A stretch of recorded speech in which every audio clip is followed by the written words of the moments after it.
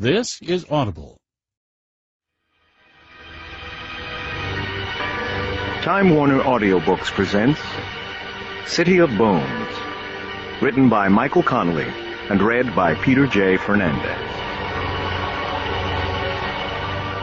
This is for John Houghton, for the help, the friendship, and the stories. Chapter 1. The old lady had changed her mind about dying, but by then it was too late. She had dug her fingers into the paint and plaster of the nearby wall until most of her fingernails had broken off. Then she had gone for the neck, scrabbling to push the bloodied fingertips up and under the cord. She broke 4 toes, kicking at the walls. She had tried so hard, shown such a desperate will to live, that it made Harry Bosch wonder what had happened before. Where was that determination and will, and why had it deserted her until after she had put the extension cord noose around her neck and kicked over the chair? Why had it hidden from her? These were not official questions that would be raised in his death report, but they were the things Bosch couldn't avoid thinking about as he sat in his car outside the Splendid Age retirement home on Sunset Boulevard, east of the Hollywood freeway. It was 4:20 p.m. on the first day of the year. Bosch had drawn holiday call-out duty. The day more than half over, and that duty consisted of 2 suicide runs. One a gunshot, the other the hanging. Both victims were women. In both cases there was evidence of depression and desperation, isolation. New Year's Day was always a big day for suicides. While most people greeted the day with a sense of hope and renewal, there were those who saw it as a good day to die. Some, like the old lady, not realizing their mistake until it was too late. Bosch looked up through the windshield and watched as the latest victim's body, on a wheeled stretcher and covered in a green blanket, was loaded into the coroner's blue van. He saw there was one other occupied stretcher in the van and knew it was from the first suicide, a 34-year-old actress who had shot herself while parked at a Hollywood overlook on Mulholland Drive. Bosch and the body crew had followed one case to the other. Bosch's cell phone chirped, and he welcomed the intrusion into his thoughts on small deaths. It was Mankiewicz, the watch sergeant at the Hollywood division of the Los Angeles Police Department. "You finished with that yet?" "I'm about to clear." "Anything?" "I changed my mind, suicide." "You got something else?" "Yeah, and I didn't think I should go out on the radio with it. Must be a slow day for the media, getting more what's happening calls from reporters than I'm getting service calls from citizens. They all want to do something on the first one, the actress on Mulholland. You know, a death of a Hollywood dream story, and they'd probably jump all over this latest call, too." "Yeah? What is it?" "A citizen up in Laurel Canyon, on Wonderland. He just called up and said his dog came back from a run in the woods with a bone in its mouth. The guy says it's human. An arm bone from a kid." Bosch almost groaned. There were 4 or 5 call-outs like this a year. Hysteria, always followed by simple explanation. Animal bones. Through the windshield he saluted the 2 body movers from the coroner's office as they headed to the front doors of the van. "I know what you're thinking, Harry. Not another bone run. You've done it 100 times, and it's always the same thing. Coyote, deer, whatever. But listen, this guy with the dog, he's an MD. And he says there's no doubt it's a humerus. That's the upper arm bone. He says it's a child, Harry. And then get this, he said—" There was silence, while Mankiewicz apparently looked for his notes. Bosch watched the coroner's blue van pull off into traffic. When Mankiewicz came back, he was obviously reading. "The bone's got a fracture clearly visible just above the medial epicondyle, whatever that is." Bosch's jaw tightened. He felt a slight tickle of electric current go down the back of his neck. "That's off my notes. I don't know if I'm saying it right. The point is, this doctor says it was just a kid, Harry. So could you humor us and go check out this humerus?" Bosch didn't respond. "Sorry. Had to get that in." Yeah, that was funny, Mank. What's the address? Mankiewicz gave it to him and told him he had already dispatched a patrol team. You were right to keep it off the air. Let's try to keep it that way. Mankiewicz said he would. Bosch closed his phone and started the car. He glanced over at the entrance to the retirement home before pulling away from the curb. There was nothing about it that looked splendid to him. The woman who had hung herself in the closet of her tiny bedroom had no next of kin, according to the operators of the home. In death, she would be treated the way she had been in life, left alone and forgotten. Bosch pulled away from the curb and headed toward Laurel Canyon. Chapter 2. Bosch listened to the Lakers game on the car radio while he made his way into the canyon and then up Lookout Mountain to Wonderland Avenue. He wasn't a religious follower of professional basketball, but wanted to get a sense of the situation in case he needed his partner, Jerry Edgar. Bosch was working alone because Edgar had lucked into a pair of choice seats to the game. Bosch had agreed to handle the call-outs and to not bother Edgar unless a homicide or something Bosch couldn't handle alone came up. Bosch was alone also because the third member of his team, Kismin Ryder, had been promoted nearly a year earlier to Robbery-Homicide Division and still had not been replaced. It was early third quarter and the game with the Trailblazers was tied. While Bosch wasn't a hardcore fan, he knew enough from Edgar's constant talking about the game and begging to be left free of call-out duty that it was an important matchup with one of the Los Angeles team's top rivals. He decided not to page Edgar until he had gotten to the scene and assessed the situation. He turned the radio off when he started losing the AM station in the canyon. The drive up was steep. Laurel Canyon was a cut in the Santa Monica Mountains. The tributary roads ranged up toward the crest of the mountains. Wonderland Avenue dead-ended in a remote spot where the $500,000 homes were surrounded by heavily wooded and steep terrain. Bosch instinctively knew that searching for bones in the area would be a logistical nightmare. He pulled to a stop behind a patrol car already at the address Mankiewicz had provided and checked his watch. It was 4:38, and he wrote it down on a fresh page of his legal pad. He figured he had less than an hour of daylight left. A patrol officer he didn't recognize answered his knock. Her nameplate said Brasher. She led him back through the house to a home office where her partner, a cop whom Bosch recognized and knew was named Edgewood, was talking to a white-haired man who sat behind a cluttered desk. There was a shoebox with the top off on the desk. Bosch stepped forward and introduced himself. The white-haired man said he was Dr. Paul Guillot, a general practitioner. Leaning forward, Bosch could see that the shoebox contained the bone that had drawn them all together. It was dark brown and looked like a gnarled piece of driftwood.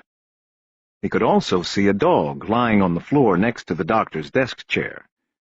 It was a large dog with a yellow coat. "So this is it," Bosch said, looking back down into the box.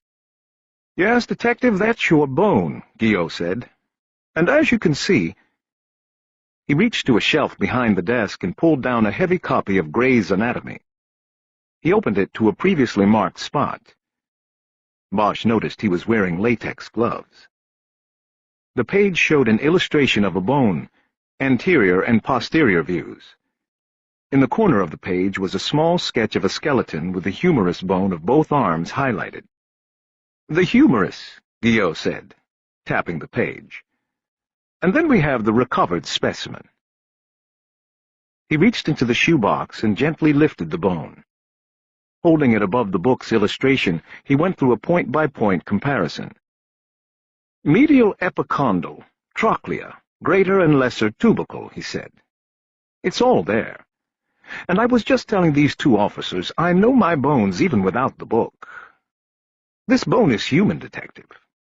There's no doubt." Bosch looked at Guillot's face. There was a slight quiver, perhaps the first showing of the tremors of Parkinson's. "Are you retired, Doctor?" "Yes, but it doesn't mean I don't know a bone when I see—" "I'm not challenging you, Dr. Guillot." Bosch tried to smile. "You say it is human. I believe it, okay? I'm just trying to get the lay of the land here. You can put that back into the box now if you want." Gio replaced the bone in the shoebox. "What's your dog's name?" "Calamity." Bosch looked down at the dog. It appeared to be sleeping. "When she was a pup, she was a lot of trouble." Bosch nodded. "So, if you don't mind telling it again, tell me what happened today." Gio reached down and ruffled the dog's collar. The dog looked up at him for a moment, and then put its head back down and closed its eyes. "I took Calamity out for her afternoon walk. Usually when I get up to the circle, I take her off the leash and let her run up into the woods. She likes it." "What kind of dog is she?" Bosch asked. "Yellow lab," Brasher answered quickly from behind him. Bosch turned and looked at her. She realized she had made a mistake by intruding and nodded, and stepped back toward the door of the room where her partner was. "You guys can clear if you have other calls," Bosch said. "I can take it from here." Edgewood nodded and signaled his partner out. "Thank you, Doctor," he said as he went. "Don't mention it." Bosch thought of something. "Hey, guys." Edgewood and Brasher turned back. "Let's keep this off the air, okay?" "You got it," said Brasher, her eyes holding on Bosch's until he looked away.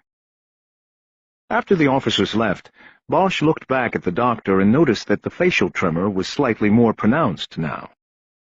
"They didn't believe me at first either," he said. "It's just that we get a lot of calls like this. But I believe you, Doctor. So why don't you continue with the story?" Gio nodded.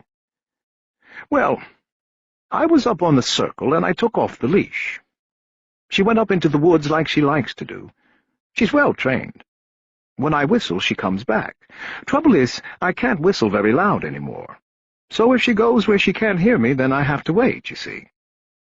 "What happened today when she found the bone?" "I whistled and she didn't come back." "So she was pretty far up there." "Yes, exactly. I waited. I whistled a few more times, and then finally she came down out of the woods next to Mr. Ulrich's house. She had the bone in her mouth. At first I thought it was a stick, you see, and that she wanted to play fetch with it. But as she came to me, I recognized the shape. I took it from her. Had a fight over that, and then I called you people after I examined it here and was sure." You people, Bosch thought. It was always said like that, as if the police were another species, the blue species which carried armor that the horrors of the world could not pierce. "When you called, you told the sergeant that the bone had a fracture." "Absolutely." Gio picked up the bone again, handling it gently. He turned it and ran his finger along a vertical striation along the bone's surface. "That's a break line, Detective. It's a healed fracture." "Okay." Bosch pointed to the box, and the doctor returned the bone. "Doctor, do you mind putting your dog on a leash and taking a walk up to the circle with me?" "Not at all. I just need to change my shoes." "I need to change, too. How about if I meet you out front?" "Right away." "I'm going to take this now." Bosch put the top back on the shoebox and then carried it with two hands, making sure not to turn the box or jostle its contents in any way. Outside, Bosch noticed the patrol car was still in front of the house.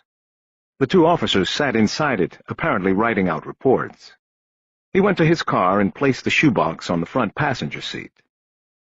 Since he had been on call-out, he had not dressed in a suit. He had on a sport coat with blue jeans and a white Oxford shirt. He stripped off his coat, folded it inside out, and put it on the back seat. He noticed that the trigger from the weapon he kept holstered on his hip had worn a hole in the lining, and the jacket wasn't even a year old. Soon it would work its way into the pocket, and then all the way through. More often than not, he wore out his coats from the inside. He took his shirt off next, revealing a white T-shirt beneath. He then opened the trunk to get out the pair of work boots from his crime scene equipment box. As he leaned against the rear bumper and changed his shoes, he saw Brasher get out of the patrol car and come back toward him. So it looks legit, huh? Think so. Somebody at the ME's office will have to confirm, though. You going to go up and look? I'm going to try to. Not much light left, though. Probably be back out here tomorrow. By the way, I'm Julia Brasher. I'm new in the division. Harry Bosch. I know, I've heard of you. I deny everything. She smiled at the line and put her hand out, but Bosch was right in the middle of tying one of the boots. He stopped and shook her hand. Sorry, she said. My timing is off today. Don't worry about it. He finished tying the boot and stood up off the bumper. When I blurted out the answer in there, about the dog, I immediately realized you were trying to establish a rapport with the doctor. That was wrong. I'm sorry. Bosch studied her for a moment. She was mid-30s, with dark hair and a tight braid that left a short tail going over the back of her collar. Her eyes were dark brown. He guessed she liked the outdoors. Her skin had an even tan. Like I said, don't worry about it. You're alone? Bosch hesitated. My partner's working on something else while I check this out. He saw the doctor coming out the front door of the house with the dog on a leash. He decided not to get out his crime scene jumpsuit and put it on. He glanced over at Julia Brasher, who was now watching the approaching dog. You guys don't have calls? No, it's slow. Bosch looked down at the mag light in his equipment box. He looked at her and then reached into the trunk and grabbed an oil rag, which he threw over the flashlight. He took out a roll of yellow crime scene tape and the Polaroid camera, then closed the trunk and turned to Brasher. Then, do you mind if I borrow your mag? I, forgot mine. No problem. She slid the flashlight out of the ring on her equipment belt and handed it to him. The doctor and his dog came up then. Ready? Okay, Doctor, I want you to take us up to the spot where you let the dog go, and we'll see where she goes. I'm not sure you'll be able to stay with her. I'll worry about that, Doctor. This way, then. They walked up the incline toward the small turnaround circle where Wonderland reached a dead end. Brasher made a hand signal to her partner in the car and walked along with them. You know, we had a little excitement up this way a few years ago, Guillot said. A man was followed home from the Hollywood Bowl and then killed in a robbery. I remember, Bosch said. He knew the investigation was still open, but didn't mention it. It wasn't his case. Dr. Guillot walked with a strong step that belied his age and apparent condition. He let the dog set the pace, and soon moved several paces ahead of Bosch and Brasher. So, where were you before? Bosch asked Brasher. What do you mean? You said you were new in Hollywood Division. What about before? Oh, the Academy. He was surprised. He looked over at her, thinking he might need to reassess his age estimate. She nodded and said, I know. I'm old. Bosch got embarrassed. No, I wasn't saying that. I just thought that you'd been somewhere else. You don't seem like a rookie. I didn't go in until I was 34. Really? Wow. Yeah. Got the bug a little late. What were you doing before? Oh, a bunch of different things. Travel mostly. Took me a while to figure out what I wanted to do. And you want to know what I want to do the most? Bosch looked at her. What? What you do? Homicide. He didn't know what to say, whether to encourage her or dissuade her. Well, good luck, he said. I mean, don't you just find it to be the most fulfilling job ever? Look at what you do. You take the most evil people out of the mix. The mix? Society. Yeah, I guess so. When we get lucky. They caught up to Dr. Guillot, who had stopped with the dog at the turnaround circle. This the place? Yes. I let her go here. She went up through there. He pointed to an empty and overgrown lot that started level with the street, but then quickly rose into a steep incline toward the crest of the hills. There was a large concrete drainage culvert, which explained why the lot had never been built on. It was city property, used to funnel stormwater runoff away from the homes on the street. Many of the streets in the canyon were former creek and riverbeds. When it rained, they would return to their original purpose, if not for the drainage system. "Are you going up there?" the doctor asked. "I'm going to try." "I'll go with you," Brasher said. Bosch looked at her and then turned at the sound of a car. It was the patrol car. It pulled up and Edgewood put down the window. "We got a hot shot, partner. Double D." He nodded toward the empty passenger seat. Brasher frowned and looked at Bosch. "I hate domestic disputes." Bosch smiled. He hated them too, especially when they turned into homicides. "Sorry about that." "Well, maybe next time."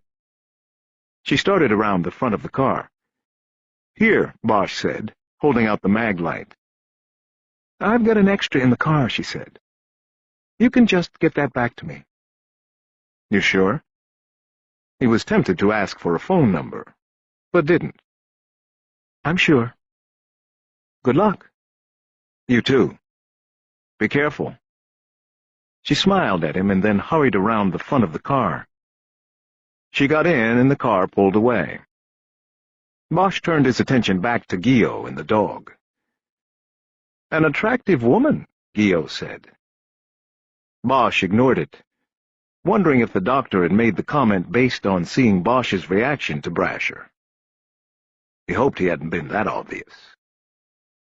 "Okay, doctor," he said. "Let the dog go and I'll try to keep up."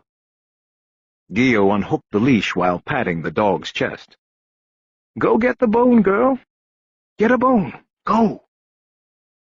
The dog took off into the lot and was gone from sight before Bosch had taken a step. He almost laughed. "Well, I guess you were right about that, Doc." He turned to make sure the patrol car was gone and Brasher hadn't seen the dog take off. "You want me to whistle?" "Nah. I'll just go in and take a look around, see if I can catch up to her." He turned the flashlight on. Chapter 3. The woods were dark long before the sun disappeared. The overhead canopy created by a tall stand of Monterey pines knocked down most of the light before it got to the ground. Bosch used the flashlight and made his way up the hillside in the direction in which he had heard the dog moving through the brush. It was slow moving and hard work. The ground contained a foot-thick layer of pine needles that gave way often beneath Bosch's boots as he tried for purchase on the incline.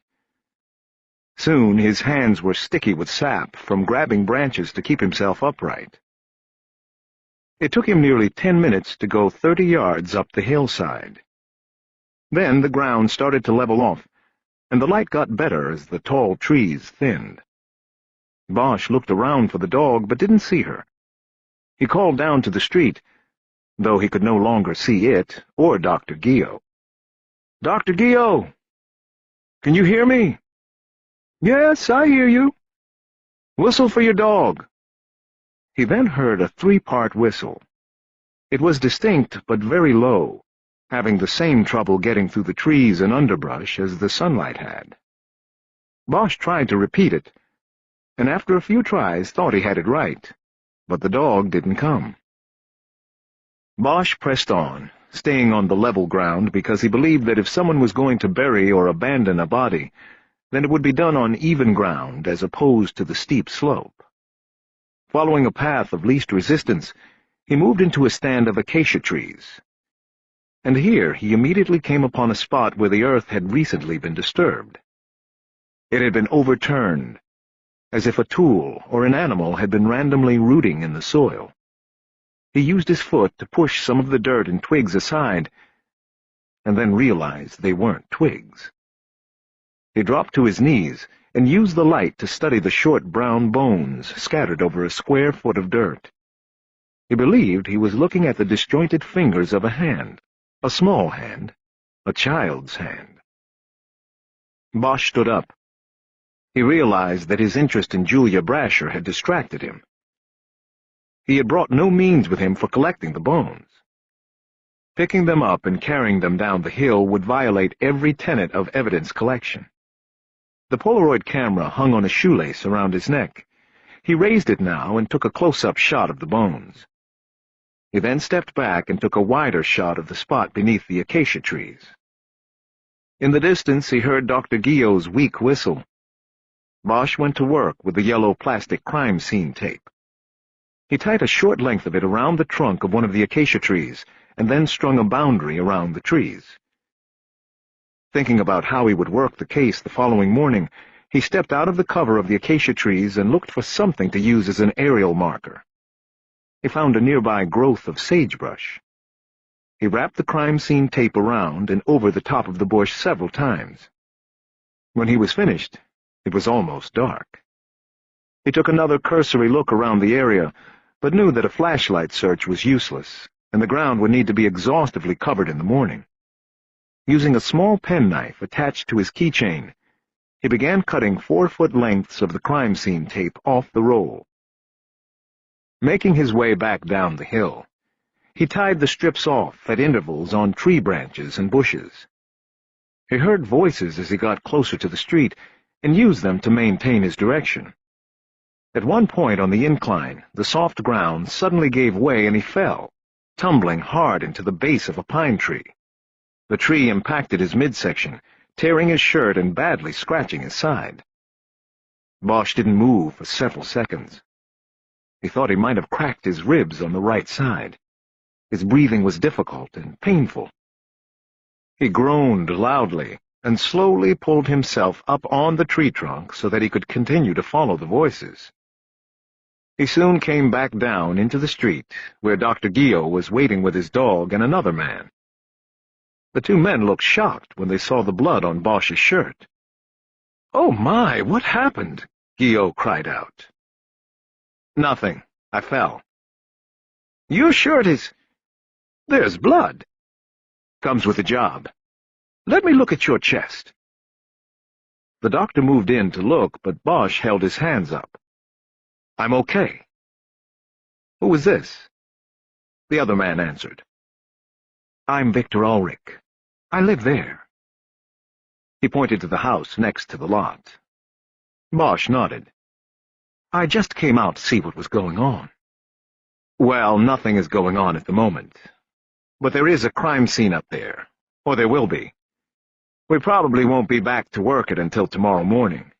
But I need both you men to keep clear of it and not to tell anybody about this. All right?" Both of the neighbors nodded. "And, Doctor, don't let your dog off the leash for a few days. I need to go back down to my car to make a phone call. Mr. Ulrich, I'm sure we will want to talk to you tomorrow. Will you be around?" "Sure. Anytime. I work at home." "Doing what?" "Writing." "Okay, we'll see you tomorrow." Bosch headed back down the street with Guillot and the dog. "You really need me to take a look at your injury," Guillot insisted. "It'll be fine." Bosch glanced to his left and thought he saw a curtain quickly close behind a window of the house they were passing. "The way you're holding yourself when you walk. You've damaged a rib," Guillot said. "Maybe you've broken it. Maybe more than one." Bosch thought of the small, thin bones he had just seen beneath the acacia trees.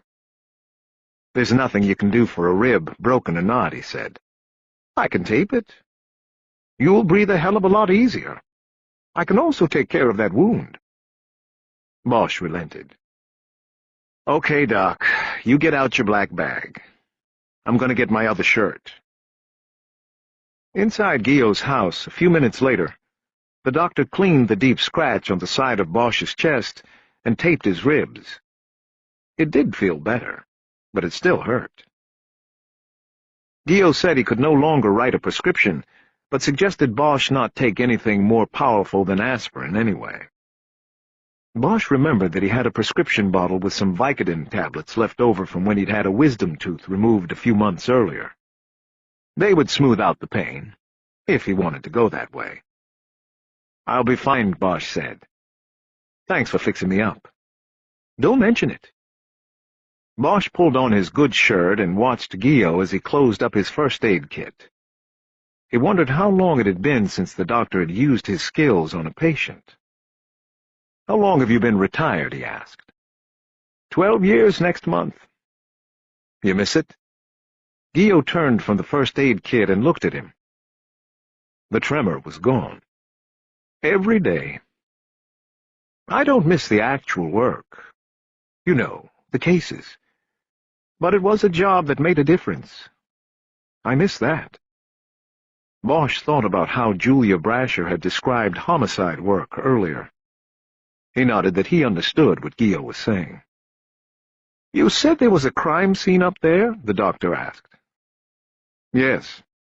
I found more bones. I've got to make a call. See what we're going to do. Can I borrow your phone? I don't think my cell will work around here." "No, they never do in the canyon. Use the phone on the desk there, and I'll give you some privacy." He headed out, carrying the first aid kit with him. Bosch went behind the desk and sat down. The dog was on the ground next to the chair. The animal looked up and seemed startled when she saw Bosch in the master's spot. "Calamity," he said. "I think you lived up to your name today, girl." Bosch reached down and rubbed the scruff of the dog's neck. The dog growled, and he quickly took his hand away, wondering if it was the dog's training or something about himself that had caused the hostile response. He picked up the phone and called the home of his supervisor, Lieutenant Grace Billets. He explained what had happened on Wonderland Avenue and his findings up on the hill. "Harry, how old do these bones look?" Billets asked. Bosch looked at the Polaroid he had taken of the small bones he had found in the dirt. It was a bad photo, the flash overexposing it because he was too close. "I don't know. They look old to me. I'd say we're talking years here." "Okay, so whatever's there at the scene isn't fresh." "Maybe freshly uncovered, but no. It's been there." "That's what I'm saying. So I think we should stick a pin in it and gear up for tomorrow. Whatever's up there on that hill, it's not going anywhere tonight." "Yeah," Bosch said. "I'm thinking the same thing." She was silent a moment before speaking. "These kind of cases, Harry." "What?" "They drain the budget. They drain manpower. And they're the hardest to close, if you can close them." "Okay, I'll climb back up there and cover the bones up. I'll tell the doctor to keep his dog on a leash. Come on, Harry, you know what I mean." She exhaled loudly. "First day of the year, and we're going to start in the hole." Bosch was silent, letting her work through her administrative frustrations. It didn't take long. It was one of the things he liked about her. "Okay, anything else happen today?" "Not too much. Couple suicides, that's it so far." "Okay. When are you going to start tomorrow?" "I'd like to get out there early. I'll make some calls and see what I can get going, and get the bone the dog found confirmed before we start anything." "Okay, let me know." Bosch agreed and hung up the phone. He next called Teresa Corazon, the county medical examiner, at home. Though their relationship outside of work had ended years before, and she had moved at least 2 times since, she had always kept the same number, and Bosch knew it by heart. It came in handy now. He explained what he had going, and that he needed an official confirmation of the bone as human before he set other things in motion. He also told her that if it was confirmed, he would need an archaeological team to work the crime scene as soon as possible. Corazon put him on hold for almost 5 minutes. "Okay," she said when she came back on the line. "I couldn't get Kathy Cole. She's not home." Bosch knew that Cole was the staff archaeologist. Her real expertise and reason for her inclusion as a full-time employee was retrieving bones from the body dump sites up in the desert of the North County, which was a weekly occurrence. But Bosch knew she would be called in to handle the search for bones off Wonderland Avenue. "So what do you want me to do? I want to get this confirmed tonight." "Just hold your horses, Harry. You're always so impatient. You're like a dog with a bone. No pun intended." "It's a kid, Teresa. Can we be serious? Just come here, I'll look at this bone." "And what about tomorrow?" "I'll get things in motion. I left a message for Kathy, and as soon as we hang up here, I'll call the office and have her paged. She'll head up the dig as soon as the sun is up, and we can get in there. Once the bones are recovered, there is a forensic anthropologist at UCLA we have on retainer, and I can bring him in if he's in town. And I'll be there myself. Are you satisfied?" This last part gave Bosch pause. "Teresa," he finally said, "I want to try to keep this as low profile as I can for as long as I can."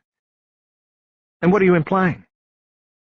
"That I'm not sure that the medical examiner for Los Angeles County needs to be there.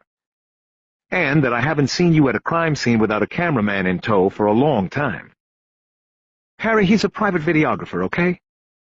The film he takes is for future use by me and controlled solely by me. It doesn't end up on the 6 o'clock news."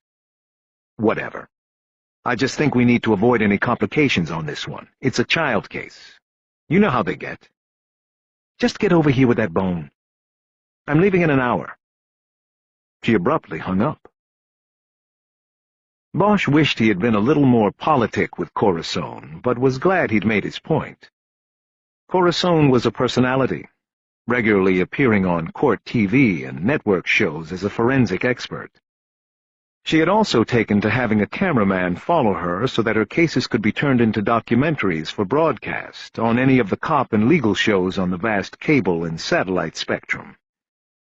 He could not and would not let her goals as a celebrity coroner interfere with his goals as an investigator of what might be the homicide of a child. He decided he'd make the calls to the department's special services and canine units after he got confirmation on the bone. He got up and left the room, looking for Guillaume. The doctor was in the kitchen, sitting at a small table and writing in a spiral-bound notebook. He looked up at Bosch. "Just writing a few notes on your treatment. I've kept notes on every patient I've ever treated." Bosch just nodded, even though he thought it was odd for Guillaume to be writing about him. "I'm going to go, Doctor. We'll be back tomorrow. In force, I'd expect. We might want to use your dog again. Will you be here?" "I'll be here and be glad to help." "How are the ribs?" "They hurt. Only when you breathe, right?" "That'll last about a week." "Thanks for taking care of me. You don't need that shoebox back, do you?" "No, I wouldn't want that back now." Bosch turned to head toward the front door, but then turned back to Guillaume. "Doctor, do you live alone here?" "I do now. My wife died 2 years ago, a month before our 50th anniversary." "I'm sorry." Guillaume nodded and said, "My daughter has her own family up in Seattle. I see them on special occasions." Bosch felt like asking why only on special occasions, but didn't. He thanked the man again and left. Driving out of the canyon and toward Teresa Corazon's place in Hancock Park, he kept his hand on the shoebox so that it would not be jostled or slide off the seat. He felt a deep sense of dread rising from within.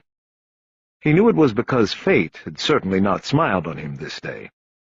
He had caught the worst kind of case there was to catch, a child case. Child cases haunted you. They hollowed you out and scarred you. There was no bulletproof vest thick enough to stop you from being pierced. Child cases left you knowing the world was full of lost light. Chapter 4. Teresa Corazon lived in a Mediterranean-style mansion with a stone turnaround circle complete with koi pond in front. 8 years earlier, when Bosch had shared a brief relationship with her, she had lived in a one-bedroom condominium. The riches of television and celebrity had paid for the house and the lifestyle that came with it.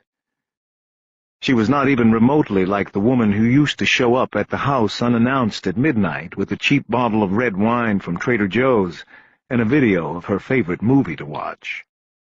The woman who was unabashedly ambitious, but not yet skilled at using her position to enrich herself. Bosch knew he now served as a reminder of what she had been, and what she had lost in order to gain all that she had. It was no wonder that their interactions were now few and far between, but as tense as a visit to the dentist when they were unavoidable. He parked on the circle and got out with the shoebox and the Polaroids.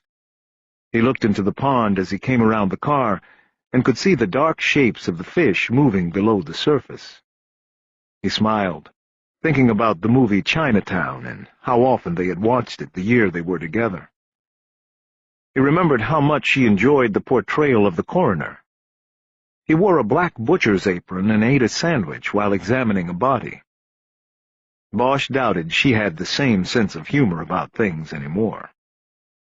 The light hanging over the heavy wood door to the house went on, and Corazon opened it before he got there. She was wearing black slacks and a cream-colored blouse. She looked past him at the slickback he had been driving. "Let's make this quick, before that car drips oil on my stones." "Hello to you too, Teresa." "That's it?" She pointed at the shoebox. "This is it." He handed her the Polaroids and started taking the lid off the box. It was clear she was not asking him in for a glass of New Year's champagne. "You want to do this right here?" "I don't have a lot of time. I thought you'd be here sooner."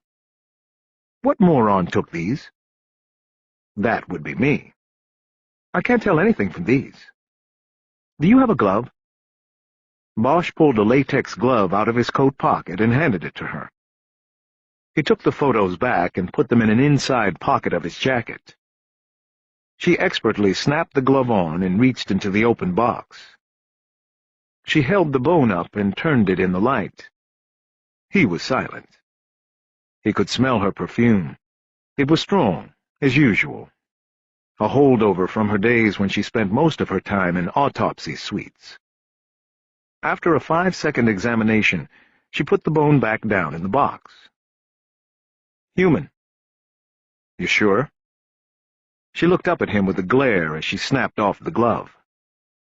"It's the humerus. The upper arm. I'd say a child of about 10.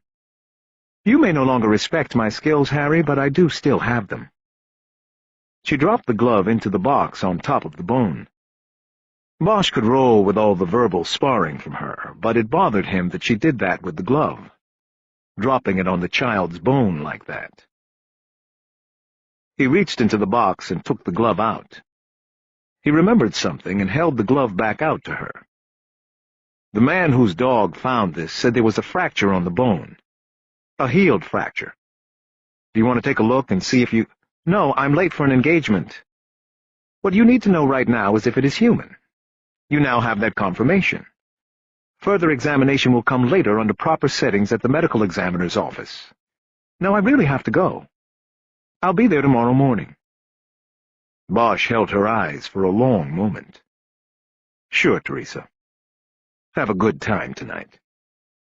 She broke off the stare and folded her arms across her chest. He carefully put the top back on the shoebox, nodded to her, and headed back to his car. He heard the heavy door close behind him. Thinking of the movie again as he passed the koi pond, he spoke the film's final line quietly to himself. "Forget it, Jake. It's Chinatown." He got in the car and drove home, his hand holding the shoebox secure on the seat next to him. Chapter 5. By 9 o'clock the next morning, the end of Wonderland Avenue was a law enforcement encampment, and at its center was Harry Bosch. He directed teams from Patrol, K-9, the Scientific Investigation Division, the Medical Examiner's Office, and the Special Services Unit. A department helicopter circled above, and a dozen police academy cadets milled about, waiting for orders. Earlier, the aerial unit had locked in on the sagebrush Bosch had wrapped in yellow crime scene tape and used it as a base point to determine that Wonderland offered the closest access to the spot where Bosch had found the bones. The Special Services unit then swung into action. Following the trail of crime scene tape up the hillside, the six-man team hammered and strung together a series of wooden ramps and steps with rope guidelines that led up the hillside to the bones. Accessing and exiting the site would now be much easier than it had been for Bosch the evening before. It was impossible to keep such a nest of police activity quiet. Also, by 9 a.m., the neighborhood had become a media encampment. The media trucks were stacked behind the roadblocks set a half-block from the turnaround circle. The reporters were gathering into press conference-sized groups, and no fewer than 5 news helicopters were circling at an altitude above the department's chopper. It all created a background cacophony that had already resulted in numerous complaints from residents on the street to police administrators at Parker Center downtown. Bosch was getting ready to lead the first group up to the crime scene. He first conferred with Jerry Edgar, who had been apprised of the case the night before. "All right, we're going to take the ME and SID up first," he said, pronouncing the acronyms as ME and SID. "Then we'll take the cadets and the dogs up. I want you to oversee that part of it." "No problem. You see, your pal, the ME's got her damn cameraman with her?" "Nothing we can do about it at the moment. Let's just hope she gets bored and goes back downtown where she belongs." "You know, for all we know, these could be old Indian bones or something." Bosch shook his head. "I don't think so. Too shallow." Bosch walked over to the first group, Teresa Corazon, her videographer, and her 4-person dig team, which consisted of archaeologist Kathy Cole and 3 investigators who would do the spade work. The dig team members were dressed in white jumpsuits. Corazon was in an outfit similar to what she was wearing the night before, including shoes with 2-inch heels. Also in the group were 2 criminalists from SID. Bosch signaled the group into a tighter circle so he could speak privately to them and not be overheard by all the others milling about. "Okay. We're going to go up and start the documentation and recovery. Once we have all of you in place, we'll bring up the dogs and the cadets to search the adjacent areas and possibly expand the crime scene. You guys?" He stopped to reach his hand up to Corazon's cameraman. "Turn that off. You can film her, but not me." The man lowered his camera, and Bosch gave Corazon a look, and then continued. "You all know what you're doing, so I don't need to brief you. The one thing I do want to say is that it's tough going getting up there, even with the ramps and the stairs, so be careful. Hold on to the ropes, watch your footing. We don't want anybody hurt. If you have heavy equipment, break it up and make 2 or 3 trips. If you still need help, I'll have the cadets bring it up. Don't worry about time. Worry about safety. All right? Everybody cool?" He got simultaneous nods from everybody. Bosch signaled Corazon away from the others and into a private conversation. "You're not dressed right," he said. "Look, don't you start telling— You want me to take my shirt off so you can see my ribs? The side of my chest looks like blueberry pie because I fell up there last night. Those shoes you've got on aren't going to work. It might look good for the camera, but not— I'm fine. I'll take my chances. Anything else?" Bosch shook his head. "I warned you," he said. "Let's go." He headed toward the ramp, and the others followed. Special Services had constructed a wooden gateway to be used as a checkpoint. A patrol officer stood there with a clipboard. He took each person's name and affiliation before they were allowed through. Bosch led the way. The climbing was easier than the day before, but his chest burned with pain as he pulled himself along on the rope guides and negotiated the ramps and steps. He said nothing, and tried not to show it. When he got to the acacia trees, he signaled the others to hold back while he went under the crime scene tape to check first. He found the area of overturned earth and the small brown bones he had seen the night before. They appeared undisturbed. "Okay. Come on in here and have a look." The group members came under the tape and stood over the bones in a semicircle. The camera started rolling, and Corazon now took charge. "All right, the first thing we're going to do is back out and take photos. Then we're going to set up a grid, and Dr. Cole will supervise the excavation and recovery. If you find anything, photograph it 9 ways from Sunday before you collect it." She turned to one of the investigators. "Finch, I want you to handle the sketches. Standard grid, document everything. Don't assume we will be able to rely on photos." Finch nodded. Corazon turned to Bosch. "Detective, I think we've got it. The less people in here, the better." Bosch nodded and handed her a 2-way radio. "I'll be around. If you need me, use the rover. Cell phones don't work up here, but be careful what you say." He pointed up at the sky, where the media helicopters were circling. "Speaking of which," Cole said, "I think we're going to string a tarp up off these trees so we can have some privacy as well as cut down on the sun glare. Is that okay with you?" "It's your crime scene now," Bosch said. "Run with it." He headed back down the ramp with Edgar behind him. "Harry, this could take days," Edgar said. "And maybe then some." "Well, they're not going to give us days. You know that, right?" "Right. I mean these cases. We'll be lucky if we even come up with an ID." "Right." Bosch kept moving. When he got down to the street, he saw that Lieutenant Billets was on the scene with her supervisor, Captain LaValle. "Jerry, why don't you go get the cadets ready?" Bosch said. "Give them the Crime Scene 101 speech. I'll be over in a minute." Bosch joined Billets and LaValle and updated them on what was happening, detailing the morning's activities right down to the neighborhood complaints about noise from the hammers, saws, and helicopters. "We've got to give something to the media," LaValle said. "Media Relations wants to know if you want them to handle it from downtown or you want to take it here." "I don't want to take it." "What does Media Relations know about it?" "Almost nothing. So you have to call them and they'll work up the press release." "Captain, I'm kind of busy here. Can I make the time, Detective? Keep them off our backs." When Bosch looked away from the captain to the reporters gathered a half-block away at the roadblock, he noticed Julia Brasher showing her badge to a patrol officer and being allowed through. She was in street clothes. "All right. I'll make the call." He started down the street to Dr. Guillot's home. He was headed toward Brasher, who smiled at him as she approached. "I've got your mag. It's in my car down here. I have to go down to Dr. Guillot's house anyway." "Oh, don't worry about it. That's not why I'm here." She changed direction and continued with Bosch. He looked at her attire. Faded blue jeans and a T-shirt from a 5K charity run. "You're not on the clock, are you?" "No, I work the 3 to 11. I just thought you might need a volunteer. I heard about the academy call-out.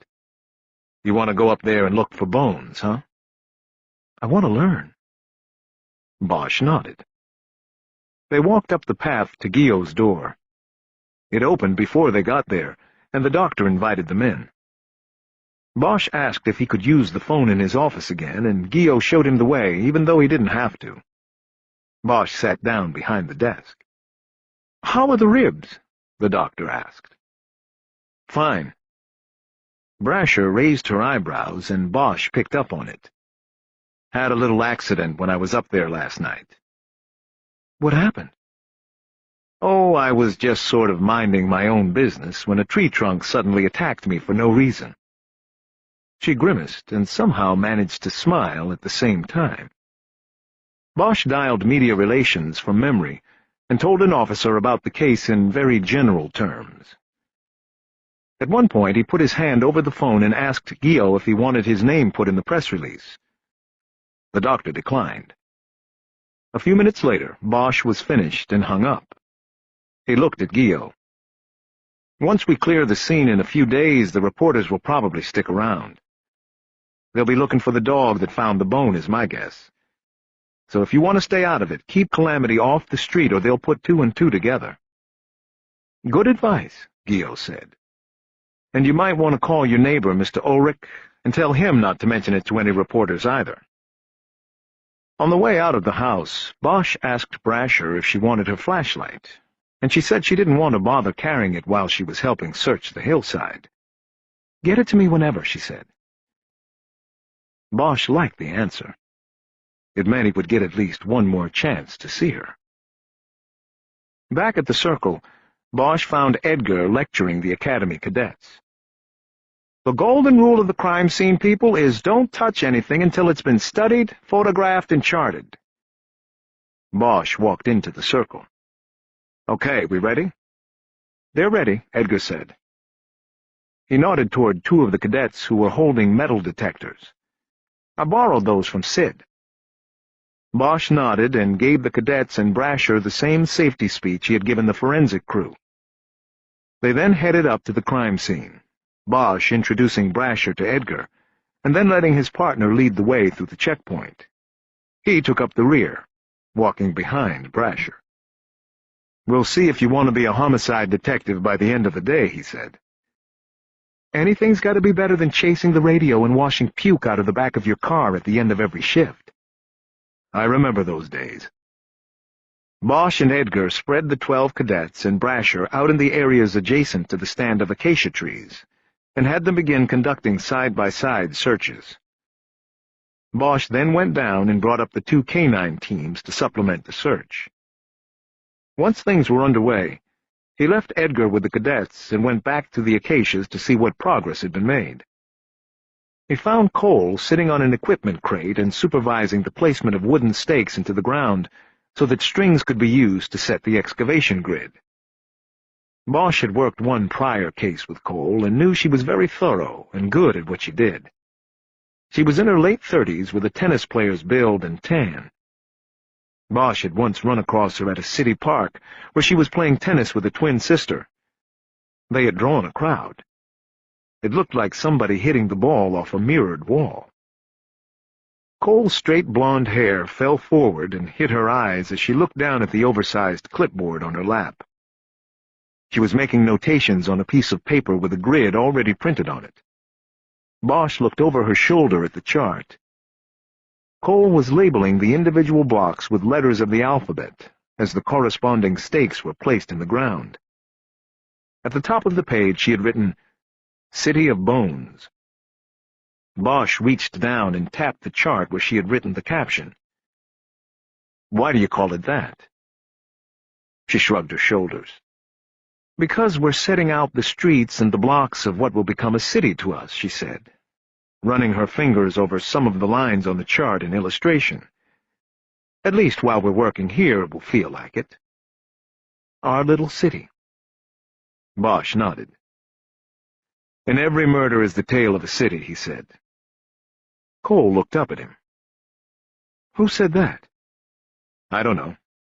Somebody did." He turned his attention to Corazon, who was squatting over the small bones on the surface of the soil, studying them while the lens of the video camera studied her.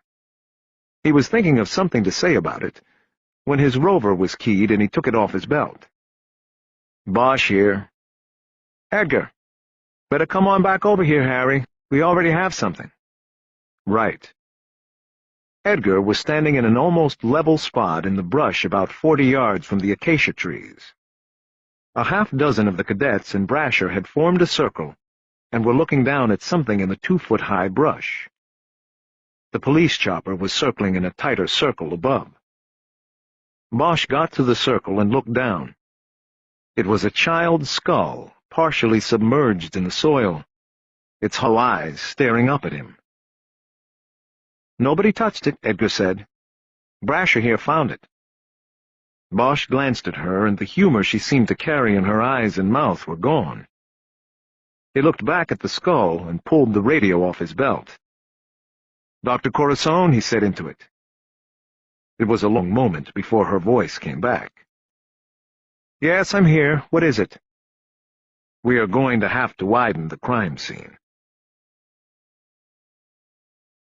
Chapter 6.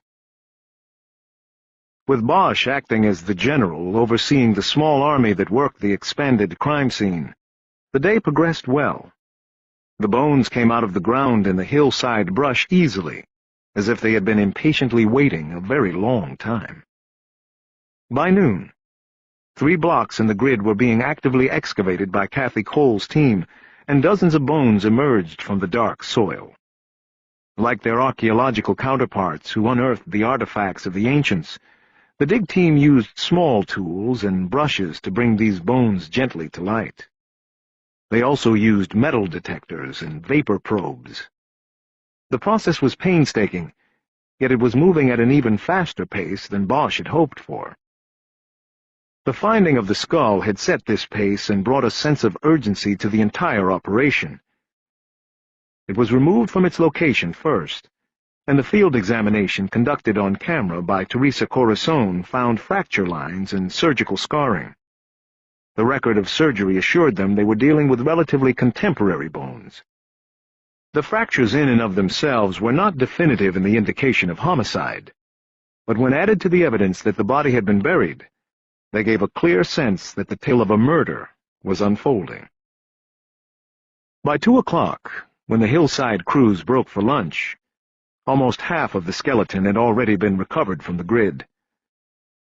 A small scattering of other bones had been found in the nearby brush by the cadets. Additionally, Cole's crew had unearthed fragments of deteriorated clothing and a canvas backpack of a size most likely used by a child. The bones came down the hillside in square wooden boxes with rope handles attached on the sides.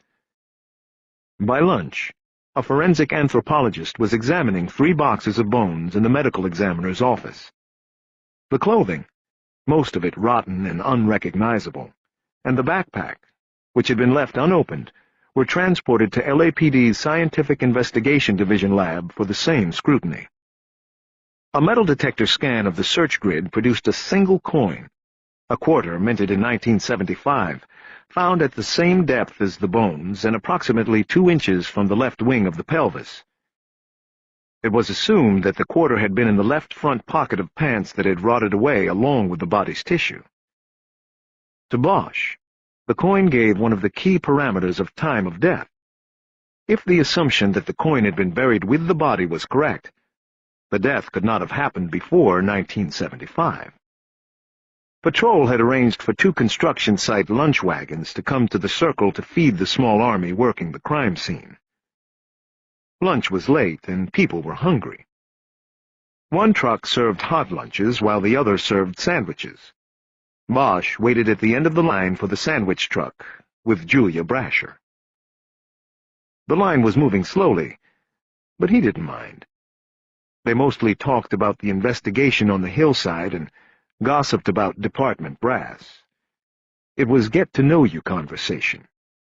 Bosch was attracted to her, and the more he heard her talk about her experiences as a rookie and a female in the department, the more he was intrigued by her. She had a mixture of excitement and awe and cynicism about the job that Bosch remembered clearly from his own early days on the job. When he was about 6 people from the order window of the lunch truck, Bosch heard someone in the truck asking one of the cadets questions about the investigation. "Are they bones from a bunch of different people?" "I don't know, man. We just look for them, that's all." Bosch studied the man who had asked the question. "Were they all cut up?" "Hard to tell." Bosch broke from his spot with Brasher and walked to the back of the truck.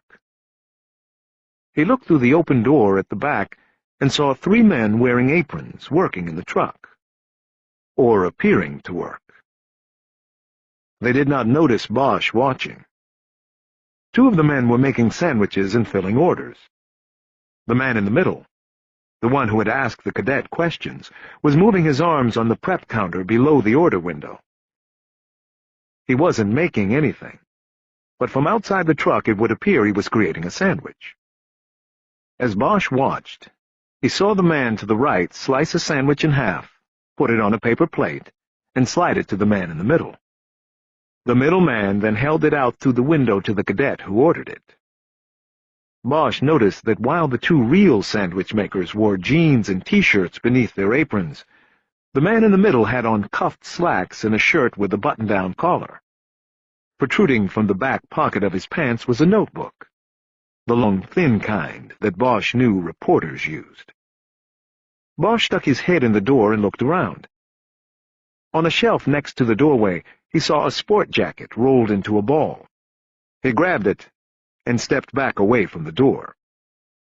He went through the pockets of the jacket and found an LAPD-issued press pass on a neck chain. It had a picture of the middle sandwich maker on it. His name was Victor Frisbee, and he worked at the New Times. Holding the jacket to the side of the door, Bosch rapped on the outside of the truck, and when all three men turned to look, he signaled Frisbee over. The reporter pointed to his chest with a, "Who, me? Look," and Bosch nodded. Frisbee came to the door and bent down. "Yes?" Bosch reached up and grabbed him by the top bib on the apron and jerked him out of the truck. Frisbee landed on his feet, but had to run several steps to stop from falling.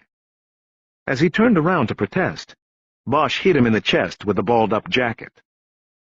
Two patrol officers, they always ate first, were dumping paper plates into a nearby trash can.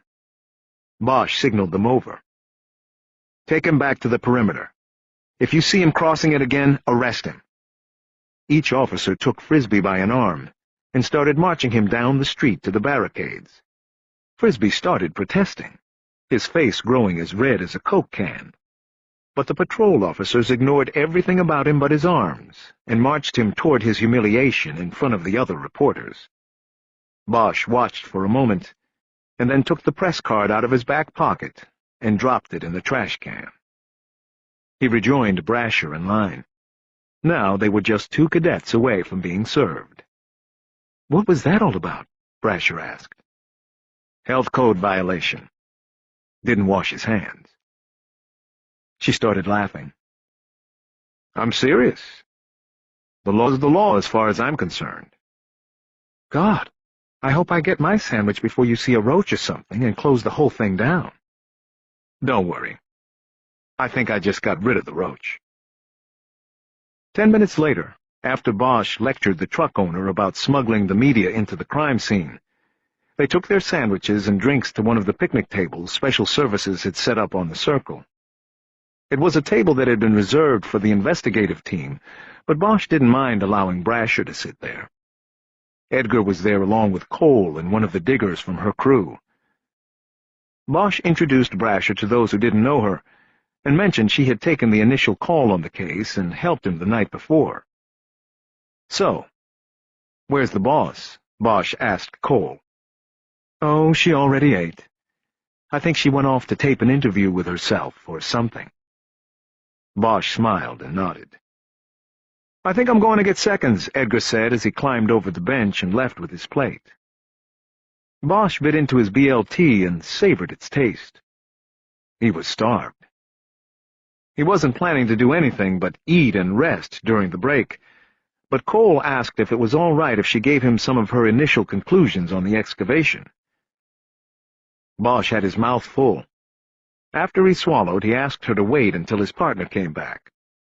They talked in generalities about the condition of the bones and how Cole believed that the shallow nature of the grave had allowed animals to disinter the remains and scatter the bones, possibly for years. "We're not going to get them all," she said. "We won't come close. We're going to quickly reach a point where the expense and the effort won't be worth the return." Edgar returned with another plate of fried chicken. Bosch nodded to Cole, who looked down at a notepad she had on the table to her left. She checked some of her notations and started talking. "The things I want you to be mindful of are the grave depth and location terrain. I think these are key things. They're going to have to play somehow into who this child was and what happened to him." "Him?" Bosch asked. "The hip spacing and the waistband of the underwear."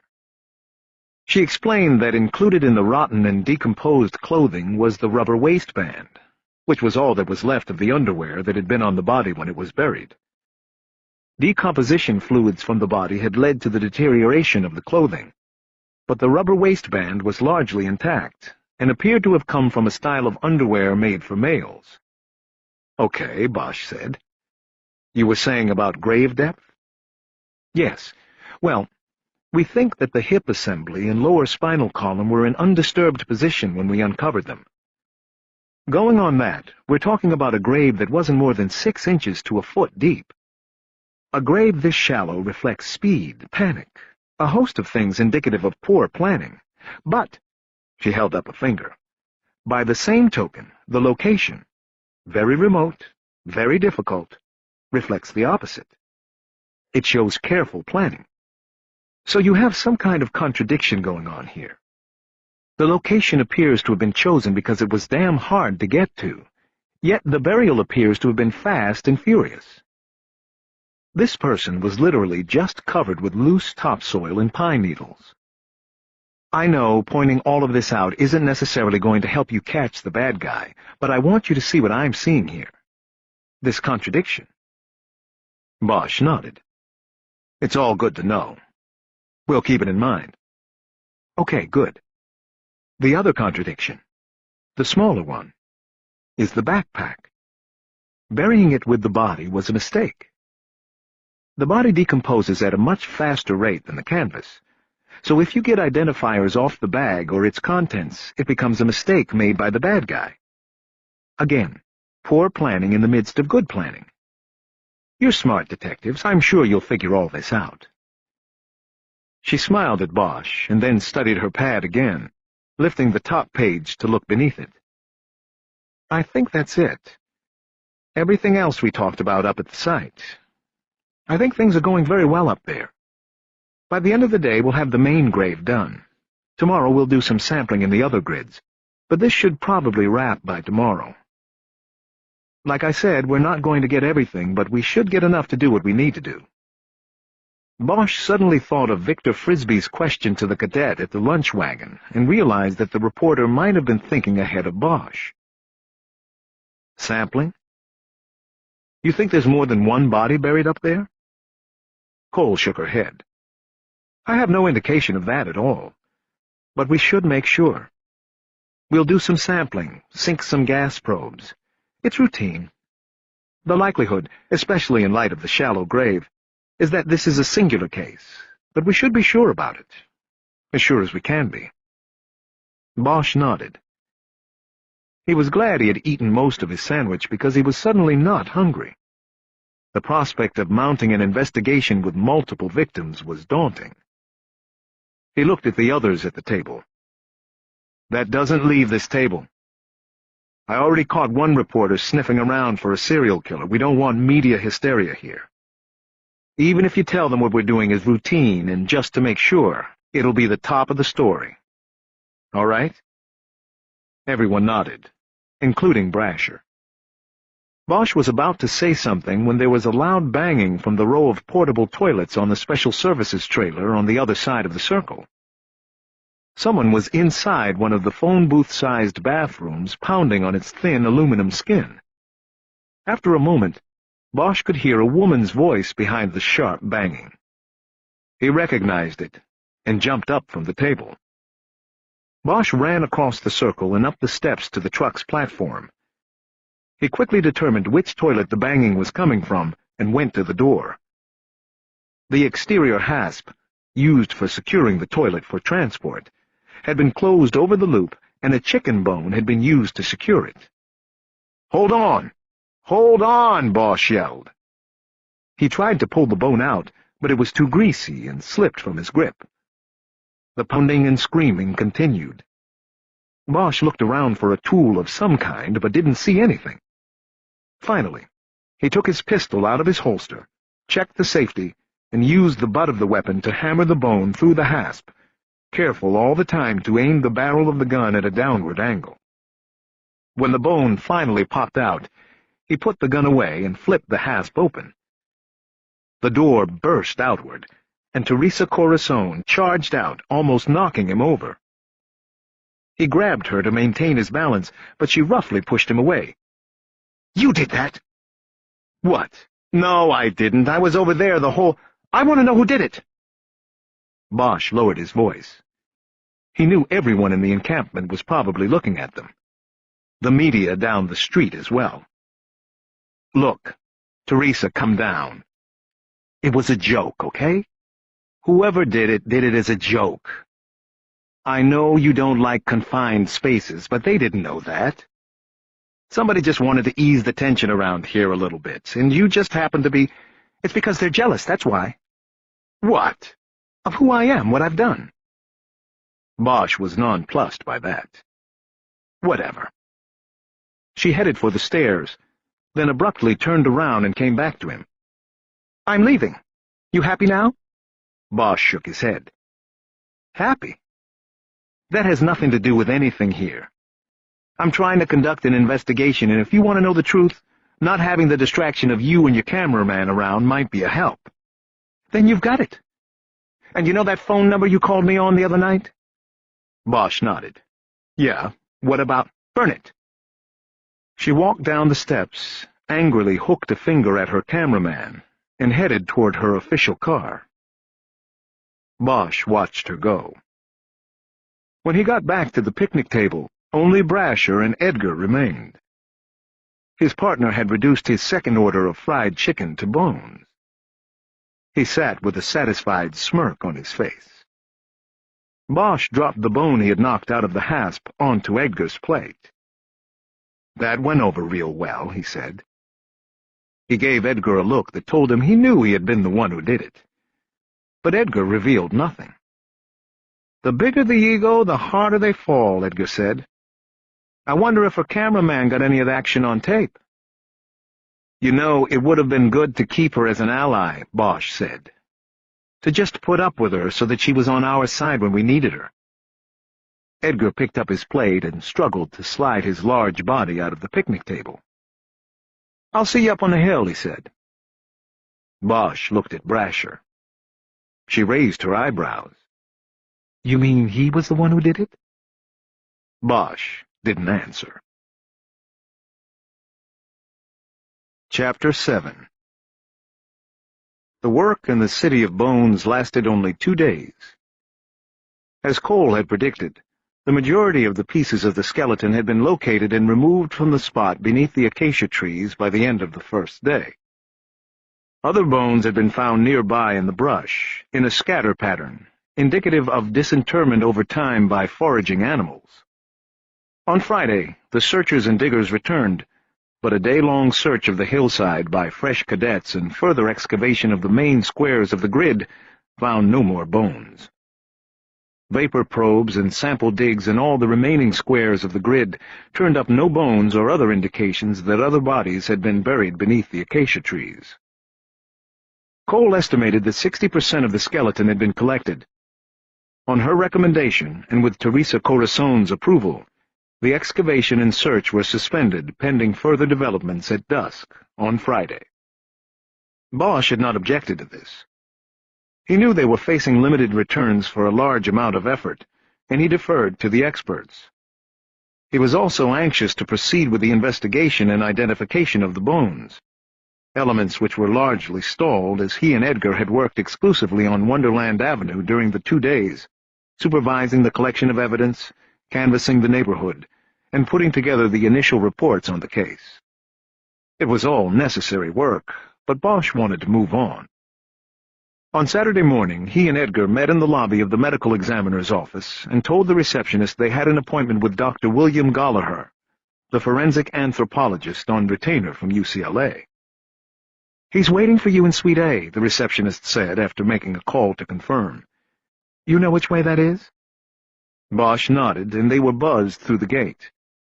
They took an elevator down to the basement level and were immediately greeted by the smell of the autopsy floor when they stepped out. It was a mixture of chemicals and decay that was unique in the world. Edgar immediately took a paper breathing mask out of a wall dispenser and put it on.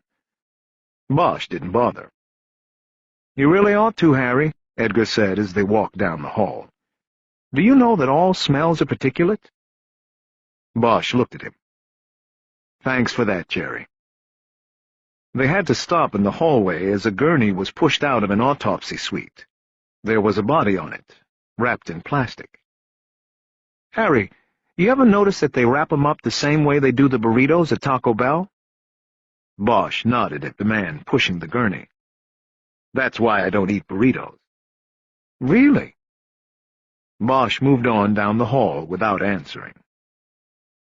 Suite A was an autopsy room reserved for Teresa Corazon, for the infrequent times she actually left her administrative duties as chief medical examiner and performed an autopsy.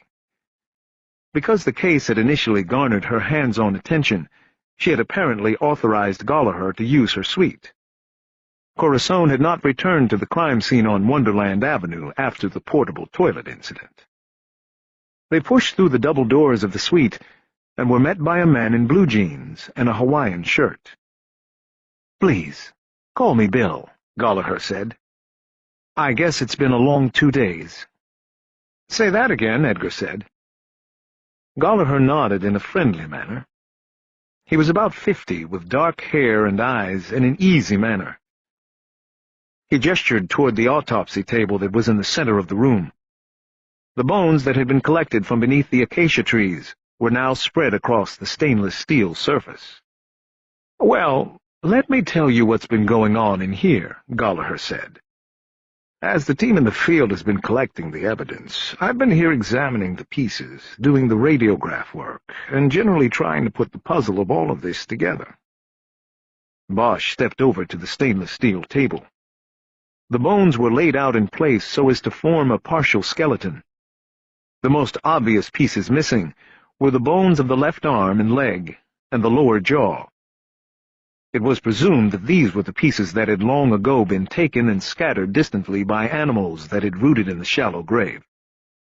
Each of the bones was marked, the larger pieces with stickers and the smaller ones with string tags.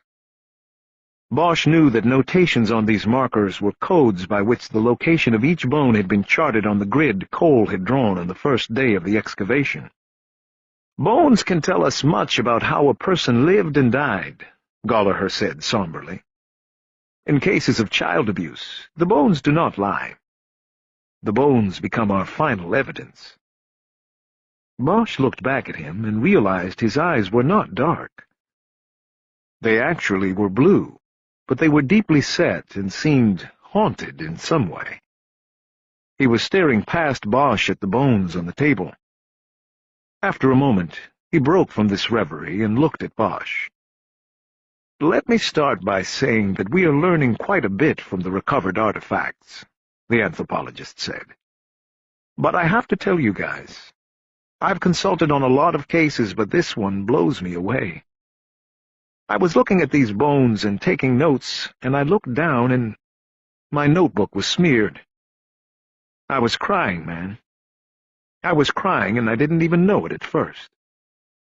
He looked back at the outstretched bones with a look of tenderness and pity. Bosch knew that the anthropologist saw the person who was once there. "This one is bad, guys. Real bad." "Then give us what you've got so we can go out there and do our job," Bosch said in a voice that sounded like a reverent whisper. Gallagher nodded and reached back to a nearby counter for a spiral notebook. "Okay," Gallagher said. "Let's start with the basics. Some of this you may already know, but I'm just going to go over all of my findings, if you don't mind." "We don't mind," Bosch said. "Good. Then here it is. What you have here are the remains of a young male Caucasoid. Comparisons to the indices of Marish growth standards put the age at approximately 10 years old. However, as we will soon discuss, this child was the victim of severe and prolonged physical abuse. Histologically, victims of chronic abuse often suffer from what is called growth disruption. This abuse-related stunting serves to skew age estimation. What you often get is a skeleton that looks younger than it is. So what I am saying is that this boy looks 10, but is probably 12 or 13. Bosch looked over at Edgar. He was standing with his arms folded tightly across his chest, as if bracing for what he knew was ahead. Bosch took a notebook out of his jacket pocket and started writing notes in shorthand.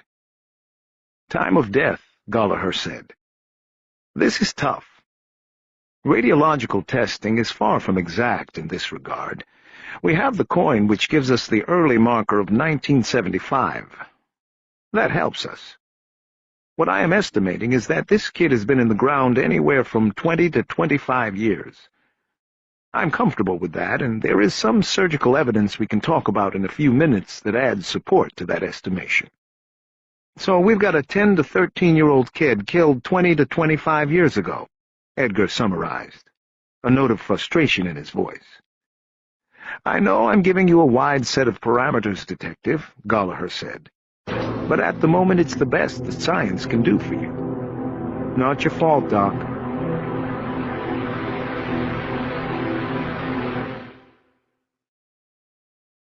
Bosch wrote it all down. Despite the wide spread of the estimation, it was still vitally important to set a time frame for the investigation. Gallagher's estimation put the time of death into the late 70s to early 80s. Bosch momentarily thought of Laurel Canyon in that time frame. It had been a rustic, funky enclave, part bohemian and part upscale, with cocaine dealers and users, porno purveyors, and burned-out rock-and-roll hedonists on almost every street. Could the murder of a child have been part of that mix? Cause of death, Gallagher said. Tell you what, let's get to cause of death last. I want to start with the extremities and the torso. Give you guys an idea of what this boy endured in his short lifetime. His eyes locked on Bosch's for a moment before returning to the bones. Bosch breathed in deeply, producing a sharp pain from his damaged ribs. He knew his fear from the moment he had looked down at the small bones on the hillside was now going to be realized. He instinctively knew all along that it would come to this, that a story of horror would emerge from the overturned soil. He started scribbling on the pad, running the ballpoint deep into the paper as Gallagher continued. First of all, we only have maybe 60% of the bones here, he said. But even still, we have incontrovertible evidence of tremendous skeletal trauma and chronic abuse. I don't know what your level of anthropological expertise is, but I'm going to assume much of this will be new to you. I'm going to give you the basics. Bones heal themselves, gentlemen. And it is through the study of bone regeneration that we can establish a history of abuse. On these bones, there are multiple lesions in different stages of healing. There are fractures, old and new. We only have 2 of the 4 extremities, but both of these show multiple instances of trauma. In short, this boy spent pretty much most of his life either healing or being hurt. Bosch looked down at the pad and pen clutched tightly in his hands. His hands were turning white. You'll be getting a written report from me by Monday, but for now, if you want a number, I will tell you that I found 44 distinct locations indicating separate trauma in various stages of healing. And these were just his bones, detectives. It doesn't cover the damage that could have been inflicted on vital organs and the tissue. But it is, without a doubt, that this boy lived probably day in and day out with a lot of pain. Bosch wrote the number down on the pad. It seemed like a meaningless gesture. Primarily, the injuries I have catalogued can be noted on the artifacts by subperiosteal lesions, Gallagher said. These lesions are thin layers of new bone that grow beneath the surface in the area of trauma or bleeding. How do you spell that? Bosch asked. What does it matter? It will be in the report. Bosch nodded. Take a look at this, Gallagher said. Gallagher went to the X-ray box on the wall and flipped on the light. There was already film on the box. It showed an X-ray of a long, thin bone. He ran his finger along the stem of the bone, pointing out a slight demarcation of color. This is the one femur that was collected, he said. The upper thigh. This line here, where the color changes, is one of the lesions. This means that this area, the boy's upper leg, had suffered a pretty strong blow in the weeks before his death. A crushing blow. It did not break the bone, but it damaged it. This kind of injury would no doubt have caused surface bruising, and I think affected the boy's walk. What I am telling you is that it could not have gone unnoticed." Bosch moved forward to study the X-ray. Edgar stayed back. When he was finished, Gallagher removed the X-ray and put up 3 more, covering the entire light box. "We also have periosteal shearing on both of the limbs present. This is the stripping of the bone surface, primarily seen in child abuse cases when the limb is struck violently by the adult hand or other instrument. Recovery patterns on these bones show that this particular type of trauma occurred repeatedly, and over years to this child." Gallagher paused to look at his notes. Then he glanced at the bones on the table. He picked up the upper arm bone and held it up while he referred to his notes and spoke. Bosch noticed he wore no gloves. "The humerus," Gallagher said. "The right humerus shows 2 separate and healed fractures. The breaks are longitudinal. This tells us the fractures are the result of the twisting of the arm with great force. It happened to him once, and then it happened again." He put the bone down and picked up one of the lower arm bones. "The ulna shows a healed latitudinal fracture. The break caused a slight deviation in the attitude of the bone. This was because the bone was allowed to heal in place after the injury." "You mean it wasn't set?" Edgar asked. "He wasn't taken to a doctor or an emergency room?" "Exactly. This kind of injury, though commonly accidental and treated every day in every emergency room, can also be a defensive injury. You hold your arm up to ward off an attack and take the blow across the forearm. The fracture occurs. Because of the lack of indication of medical attention paid to this injury, my supposition is that this was not an accidental injury and was part of the abuse pattern." Gallagher gently returned the bone to its spot, and then leaned over the examination table to look down at the rib cage. Many of the rib bones had been detached and were lying separated on the table. "The ribs," Gallagher said. "Nearly 24 fractures in various stages of healing. A healed fracture on rib 12, I believe, may date to when the boy was only 2 or 3. Rib 9 shows a callus indicative of trauma only a few weeks old at the time of death. The fractures are primarily consolidated near the angles. In infants, this is indicative of violent shaking. In older children, this is usually indicative of blows to the back." Bosch thought of the pain he was in, of how he had been unable to sleep well because of the injury to his ribs. He thought of a young boy living with that kind of pain year in and year out. "I gotta go wash my face," he suddenly said. "You can continue." He walked to the door, shoving his notebook and pen into Edgar's hands. In the hallway he turned right. He knew the layout of the autopsy floor and knew there were restrooms around the next turn of the corridor. He entered the restroom and went right to an open stall. He felt nauseous and waited, but nothing happened. After a long moment, it passed. Bosch came out of the stall just as the door opened from the hallway, and Teresa Corazone's cameraman walked in. They looked warily at each other for a moment. "Get out of here," Bosch said. "Come back later." The man silently turned and walked out. Bosch walked to the sink and looked at himself in the mirror. His face was red. He bent down and used his hands to cup cold water against his face and eyes. He thought about baptisms and second chances, of renewal. He raised his face until he was looking at himself again. "I'm going to get this guy." He almost said it out loud. When Bosch returned to Suite A, all eyes were on him. Edgar gave him his notebook and pen back, and Gallagher asked if he was all right. "Yeah, fine," he said. "If it is any help to you," Gallagher said, "I've consulted on cases all over the world. Chile, Kosovo, even the World Trade Center. And this case..." He shook his head. "It's hard to comprehend," he added. "It's one of those where you have to think that maybe the boy was better off leaving this world.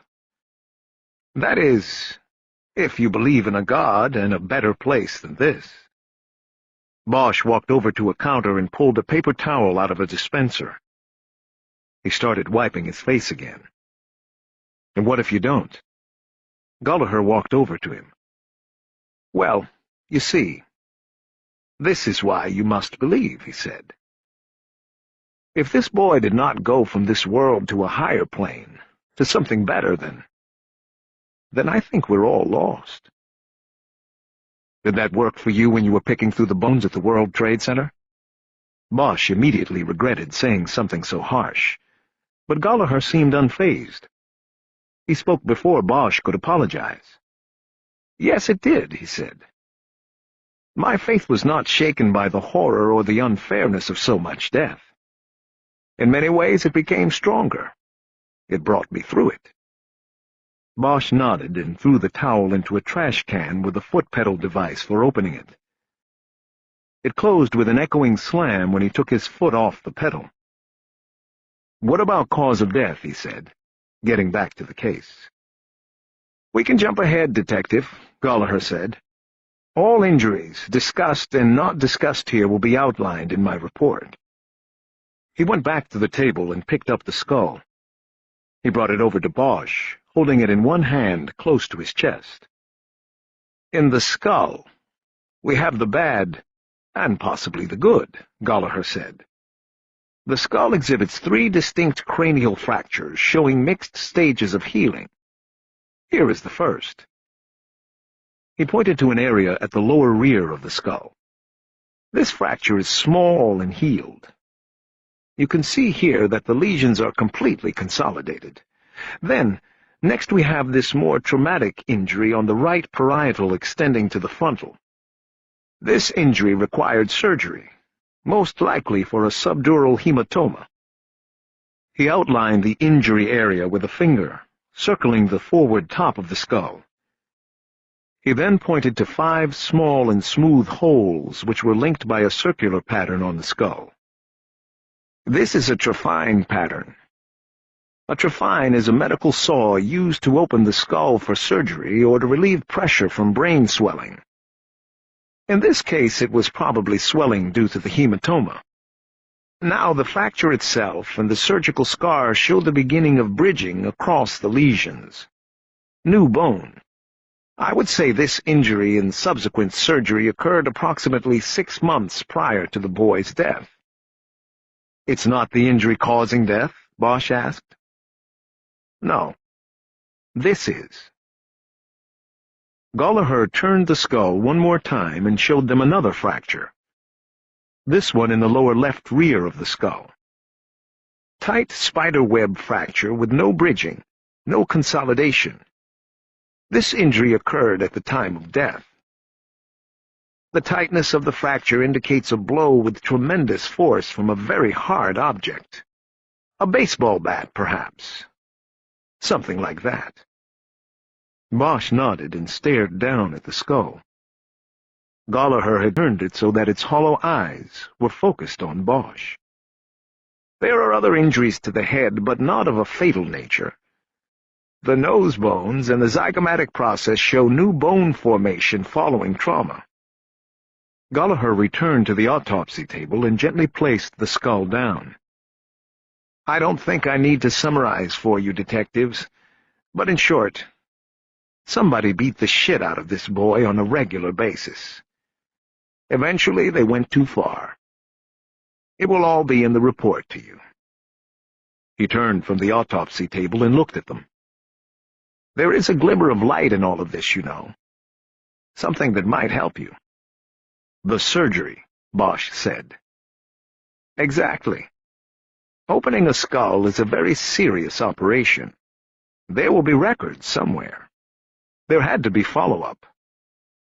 The roundel is held back in place with metal clips after surgery. There were none found with the skull. I would assume they were removed in a second procedure. Again, there will be records." The surgical scar also helps us date the bones. The trephined holes are too large by today's standards. By the mid-'80s, the tools were more advanced than this, sleeker. The perforations were smaller. I hope this all helps you. Bosch nodded and said, "What about the teeth? Anything there?" "We are missing the lower mandible," Gallagher said. "On the upper teeth present, there is no indication of any dental work, despite indication of ante-mortem decay. This in itself is a clue. I think it puts this boy in the lower levels of social classification. He didn't go to the dentist." Edgar had pulled his mask down around his neck. His expression was pained. "When this kid was in the hospital with the hematoma, why wouldn't he tell the doctors what was happening to him? What about his teachers, his friends?" "You know the answers to that as well as me, Detective," Gallagher said. "Children are reliant on their parents. They are scared of them and they love them, don't want to lose them. Sometimes there's no explanation for why they don't cry out for help. What about all these fractures and such? Why didn't the doctors see it and do something? That's the irony of what I do. I see the history and tragedy so clearly, but with a living patient it might not be apparent. If the parents came in with a plausible explanation for the boy's injury, what reason would a doctor have to x-ray an arm or a leg or a chest? None. And so the nightmare goes unnoticed." Unsatisfied, Edgar shook his head and walked to the far corner of the room. "Anything else, Doctor?" Bosch asked. Gallagher checked his notes and then folded his arms. "That's it on a scientific level. You'll get the report. On a purely personal level, I hope you find the person who did this. They will deserve whatever they get, and then some." Bosch nodded. "We'll get him," Edgar said. "Don't you worry about that." They walked out of the building and got into Bosch's car. Bosch just sat there for a moment before starting the engine. Finally, he hit the steering wheel hard with the heel of his palm, sending a shock down the injured side of his chest. "You know, it doesn't make me believe in God like him," Edgar said. "Makes me believe in aliens, little green men from outer space." Bosch looked over at him. Edgar was leaning his head against the side window, looking down at the floor of the car. "How so?" "Because a human couldn't have done this to his own kid. A spaceship must have come down and abducted the kid and done all that stuff to him. Only explanation." "Yeah. I wish that was on the checklist, Jerry. Then we could all just go home." Bosch put the car into drive. "I need a drink." He started driving out of the lot. "Not me, man," Edgar said. "I just want to go see my kid and hug him until this gets better." They didn't speak again until they got over to Parker Center. Chapter 8. Bosch and Edgar rode the elevator to the 5th floor and went into the SID lab, where they had a meeting set up with Antoine Jesper, the leading criminalist assigned to the Bones case. Jesper met them at the security fence and took them back. He was a young black man with gray eyes and smooth skin. He wore a white lab coat that swayed and flapped with his long strides and always moving arms. "This way, guys," he said. "I don't have a lot, but what I got is yours."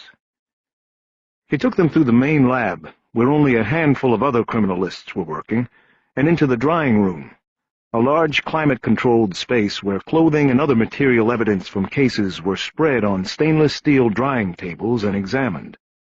It was the only place that could rival the autopsy floor of the medical examiner's office in the stench of decay. Jesper led them to 2 tables, where Bosch saw the open backpack and several pieces of clothing blackened with soil and fungus. There was also a plastic sandwich bag filled with an unrecognizable lump of black decay. "Water and mud got into the backpack," Jesper said. "Leached in over time, I guess." Jesper took a pen out of the pocket of his lab coat and extended it into a pointer. He used it to help illustrate his commentary. We've got your basic backpack containing 3 sets of clothes and what was probably a sandwich or some kind of food item. More specifically, 3 T-shirts, 3 underwear, 3 sets of socks, and the food item. There was also an envelope, or what was left of an envelope. You don't see that here because Documents has it. But don't get your hopes up, guys. It was in worse shape than that sandwich, if it was a sandwich. Bosch nodded. He made a list of the contents in his notebook. Any identifiers, he asked. Jesper shook his head. No personal identifiers on the clothing or in the bag, he said. But 2 things to note. First, this shirt here has a brand name identifier, Solid Surf. Says it across the chest. You can't see it now, but I picked it up with the blacklight. Might help, might not. If you're not familiar with the term Solid Surf, I can tell you that it's a skateboarding reference. Got it, Bosch said. Next is the outside flap of the bag. He used his pointer to flip over the flap. Cleaned this up a little bit and came up with this. Bosch leaned over the table to look. The bag was made of blue canvas. On the flap was a clear demarcation of color forming a large letter B at the center. It looks like there was some kind of adhesive applique at one time on the bag, Jesper said. It's gone now, and I don't really know if that occurred before or after this thing was put in the ground. My guess is before. It looks like it was peeled off. Bosch stepped back from the table and wrote a few lines in his notebook. He then looked at Jesper. Okay, Antoine, good stuff. Anything else? Not on this stuff. Then let's go to Documents. Jesper led the way again through the central lab and then into a sub-lab, where he had to enter a combination into a door lock to enter. The Documents lab contained 2 rows of desks that were all empty. Each desk had a horizontal light box and a magnifying glass mounted on a pivot. Jesper went to the middle desk in the second row. The nameplate on the desk said, Bernadette Fournier. Bosch knew her. They had worked a case previously in which a suicide note had been forged. He knew she did good work. Jesper picked up a plastic evidence pouch that was sitting in the middle of the desk. He unzipped it and removed 2 plastic viewing sleeves. One contained an unfolded envelope that was brown and smeared with black fungus. The other contained a deteriorated rectangular piece of paper that was broken into 3 parts along the folds, and was also grossly discolored by decay and fungus. This is what happens when stuff gets wet, man, Jesper said. It took Bernie all day just to unfold the envelope and separate the letter. As you can see, it came apart at the folds. And as far as whether we'll ever be able to tell what was in the letter, it doesn't look good. Bosch turned on the light box and put the plastic sleeves down on it. He swung the magnifier over and studied the envelope and the letter it had once contained. There was nothing remotely readable on either document. One thing he noted was that it looked like there was no stamp on the envelope. Damn, he said. He flipped the sleeves over and kept looking. Edgar came over next to him as if to confirm the obvious. Would have been nice, he said. What will she do now? Bosch asked Jesper. Well, she'll probably try some dyes, some different lights. Try to get something that reacts with the ink, brings it up. But she wasn't too optimistic yesterday. So like I said, I wouldn't be getting my hopes up about it. Bosch nodded and turned off the light. Chapter 9. Near the back entrance to the Hollywood Division Station was a bench with large sand-filled ashtrays on either side. It was called the Code 7, after the radio call for out of service or on break. At 11:15 p.m. on Saturday night, Bosch was the only occupant on the Code 7 bench. He wasn't smoking, though he wished he was. He was waiting. The bench was dimly lit by the lights over the station's back door and had a view of the parking lot jointly shared by the station and the firehouse on the back end of the city complex. Bosch watched as the patrol units came in from the 3 to 11 shift, and the officers went into the station to change out of uniforms, shower, and call it a night. if they could. He looked down at the mag light he held in his hands and rubbed his thumb over the end cap and felt the scratchings where Julia Brasher had etched her badge number. He hefted the light and then flipped it in his hand, feeling its weight. He flashed on what Gallagher had said about the weapon that had killed the boy. He could add flashlight to the list. Bosch watched a patrol car come into the lot and park by the motor pool garage. A cop he recognized as Julia Brasher's partner, Edgewood, emerged from the passenger side and headed into the station, carrying the car's shotgun. Bosch waited and watched, suddenly unsure of his plan and wondering if he could abandon it and get into the station without being seen. Before he decided on a move, Brasher got out of the driver's side and headed toward the station door. She walked with her head down, the posture of someone tired and beat from a long day. Bosch knew the feeling. He also thought something might be wrong. It was a subtle thing, but the way Edgewood had gone in and left her behind told Bosch something was off. Since Brasher was a rookie, Edgewood was her training officer, even though he was at least 5 years younger than her. Maybe it was just an awkward situation because of age and gender. Or maybe it was something else. Brasher didn't notice Bosch on the bench. She was almost to the station door before he spoke. "Hey, you forgot to wash the puke out of the back seat." She looked back while continuing to walk until she saw it was him. She stopped then and walked over to the bench. "I brought you something," Bosch said. He held out the flashlight. She smiled tiredly as she took it. "Thank you, Harry. You didn't have to wait here to—" "I wanted to." There was an awkward silence for a moment. "Were you working the case tonight?" she asked. "More or less. Started the paperwork. And we sort of got the autopsy earlier today. If you could call it an autopsy." "I can tell by your face it was bad." Bosch nodded. He felt strange. He was still sitting, and she was still standing. "I can tell by the way you look that you had a tough one, too. Aren't they all?" Before Bosch could say anything, 2 cops, fresh from showers and in street clothes, came out of the station and headed toward their personal cars. "Cheer up, Julia," one of them said. "We'll see you over there." "Okay, Kiko," she said back. She turned and looked back down at Bosch. She smiled. "Some people from the shift are getting together over at Bordner's," she said. "You want to come?" That's okay. I just thought maybe you could use a drink or something." "I could. I need one. Actually, that's why I was waiting here for you. I just don't know if I want to get into a group thing at a bar." "Well, what were you thinking then?" Bosch checked his watch. It was now 11:30. "Depending on how long you take in the locker room, we could probably catch the last martini call at Musso's." She smiled broadly now. "I love that place. Give me 15 minutes. She headed toward the station door without waiting for a reply from him.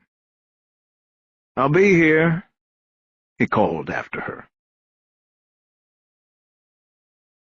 Chapter 10.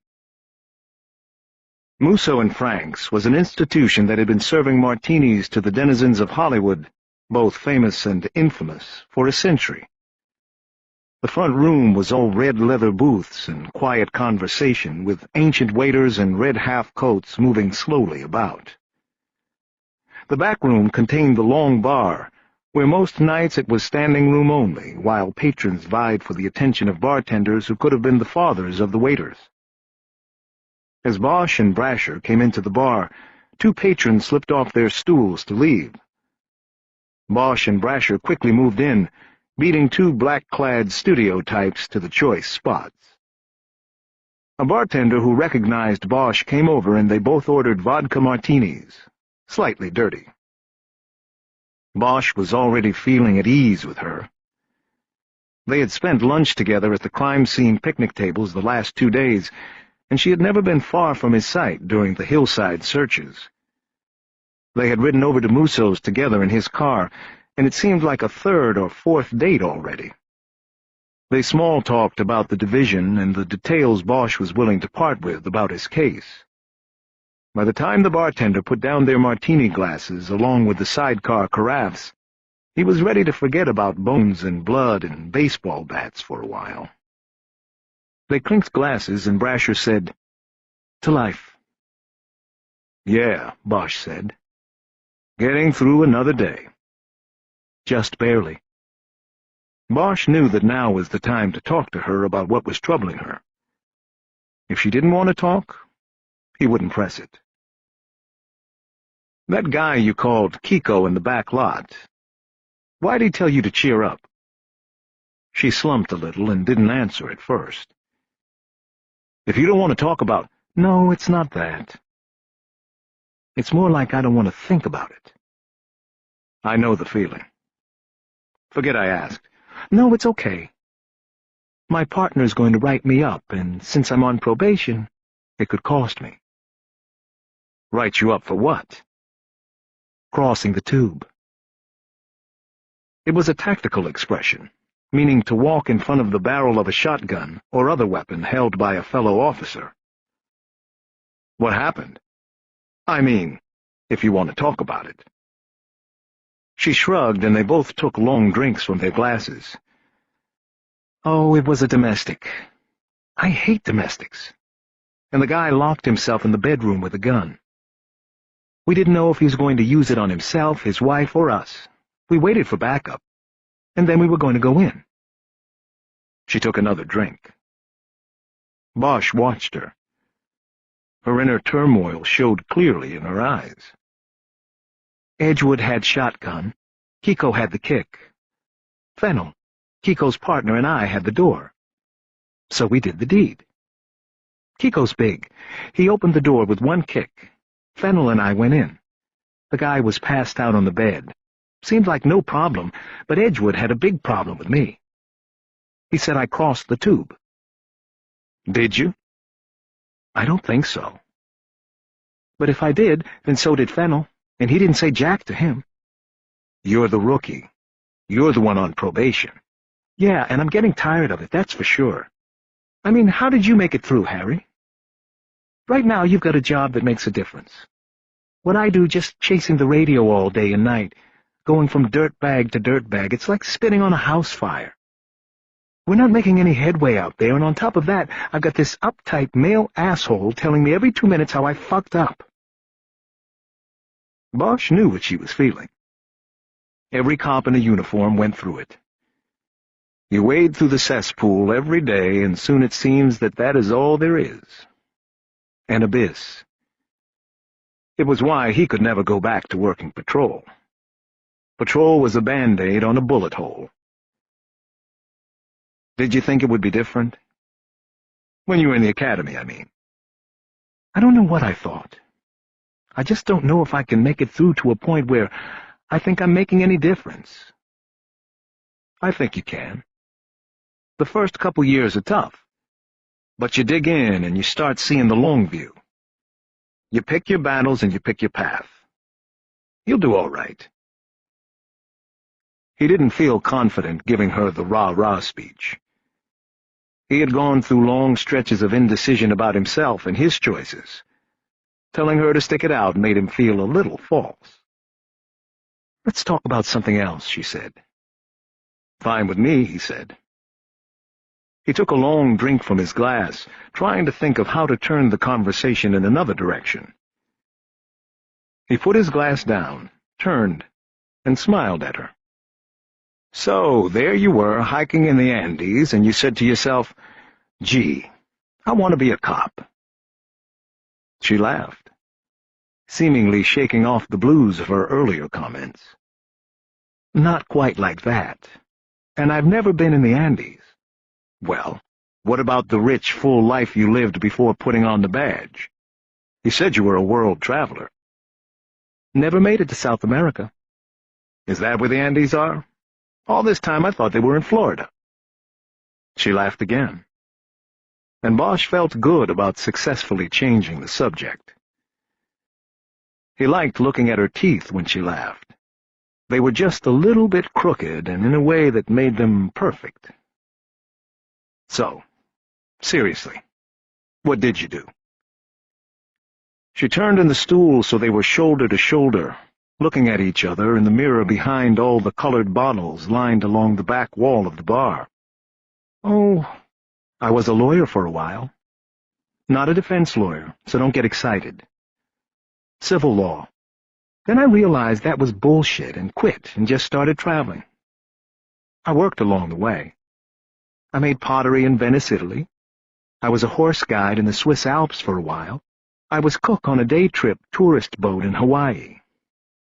I did other things, and I just saw a lot of the world.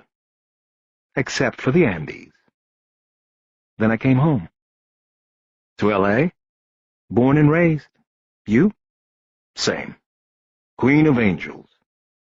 Cedars. She held out her glass, and they clinked. To the few, the proud, the brave, she said.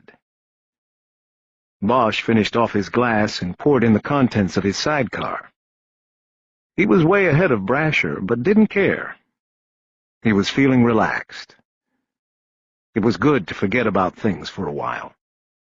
It was good to be with somebody not directly related to the case. Born at Cedars, huh? He asked. Where'd you grow up? Don't laugh. Bel Air. Bel Air? I guess somebody's daddy isn't too happy about her joining the cops. Especially since his was the law firm she walked out of one day and wasn't heard from for 2 years. Bosch smiled and raised his glass. She clicked hers off it. Brave girl. After they put their glasses down, she said, Let's stop all the questions. Okay, Bosch said. And do what? Just take me home, Harry. To your place.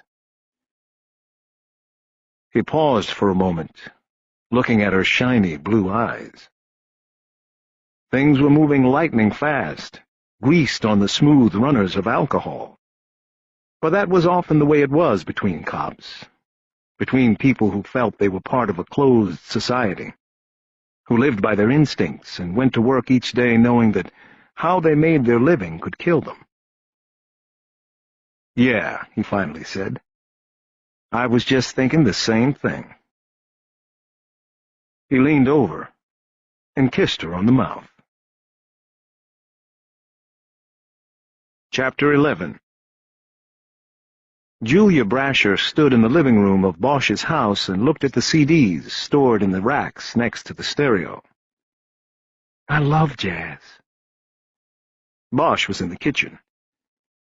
He smiled when he heard her say it. He finished pouring 2 martinis out of a shaker and came out to the living room and handed her a glass. Who do you like? Lately, Bill Evans. Bosch nodded, went to the rack, and came up with Kind of Blue.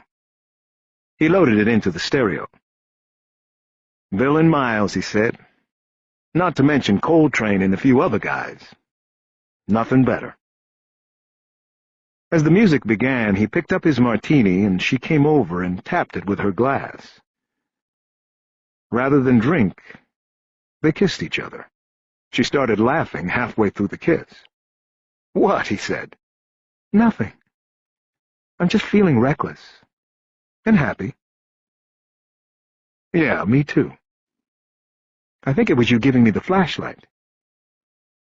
Bosch was puzzled. What do you mean? You know. It's so phallic. The look on Bosch's face made her laugh again, and she spilled some of her drink on the floor. Later, when she was lying face down on his bed, Bosch was tracing the outline of the flaming sun tattooed on the small of her back, and thinking about how comfortable and yet strange she felt to him. He knew almost nothing about her. Like the tattoo, there seemed to be a surprise from every angle of view he had on her. "What are you thinking about?" she asked. "Nothing. Just wondering about the guy who got to put this on your back. I wish it had been me, I guess." "How come?" "Because there will always be a piece of him with you." She turned on her side, revealing her breasts and her smile. Her hair was out of its braid and down around her shoulders. He liked that, too. She reached up and pulled him down into a long kiss. Then she said, "That's the nicest thing that's been said to me in a long time." He put his head down on her pillow. He could smell the sweet scent of perfume and sex and sweat. "You don't have any pictures on your wall," she said. "Photos, I mean." He shrugged his shoulders. She turned over so her back was to him. He reached under her arm and cupped one of her breasts and pulled her back into him. "Can you stay till the morning?" he asked. "Well, my husband will probably wonder where I am, but I guess I could call him." Bosch froze. Then she started laughing. "Don't scare me like that." "Well, you never even asked me if I was involved with anyone." "You didn't ask me." "You were obvious. The lone detective type." And then, in a deep male voice, "Just the facts, ma'am. No time for dames. Murder is my business. I have a job to do, and I am—" He ran his thumb down her side, over the indentations of her ribs. She cut off her words with laughter. "You lent me your flashlight," he said. "I didn't think an involved woman would have done that." "And I've got news for you, tough guy. I saw the mag in your trunk. In the box before you covered it up. You weren't fooling anybody." Bosch rolled back on the other pillow, embarrassed. He could feel his face getting red. He brought his hands up to hide it. "Oh, God. Mr. Obvious." She rolled over to him and peeled back his hands. She kissed him on the chin. "I thought it was nice. Kind of made my day and gave me something to maybe look forward to." She turned his hands back and looked at the scarring across the knuckles. They were old marks and not very noticeable anymore. "Hey, what is this?" "Just scars." "I know that. From what?" "I had tattoos. I took them off. It was a long time ago." "How come?" "They made me take them off when I went into the army." She started to laugh. "Why? What did it say? Fuck the army or something?" "No, nothing like that." "Well, then what? Come on, I want to know." "It said HOLD on one hand and FAST on the other." "Hold fast? What does hold fast mean?" "Well, it's kind of a long story." "I have time. My husband doesn't mind." She smiled. "Come on, I want to know." "It's not a big deal. When I was a kid, one of the times I ran away, I ended up down in San Pedro, down around the fishing docks.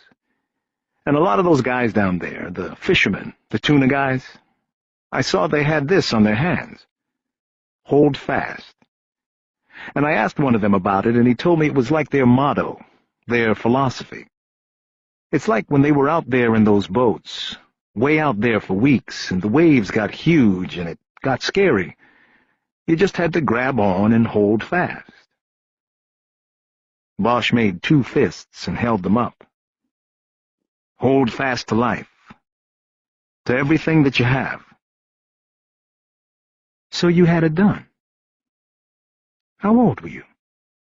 "I don't know. 16, thereabouts." He nodded, and then he smiled. "What I didn't know was that those tuna guys got it from some Navy guys. So, a year later, I go waltzing into the army with hold fast on my hands, and the first thing my sergeant told me was to get rid of it. He wasn't going to have any squid tattoo on one of his guys' hands. She grabbed his hands and looked closely at the knuckles. This doesn't look like laser work. Bosch shook his head. They didn't have lasers back then. So what did you do? My sergeant, his name was Rosser, took me out of the barracks and over to the back of the administration building. There was a brick wall. He made me punch it, until every one of my knuckles was cut up. Then, after they were scabbed up in about a week, he made me do it again. Jesus fucking Christ, that's barbaric. No, that's the army. He smiled at the memory. It wasn't as bad as it sounded. He looked down at his hands. The music stopped, and he got up and walked through the house naked to change it. When he came back to the bedroom, she recognized the music. Clifford Brown? He nodded and came toward the bed. He didn't think he had ever known a woman who could identify jazz music like that. Stand there. What? Let me look at you. Tell me about those other scars. The room was dimly lit by a light from the bathroom, but Bosch became conscious of his nakedness. He was in good shape, but he was more than 15 years older than her. He wondered if she had ever been with a man so old. Harry, you look great. You totally turned me on, okay? What about the other scars? He touched the thick rope of skin above his left hip. This was a knife. Where'd that happen? A tunnel. And your shoulder? Bullet. Where? He smiled. A tunnel. Ouch. Stay out of tunnels. I try. He got into the bed and pulled the sheet up. She touched his shoulder, running her thumb over the thick skin of the scar. Right in the bone, she said. Yeah. I got lucky. No permanent damage. It aches in the winter, and when it rains, that's about it. What did it feel like? Being shot, I mean. Bosch shrugged his shoulders. It hurt like hell, and then everything sort of went numb. How long were you down? About 3 months. You didn't get a disability out? It was offered. I declined. How come? I don't know. I liked the job, I guess. And I thought that if I stuck with it, someday I'd meet this beautiful young cop who'd be impressed by all my scars. She jammed him in the ribs, and the pain made him grimace. Oh, poor baby, she said in a mocking voice. That hurt. She touched the tattoo on his shoulder. What's that supposed to be? Mickey Mouse on acid? Sort of. It's a tunnel rat. Her face lost all trace of humor. What's the matter? You were in Vietnam, she said, putting things together. I've been in those tunnels. What do you mean? When I was on the road. I spent 6 weeks in Vietnam. The tunnels, they're like a tourist thing now. You pay your money, you can go down into them. It must have been. What you had to do must have been so frightening. It was more scary afterward, thinking about it. They have them roped off so they can sort of control where you go. But nobody really watches you. So I went under the rope and went further in. It got so dark in there, Harry. Bosch studied her eyes. And did you see it? He asked quietly. The lost light. She held his eyes for a moment and nodded. I saw it.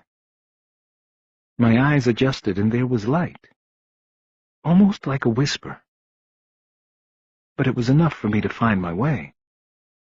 Lost light. We called it lost light. We never knew where it came from, but it was down there, like smoke hanging in the dark. Some people said it wasn't light, that it was the ghosts of everybody who died in those things. From both sides. They spoke no more after that. They held each other, and soon she was asleep. Bosch realized he had not thought about the case for more than 3 hours. At first, this made him feel guilty. But then he let it go, and soon he too was asleep. He dreamed he was moving through a tunnel, but he wasn't crawling. It was as if he were underwater and moving like an eel through the labyrinth. He came to a dead end, and there was a boy sitting against the curve of the tunnel's wall. He had his knees up and his face down, buried in his folded arms. "Come with me," Bosch said. The boy peeked his eyes over one arm and looked up at Bosch. A single bubble of air rose from his mouth. He then looked past Bosch as if something was coming up behind him. Bosch turned around, but there was only the darkness of the tunnel behind him. When he looked back at the boy, he was gone. Chapter 12. Late Sunday morning, Bosch drove Brasher to the Hollywood station so she could get her car and he could resume work on the case. She was off duty Sundays and Mondays. They made plans to meet at her house in Venice that night for dinner. There were other officers in the parking lot when Bosch dropped her next to her car. Bosch knew that word would get around quickly that it appeared they had spent the night together. "I'm sorry," he said. "I should have thought it out better last night." "I don't really care, Harry. I'll see you tonight." "Hey, look, you should care. Cops can be brutal." She made a face. "Oh, police brutality, yeah. I've heard of it." "I'm serious. It's also against regs, on my part. I'm a D3, supervisor level." She looked at him a moment. "Well, that's your call, then. I'll see you tonight. I hope." She got out and closed the door. Bosch drove on to his assigned parking slot and went into the detective bureau, trying not to think of the complications he might have just invited into his life. It was deserted in the squad room, which was what he was hoping for. He wanted time alone with the case. There was still a lot of office work to do, but he also wanted to step back and think about all the evidence and information that had been accumulated since the discovery of the bones. The first thing to do was put together a list of what needed to be done. The murder book, the blue binder containing all written reports pertaining to the case, had to be completed. He had to draw up search warrants seeking medical records of brain surgeries at local hospitals. He had to run routine computer checks on all the residents living in the vicinity of the crime scene on Wonderland. He also had to read through all the call-in tips spawned by the media coverage of the bones on the hill and start gathering missing person and runaway reports that might match the victim. He knew it was more than a day's work if he labored by himself, but decided to keep with his decision to allow Edgar the day off. His partner, the father of a 13-year-old boy, had been greatly upset by Gallagher's report the day before, and Bosch wanted him to take a break. The days ahead would likely be long and just as emotionally upsetting. Once Bosch had his list together, he took his cup out of a drawer and went back to the watch office to get coffee. The smallest he had on him was a $5 bill, but he put it in the coffee fund basket without taking any change. He figured he'd be drinking more than his share through the day. "You know what they say," someone said behind him as he was filling the cup. Bosch turned. It was Mankiewicz, the watch sergeant. "About what? Fishing off the company dock?" "I don't know. What do they say?" "I don't know either. That's why I was asking you." Mankiewicz smiled and moved toward the machine to warm up his cup. So, already it was starting to get around, Bosch thought. Gossip and innuendo, especially anything with a sexual tone, moved through a police station like a fire racing up a hill in August. "Well, let me know when you find out," Bosch said as he started for the door of the watch office. "Could be useful to know." "Will do. Oh, and one other thing, Harry." Bosch turned, ready for another shot for Mankiewicz. "What?" "Just stop fooling around and wrap up your case. I'm tired of my guys having to take all the calls." There was a facetious tone in his voice. In his humor and sarcasm was a legitimate complaint about his officers on the desk being tied up by the tip calls. "Yeah, I know. Any good ones today?" "Not that I could tell, but you'll get to slog through the reports and use your investigative wiles to decide that." "Wiles?" "Yes, wiles. Like Wile E. Coyote. Oh, and CNN must have had a slow morning and picked up the story. Good video. All you brave guys on the hill with your makeshift stairs and little boxes of bones. So now we're getting the long-distance calls. Topeka and Providence so far this morning. It's not going to end until you clear it, Harry. We're all counting on you back here." Again, there was a smile, and a message, behind what he was saying. "All right, I'll use all my wiles, I promise, Mank." "That's what we're counting on." Back at the table, Bosch sipped his coffee and let the details of the case move through his mind. There were anomalies, contradictions. There were the conflicts between location choice and method of burial noticed by Kathy Cole, but the conclusions made by Gallagher added even more to the list of questions. Gallagher saw it as a child abuse case, but the backpack full of clothes was an indication that the victim, the boy, was possibly a runaway. Bosch had spoken to Edgar about it the day before when they returned to the station from the SID lab. His partner was not as sure of the conflict as Bosch, but offered a theory that perhaps the boy was the victim of child abuse both at the hands of his parents and then an unrelated killer. He rightfully pointed out that many victims of abuse run away only to be drawn into another form of abusive relationship. Bosch knew the theory was legitimate, but tried not to let himself go down that road because he knew it was even more depressing than the scenario Gallagher had spun. His direct line rang and Bosch answered, expecting it to be Edgar or Lieutenant Billets checking in. It was a reporter from the L.A. Times named Josh Meyer. Bosch barely knew him and was sure he'd never given him the direct line. He didn't let on that he was annoyed, however. Though tempted to tell the reporter that the police were running down leads extending as far as Topeka and Providence, he simply said there was no further update on the investigation since Friday's briefing from the Media Relations Office. After he hung up, he finished his first cup of coffee and got down to work. The part of an investigation Bosch enjoyed the least was the computer work. Whenever possible, he gave it to his partners to handle, so he decided to put the computer runs at the end of his list, and started with a quick look through the accumulated tip sheets from the watch office.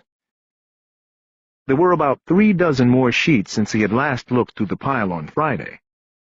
None contained enough information to be helpful or worth pursuing at the moment.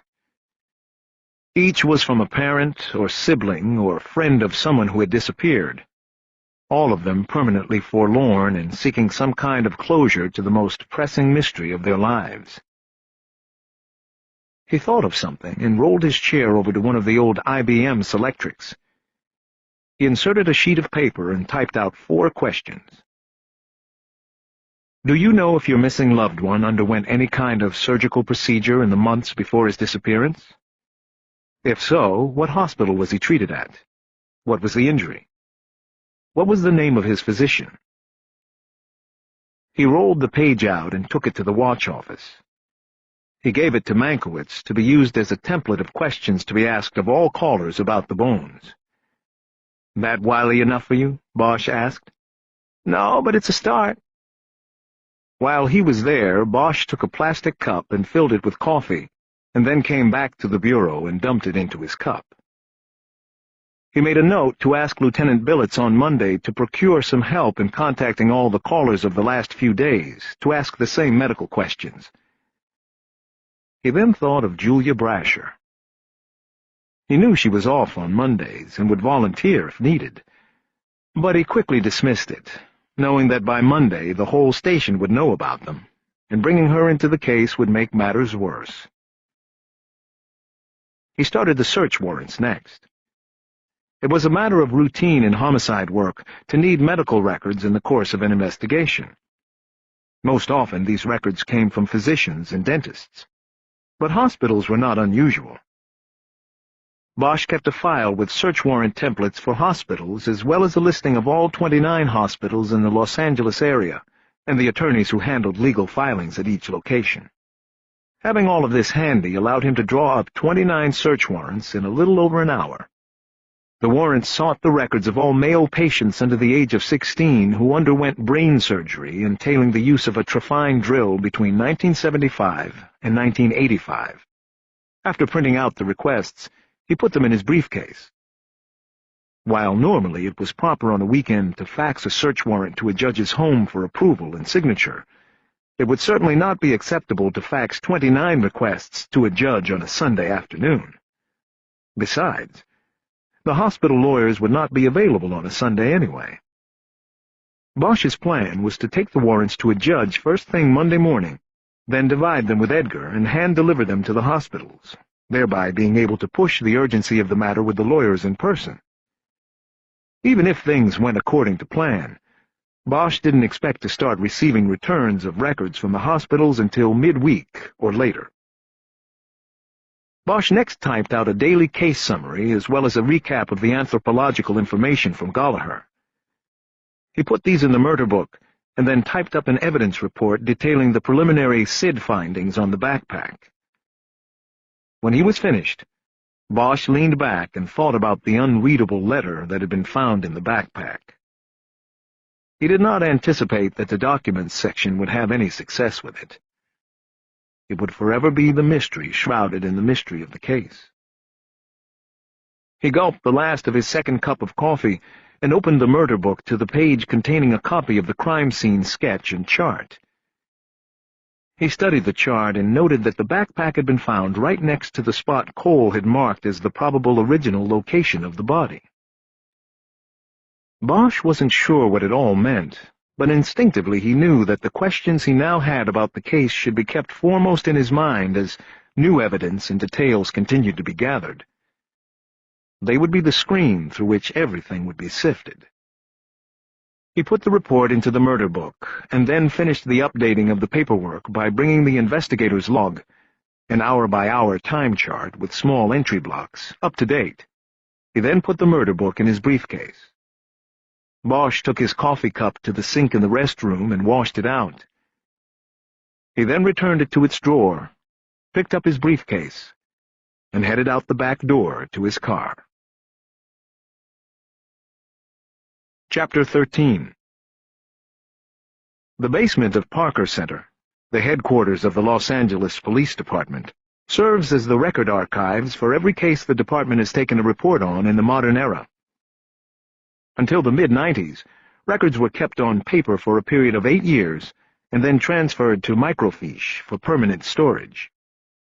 The department now used computers for permanent storage and was also moving backward, putting older files into digital storage banks. But the process was slow and had not gone further back than the late 80s. Bosch arrived at the counter in archives at 1 o'clock. He had 2 containers of coffee with him and 2 roast beef sandwiches from Philippe's in a paper bag.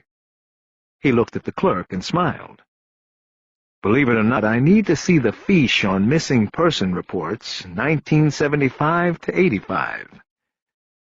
The clerk, an old guy with a basement pallor, whistled and said, "Look out, Christine, here they come." Bosch smiled and nodded, and didn't know what the man was talking about. There appeared to be no one else behind the counter. "The good news is they break up," the clerk said. I think it's good news. You looking for adult or juvie records?" "Juveniles." Then that cuts it up a bit. Thanks. Don't mention it. The clerk disappeared from the counter and Bosch waited. In 4 minutes, the man came back with 10 small envelopes containing microfiche sheets for the years Bosch requested. Altogether, the stack was at least 4 inches thick. Bosch went to a microfiche reader and copier, set out a sandwich and the 2 coffees, and took the second sandwich back to the counter. The clerk refused the first offer, but then took the sandwich when Bosch said it was from Philippe's. Bosch went back to the machine and started fiching, wading first into the year 1985. He was looking for missing person and runaway reports of young males in the age range of the victim. Once he got proficient with the machine, he was able to move quickly through the reports. He would scan first for the closed stamp that indicated the missing individual had returned home or been located. If there was no stamp, his eyes would immediately go to the age and sex boxes on the form. If they fit the profile of his victim, he'd read the summary and then push the photocopy button on the machine to get a hard copy to take with him. The microfiche also contained records of missing person reports forwarded to the LAPD by outside agencies, seeking people believed to have gone to Los Angeles. Despite his speed at the task, it took Bosch more than 3 hours to go through all the reports for the 10 years he had requested. He had hard copies of more than 300 reports in the tray to the side of the machine when he was finished, and he had no idea whether his effort had been worth the time or not. Bosch rubbed his eyes and pinched the bridge of his nose. He had a headache from staring at the machine's screen and reading tale after tale of parental anguish and juvenile angst.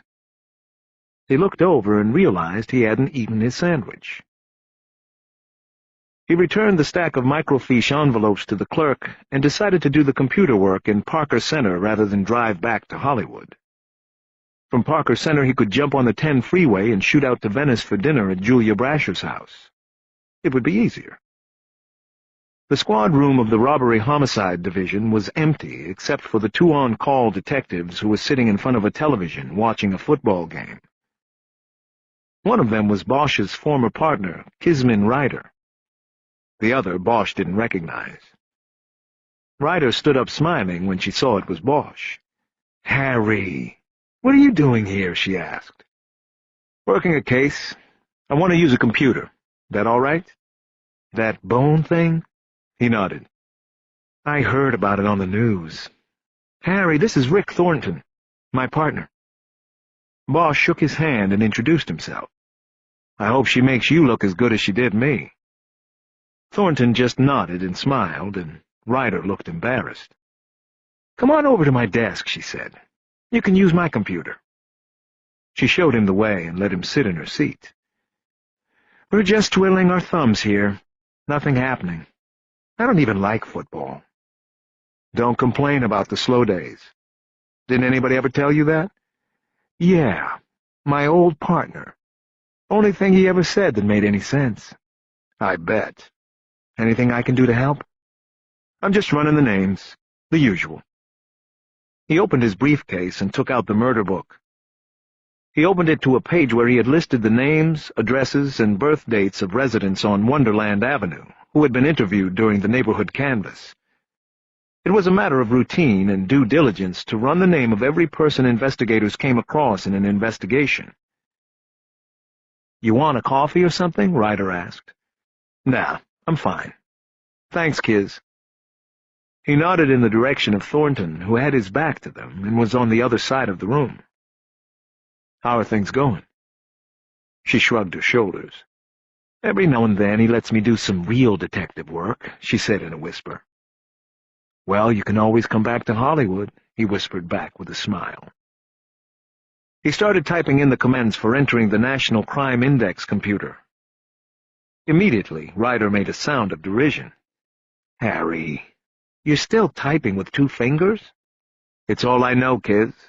I've been doing it this way for almost 30 years. You expect me to suddenly know how to type with 10 fingers? I'm still not fluent in Spanish and don't know how to dance, either. You've only been gone a year. Just get up, dinosaur. Let me do it. You'll be here all night." Bosch raised his hands in surrender and stood up. She sat down and went to work. Behind her back, Bosch secretly smiled. "Just like old times," he said. "Don't remind me. I always get the shit work. And stop smiling." She hadn't looked up from her typing. Her fingers were a blur above the keyboard. Bosch watched in awe. "Hey, it's not like I planned this. I didn't know you were going to be here." "Yeah, like Tom Sawyer didn't know he had to paint a fence." "What? Never mind. Tell me about the boot." Bosch was stunned. "What? Is that all you can say? You heard me. The rookie you're, seeing? How the hell do you know about it already?" "I'm a highly skilled gatherer of information, and I still have sources in Hollywood." Bosch stepped away from her cubicle and shook his head. "Well, is she nice? That's all I wanted to know. I don't want to pry." Bosch came back. "Yes, she's nice. I hardly know her. You seem to know more about her and me than me." "You having dinner with her tonight?" "Yeah, I'm having dinner with her." "Hey, Harry." Ryder's voice had lost any note of humor. "What?" "You got a pretty good hit here." Bosch leaned down and looked at the screen. After digesting the information, he said, "I don't think I'm going to make it to dinner tonight." Chapter 14. Bosch pulled to a stop in front of the house and studied the darkened windows and porch. "Figures," Edgar said. "The guy ain't even going to be home. Probably already in the wind." Edgar was annoyed with Bosch, who had called him in from home.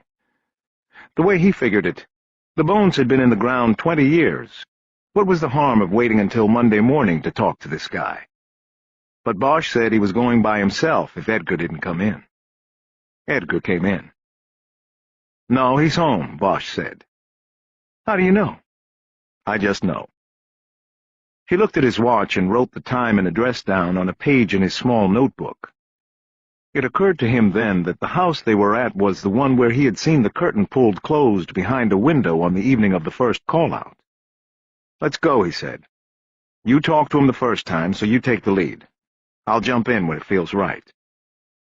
They got out and walked up the driveway to the house. The man they were visiting was named Nicholas Trent. He lived alone in the house, which was across the street and 2 houses down from the hillside where the bones had been found.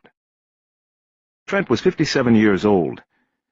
He had told Edgar during his initial canvass of the neighborhood that he was a set decorator for a studio in Burbank. He was unmarried and had no children.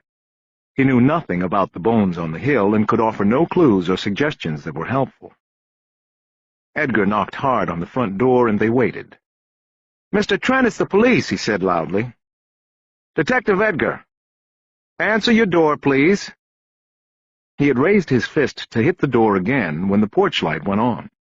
The door was then opened, and a white man with a shaved scalp stood in the darkness within. The light from the porch slashed across his face. "Mr. Trent? It's Detective Edgar. This is my partner, Detective Bosch. We have a few follow-up questions for you, if you don't mind." Bosch nodded, but didn't offer his hand. Trent said nothing, and Edgar forced the issue by putting his hand against the door and pushing it open. "All right if we come in?" he asked, already halfway across the threshold.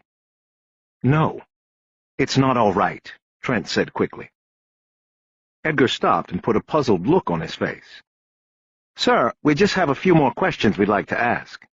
"Yeah, and that's bullshit." "Excuse me?" "We all know what is going on here. I talked to my attorney already. Your act is just that, an act. A bad one." Bosch could see they were not going to get anywhere with the trick-or-treat strategy. He stepped up and pulled Edgar back by the arm. Once his partner had cleared the threshold, he looked at Trent. "Mr. Trent, if you knew we'd be back, then you knew we'd find out about your past. Why didn't you tell Detective Edgar about it before? It could have saved us some time. Instead, it gives us suspicion." You can understand that, I'm sure. Because the past is the past. I didn't bring it up. I buried the past. Leave it that way.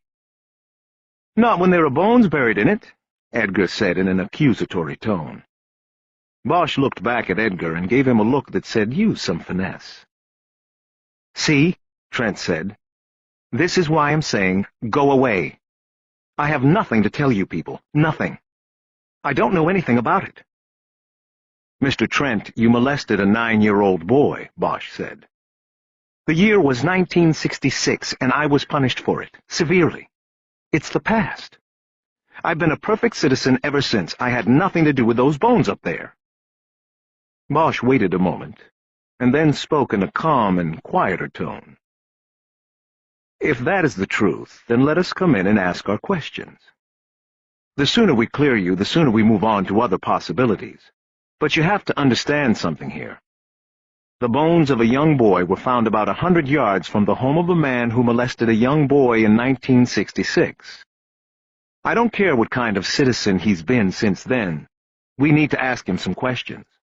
And we will ask those questions. We have no choice. Whether we do it in your home right now or with your lawyer at the station, with all of the news cameras waiting outside, that's going to be your choice. He paused. Trent looked at him with scared eyes.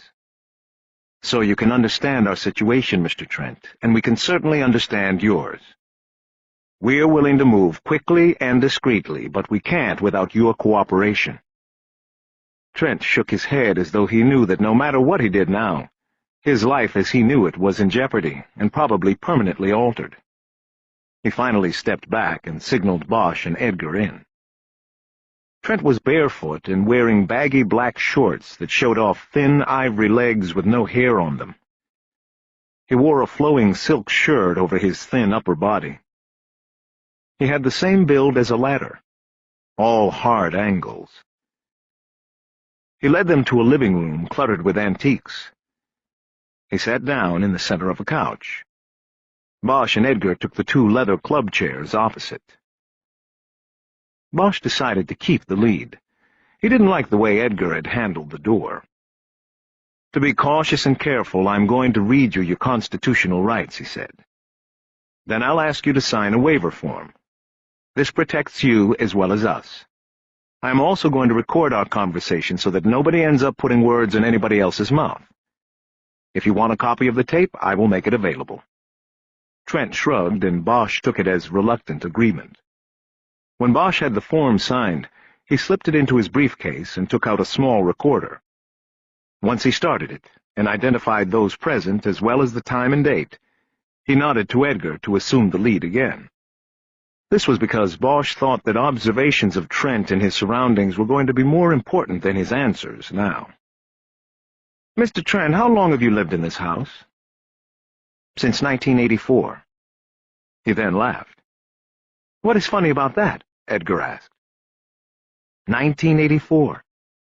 Don't you get it? George Orwell? Big Brother. He gestured toward Bosch and Edgar as the front men of Big Brother. Edgar apparently didn't follow the statement and continued with the interview. Rent or own? Own. At first I rented, then I bought the house in '87 from the landlord. Okay.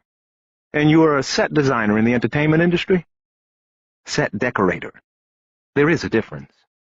What is the difference? The designer plans and supervises the construction of the set. The decorator then goes in and puts in the details. The little character strokes. The character's belongings or tools, like that. How long have you done this? 26 years. Did you bury that boy up on the hillside? Trent stood up indignantly. Absolutely not. I've never even set foot on that hill, and you people are making a big mistake if you waste your time on me when the true killer of that poor soul is still out there somewhere. Bosch leaned forward in his chair. Sit down, Mr. Trent, he said. The fervent way in which Trent delivered the denial made Bosch instinctively think he was either innocent or one of the better actors he had come across on the job. Trent slowly sat down on the couch again. You're a smart guy, Bosch said, deciding to jump in. You know exactly what we're doing here. We have to bag you or clear you. It's that simple. So why don't you help us out? Instead of dancing around with us, why don't you tell us how to clear you?" Trent raised his hands wide. "I don't know how. I don't know anything about the case. How can I help you when I don't know the first thing about it?" "Well, right off the bat, you can let us take a look around here. If I can start to get comfortable with you, Mr. Trent, then maybe I can start seeing it from your side of things. But right now, like I said, I've got you with your record, and I've got bones across the street." Bosch held up his two hands as if he was holding those two things in them. "It doesn't look that good from where I'm looking at things." Trent stood up and threw one hand out in a gesture toward the interior of the house. "Fine. Be my guest. Look around to your heart's content. You won't find a thing because I had nothing to do with it. Nothing." Bosch looked at Edgar and nodded, the signal being that he should keep Trent occupied while Bosch took a look around. "Thank you, Mr. Trent," Bosch said as he stood up. As he headed into a hallway that led to the rear of the house, he heard Edgar asking if Trent had ever seen any unusual activity on the hillside, where the bones had been found. "I just remember kids used to play up—" He stopped, apparently when he realized that any mention he made of kids would only further suspicion about him. Bosch glanced back to make sure the red light of the recorder was still on. "Did you like watching the kids play up there in the woods, Mr. Trent?" Edgar asked. Bosch stayed in the hallway, out of sight but listening to Trent's answer. "No. I couldn't see them if they were up in the woods. On occasion I would be driving up, or walking my dog, when he was alive, and I would see the kids climbing up there. The girl across the street, the Fosters next door, all the kids around here. It's a city-owned right-of-way, the only undeveloped land in the neighborhood. So they went up there to play. Some of the neighbors thought the older ones went up there to smoke cigarettes, and the concern was that they would set the whole hillside on fire." "How long ago are you talking about?" "Like when I first moved here. I didn't get involved. The neighbors who had been here took care of it." Bosch moved down the hall. It was a small house, not much bigger than his own. The hallway ended at a conjunction of 3 doors, bedrooms on the right and left, and a linen closet in the middle. He checked the closet first, found nothing unusual, and then moved into the bedroom on the right. It was Trent's bedroom. It was neatly kept, but the tops of the twin bureaus and bed tables were cluttered with knickknacks that Bosch assumed Trent used on the job in helping to turn sets into real places for the camera. He looked in the closet. There were several shoeboxes on the upper shelf. Bosch started opening them and found they contained old, worn-out shoes. It was apparently Trent's habit of buying new shoes and putting his old ones in the box, then shelving them. Bosch guessed that these, too, became part of his work inventory. He opened one box and found a pair of work boots. He noticed that dirt had dried hard in some of the treads. He thought about the dark soil where the bones had been found. Samples of it had been collected. He put the boots back and made a mental note of it for the search warrant. His current search was just a cursory look around. If they moved to the next step with Trent and he became a full-fledged suspect, then they would come back with a search warrant and literally tear the place apart, looking for evidence tying him to the bones. The work boots might be a good place to start. He was already on tape saying he had never been up on that hillside. If the dirt in the treads matched the soil samples from the excavation, then they'd have Trent caught in a lie. Most of what sparring with suspects was about was the locking in of a story. It was then that the investigator looked for the lies. There was nothing else in the closet that warranted Bosch's attention. Same with the bedroom or the attached bathroom. Bosch, of course, knew that if Trent was the killer, he'd had many years to cover his tracks. He would also have had the last 3 days, since Edgar first questioned him during the canvass, to double-check his trail and be ready. The other bedroom was used as an office and a storage room for his work. On the walls hung framed one-sheets advertising the films Bosch assumed Trent had worked on. Bosch had seen some of them on television, but rarely went to theaters to see movies. He noticed that one of the frames held the one sheet for a film called The Art of the Cape. Years before, Bosch had investigated the murder of that film's producer. He had heard that after that, the one-sheets from the movie had become collector items in underground Hollywood. When he was finished looking around the rear of the house, Bosch went through a kitchen door into the garage. There were 2 bays, one containing Trent's minivan. The other was stacked with boxes with markings on them corresponding to rooms in a house. At first, Bosch was shocked at the thought that Trent had still not completely unpacked after moving in nearly 20 years before. Then he realized the boxes were work-related and used in the process of set decoration. When he turned around, he was looking at an entire wall hung with the heads of wild game, their black marble eyes staring at him. Bosch felt a nerve tickle run down his spine. All of his life he had hated seeing things like that. He wasn't sure why. He spent another few minutes in the garage, mostly going through a box in the stack that was marked Boys' Room 9 to 12. It contained toys, airplane models, a skateboard, and a football. He took the skateboard out for a few moments and studied it, all the while thinking about the shirt from the backpack with Solid Surf printed on it. After a while, he put the skateboard back in the box and closed it. There was a side door to the garage that led to a path that went to the backyard. A pool took up most of the level ground before the yard rose into the steep wooded hillside. It was too dark to see much, and Bosch decided he would have to do the exterior look during daylight hours.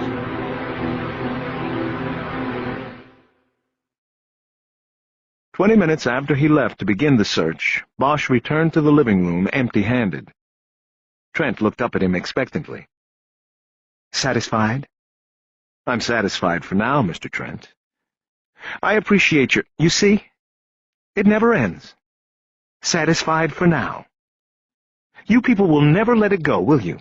I mean, if I was a drug dealer or a bank robber, my debt would be cleared, and you people would leave me alone.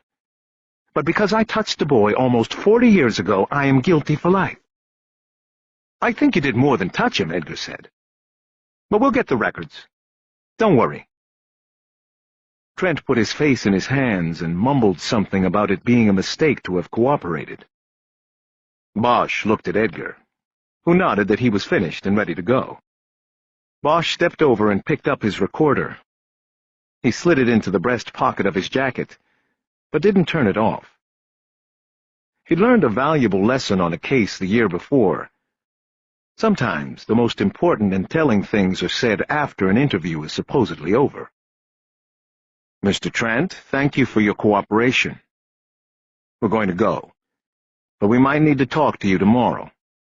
Are you working tomorrow?" "God, no, don't call me at work. I need this job, and you'll ruin it. You'll ruin everything." He gave Bosch his pager number. Bosch wrote it down and headed toward the front door. He looked back at Edgar. "Did you ask him about trips? He's not planning to go anywhere, is he?" Edgar looked at Trent. "Mr. Trent, you work on movies. You know how the dialogue goes. You call us if you plan to go out of town. If you don't, and we have to find you, you're not going to like it very much." Trent spoke in a flat-line monotone. His eyes focused forward, somewhere far away. "I'm not going anywhere at all. Now please leave. Just leave me alone." They walked out the door, and Trent closed it hard behind them. At the bottom of the driveway was a large bougainvillea bush in full bloom. It blocked Bosch's view of the left side of the street until he got there. A bright light suddenly flashed on and in Bosch's face. A reporter, with a cameraman in tow, moved in on the 2 detectives. Bosch was blinded for a few moments until his eyes started to adjust. "Hi, detectives. Judy Certain, Channel 4 News. Is there a break in the Bones case?" "No comment," Edgar barked. "No comment, and turn that damn light off." Bosch finally saw her in the glare of the light. He recognized her from TV and from the gathering at the roadblock earlier in the week. He also recognized that a no comment was not the way to leave this situation. He needed to defuse it and keep the media away from Trent. "No," he said. "No breakthrough. We're just following routine procedures." Certain shoved the microphone she was carrying toward Bosch's face. "Why are you out here in the neighborhood again?" "We're just finishing the routine canvass of the residents here. I hadn't had a chance to talk to the resident here before. We just finished up, that's all." He was talking with a bored tone in his voice. He hoped she was buying it. "Sorry," he added. "No big story tonight." "Well, was this neighbor or any of the neighbors helpful to the investigation?" "Well, everyone here has been very cooperative with us, but as far as investigative leads go, it has been difficult. Most of these people weren't even living in the neighborhood when the bones were buried. That makes it tough." Bosch gestured toward Trent's house. "This gentleman, for example. We just found out that he didn't buy his home here until 1987, and we're pretty sure those bones were already up there by then. So then it's back to the drawing board? Sort of. And that's really all I can tell you. Good night." He pushed past her toward his car. A few moments later, Certain was on him at the car door, without her cameraman. "Detective, we need to get your name." Bosch opened his wallet and took out a business card, the one with the general station number printed on it. He gave it to her and said good night again. "Look, if there is anything you can tell me, off the record, I would protect you," Certain said. Off camera like this, whatever you want to do." "No, there's nothing," Bosch said as he opened the door. "Have a good night." Edgar cursed the moment the doors of the car were closed. "How the hell did she know we were here?" "Probably a neighbor," Bosch said. "She was out here the whole 2 days of the dig. She's a celebrity. She made nice with the residents, made friends. Plus, we're sitting in a goddamn shamu. Might as well have called a press conference." Bosch thought of the inanity of trying to do detective work in a car painted black and white. Under a program designed to make cops more visible on the street, the department had assigned detectives in the divisions to black and whites that didn't carry the emergency lights on top, but were just as noticeable. They watched as the reporter and her cameraman went to Trent's door. "She's going to try to talk to him," Edgar said. Bosch quickly went into his briefcase and got out his cell phone. He was about to dial Trent's number and tell him not to answer when he realized he couldn't get a cell signal. "God damn it," he said. "Too late anyway," Edgar said. "Let's just hope he plays it smart." Bosch could see Trent at his front door, totally bathed in the white light from the camera. He said a few words and then made a waving gesture and closed the door. "Good," Edgar said. Bosch started the car, turned it around, and headed back through the canyon to the station. "So, what's next?" Edgar asked. "We have to pull the records on his conviction. See what it was about. I'll do that first thing." "No. First thing, I want to deliver the search warrants to the hospitals. Whether Trent fits our picture or not, we need to ID the kid in order to connect him to Trent. Let's meet at Van Nuys Courthouse at 8. We get them signed and then split them up." Bosch had picked Van Nuys Court because Edgar lived nearby, and they could separate and go from there in the morning after the warrants had been approved by a judge. "What about a warrant on Trent's place?" Edgar said. "You see anything while you were looking around?" "Not much. He's got a skateboard in a box in the garage. With his work stuff. For putting on a set. I was thinking of our victim's shirt when I saw that. And there were some work boots with dirt in the treads. It might match the samples from the hill, but I'm not counting on a search coming through for us. The guy has had 20 years to make sure he's clear. If he's the guy." "You don't think so?" Bosch shook his head. "Timing's wrong. 84 is on the late side, the far edge of our window. I thought we were looking at 75 to 85. We are, in general. But you heard Gallagher, 20 to 25 years ago. That's early 80s on the high side. I don't know about 84 being early 80s. Well, maybe he moved to that house because of the body. He buried the kid there before and wanted to be close by, so he moves into the neighborhood. I mean, Harry, these are sick fucks, these guys. Bosch nodded. There's that. But I just wasn't getting the vibe from the guy. I believed him. Harry, your mojo's been wrong before. Oh, yeah. I think it's him. He's the guy. Hear how he said, just because I touched a boy? Probably to him, sodomizing a 9-year-old is reaching out and touching somebody. Edgar was being reactionary, but Bosch didn't call him on it. He was a father. Bosch wasn't. We'll get the records and we'll see.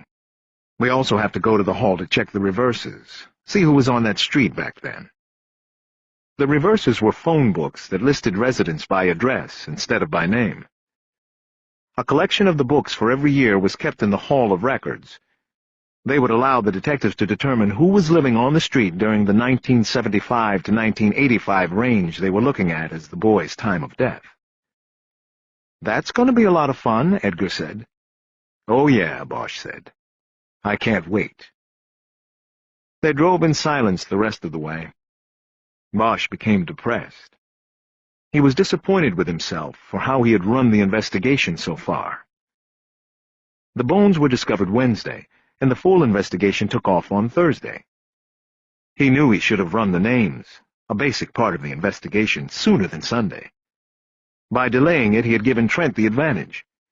He'd had 3 days to expect and prepare for their questions. He had even been briefed by an attorney. He could have even been practicing his responses and looks in a mirror. Bosch knew what his internal lie detector said, but he also knew that a good actor could beat it. Chapter 15.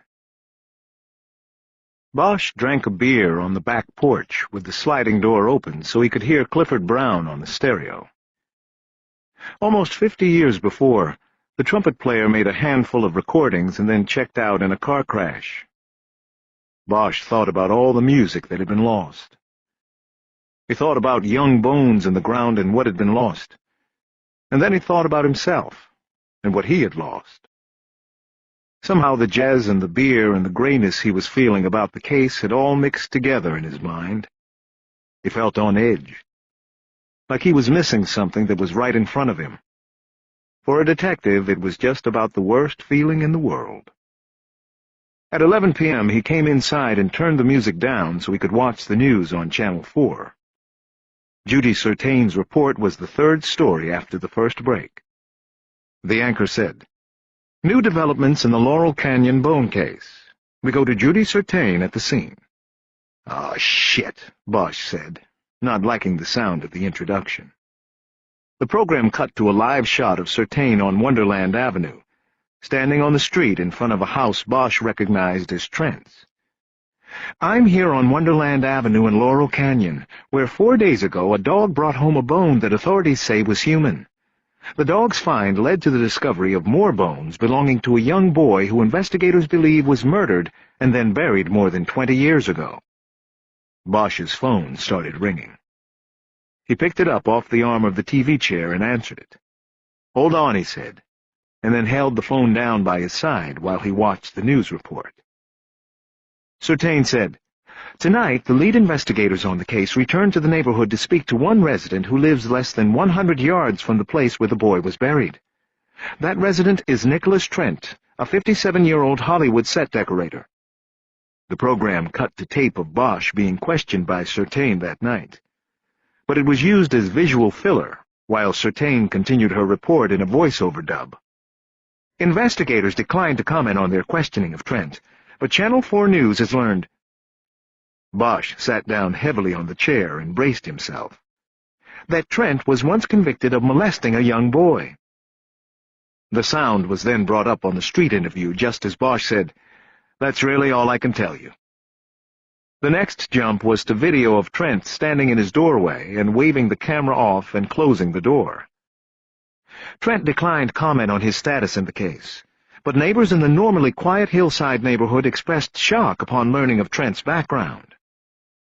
As the report shifted to a taped interview of a resident Bosch recognized as Victor Ulrich, Bosch hit the mute button on the TV remote and brought the phone up. It was Edgar. "You watching this shit?" he asked. "Oh, yeah." "We look like shit. We look like we told her. They used your quote out of context, Harry. We're going to be fucked by this." "Well, you didn't tell her, right?" "Harry, you think I'd tell some—" "No, I don't. I was confirming. You didn't tell her, right?" "Right. And neither did I. So yeah, we're going to take some shit, but we're clear on it." "Well, who else knew?" "I doubt Trent was the one who told her. About 1 million people now know he's a child molester."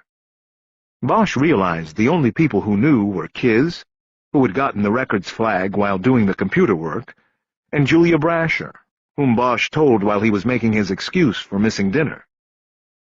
Suddenly, a vision of Certain standing at the roadblock on Wonderland came to him. Brasher had volunteered her help during both days of the hillside search and excavation. It was entirely possible that she had connected with Certain in some way. Was she the reporter's source? The leak? There didn't have to be a leak, Bosch said to Edgar. All she needed was Trent's name. She could have gotten any cop she knew to run it on the box for her. Or she could have looked it up on the sexual offenders CD. It's public record. Hold on. He had gotten a call waiting beep on the phone. He switched over and learned it was Lieutenant Billets calling. He told her to hold while he got off the other line. He clicked over.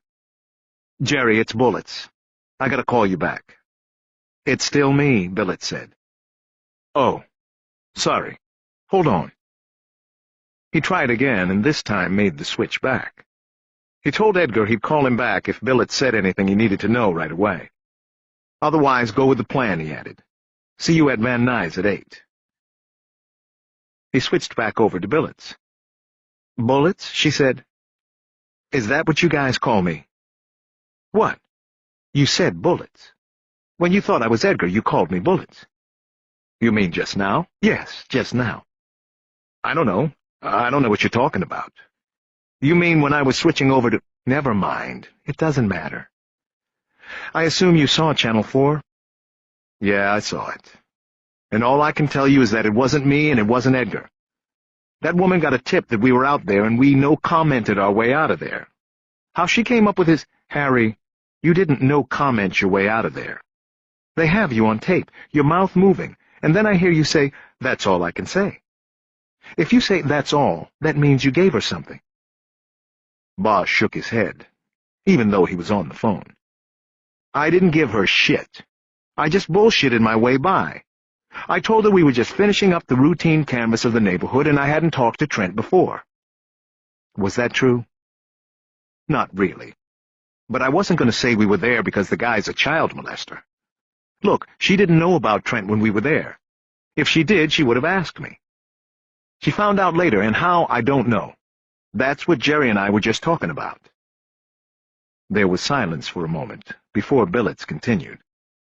"Well, you better have your shit together on this tomorrow, because I want a written explanation from you that I can send up the line."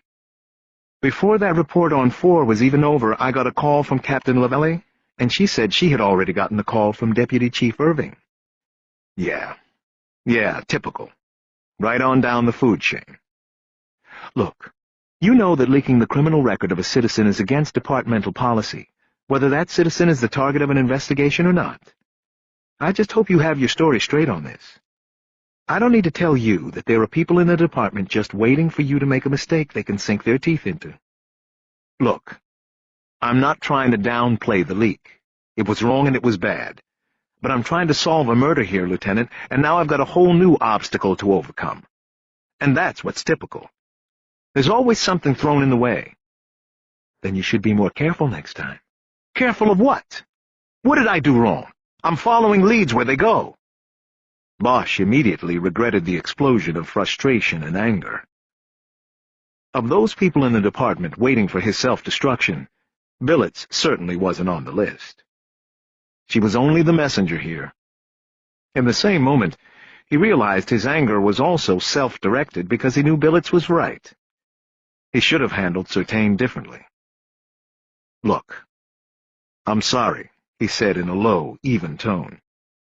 "It's just the case. It's got its hooks, you know." "I think I do," Billets answered just as quietly. "And speaking of the case, what exactly is going on? This whole thing with Trent came out of left field for me. I thought you were going to keep me up to date. It all came up today, late. I was just going to fill you in the morning. I didn't know Channel 4 would be doing it for me, and doing it for LaValle and Irving as well. Never mind them for now. Tell me about Trent." Chapter 16. It was well after midnight by the time Bosch got to Venice. Parking on the little streets near the canals was non-existent. He drove around looking for 10 minutes and ended up parking in the lot by the library out on Venice Boulevard, and then walking back in. Not all of the dreamers drawn to Los Angeles came to make movies. Venice was the century-old dream of a man named Abbott Kinney.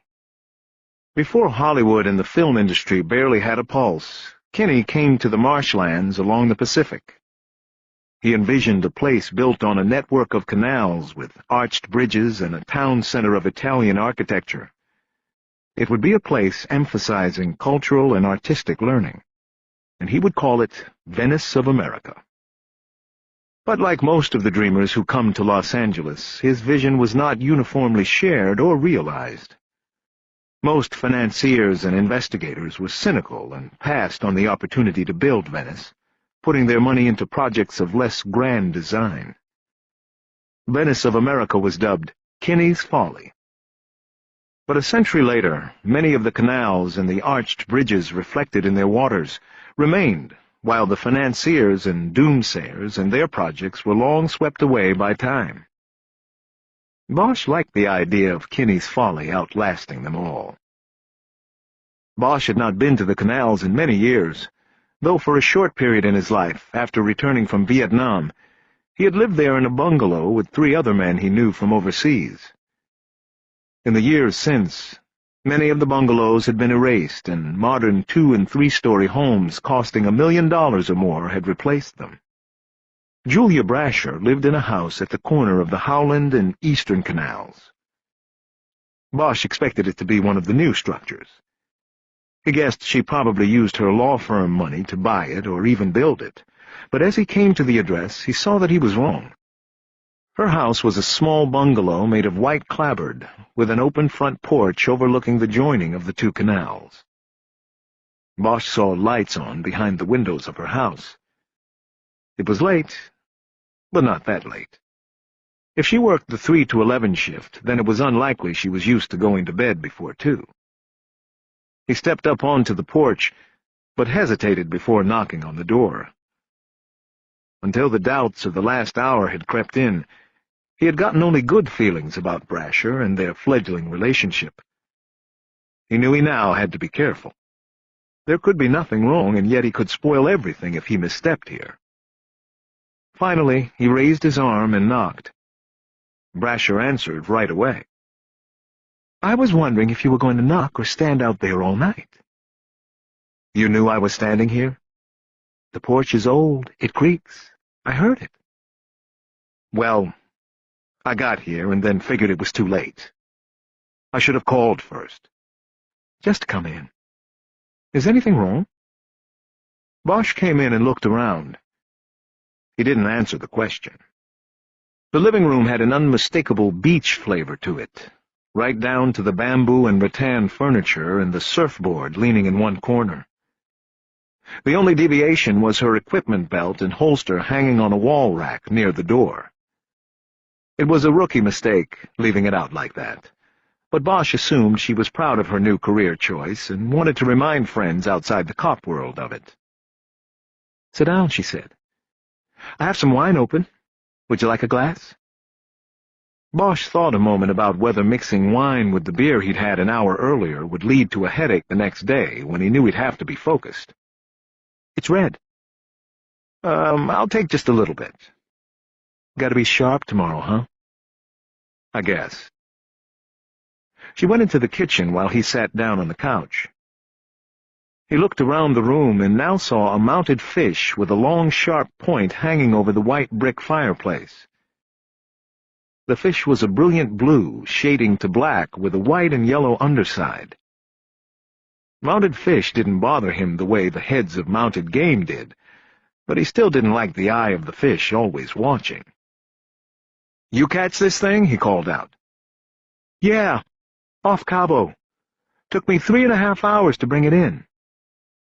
She then appeared with 2 glasses of wine. "On 50-pound test line," she said. "That was a workout." "What is it?" "Black marlin." She toasted the fish with her glass and then toasted Bosch. "Hold fast." Bosch looked at her. "That's my new toast," she said. "Hold fast. It seems to cover everything." She sat down on the chair closest to Bosch. Behind her was the surfboard. It was white with a rainbow design and a border running along the edges. It was a short board. "So you surf the wild waves, too?" She glanced back at the board and then at Bosch and smiled. "I try to. Picked it up in Hawaii." "You know John Burroughs?" She shook her head. "Lot of surfers in Hawaii. What beats does he surf?" "No, I mean here. He's a cop. He works homicide out of Pacific Division. Lives on a walk street by the beach, not too far from here. He surfs. On his board it says, 'To protect and surf.'" She laughed. "That's cool. I like that. I'll have to get that put on my board." Bosch nodded. "John Burroughs, huh? I'll have to look him up." She said it with just a touch of teasing in her voice.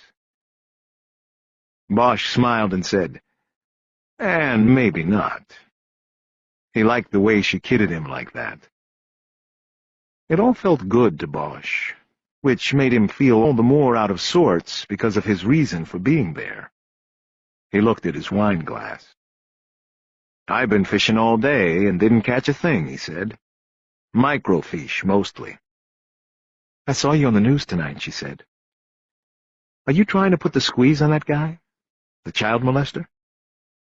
Bosch sipped his wine to give himself time to think. She had opened the door. He now just had to step through very carefully. "What do you mean?" he asked. "Well, giving that reporter his criminal background. I figured you must be making some kind of play, turning up the heat on him, to make him talk or something. It seems kind of risky." "Why?" "Well, first of all, trusting a reporter is always risky. I know that from back when I was a lawyer and got burned.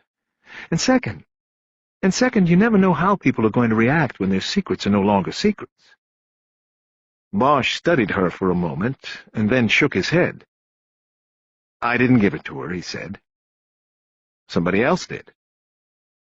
He studied her eyes for any kind of tell. There was nothing. "There's going to be trouble over it," he added. She raised her eyebrows in surprise. Still no tell. "Why? If you didn't give her the information, why would there—" She stopped, and now Bosch could see her put it together. He saw the disappointment fill her eyes. "Oh, Harry." He tried to back out through the door. "What?" "Don't worry about it. I'll be fine." "It wasn't me, Harry." "Is that what you're here about? To see if I'm the leak or the source or whatever you'd call it?" She abruptly put her wineglass down on the coffee table. Red wine lapped over the edge and onto the table. She didn't do anything about it. Bosch knew there was no use trying to avoid the collision. He had screwed up. "Look, only 4 people knew, and I was one of them. So you thought you'd come here undercover and find out if it was me?" She waited for a response. Finally, all Bosch could do was nod. "Well, it wasn't me. And I think you should go now." Bosch nodded and put down his glass.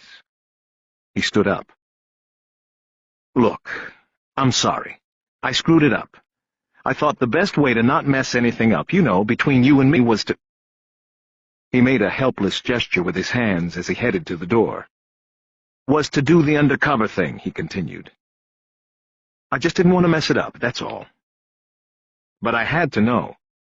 I think if you were me, you would have felt the same way about it." He opened the door and looked back at her. "I'm sorry, Julia. Thanks for the wine." He turned to go. "Harry?" He turned back. She came to him and reached up and grabbed the lapels of his jacket with both hands. She slowly pulled him forward and then pushed him backward, as if roughing up a suspect in slow motion.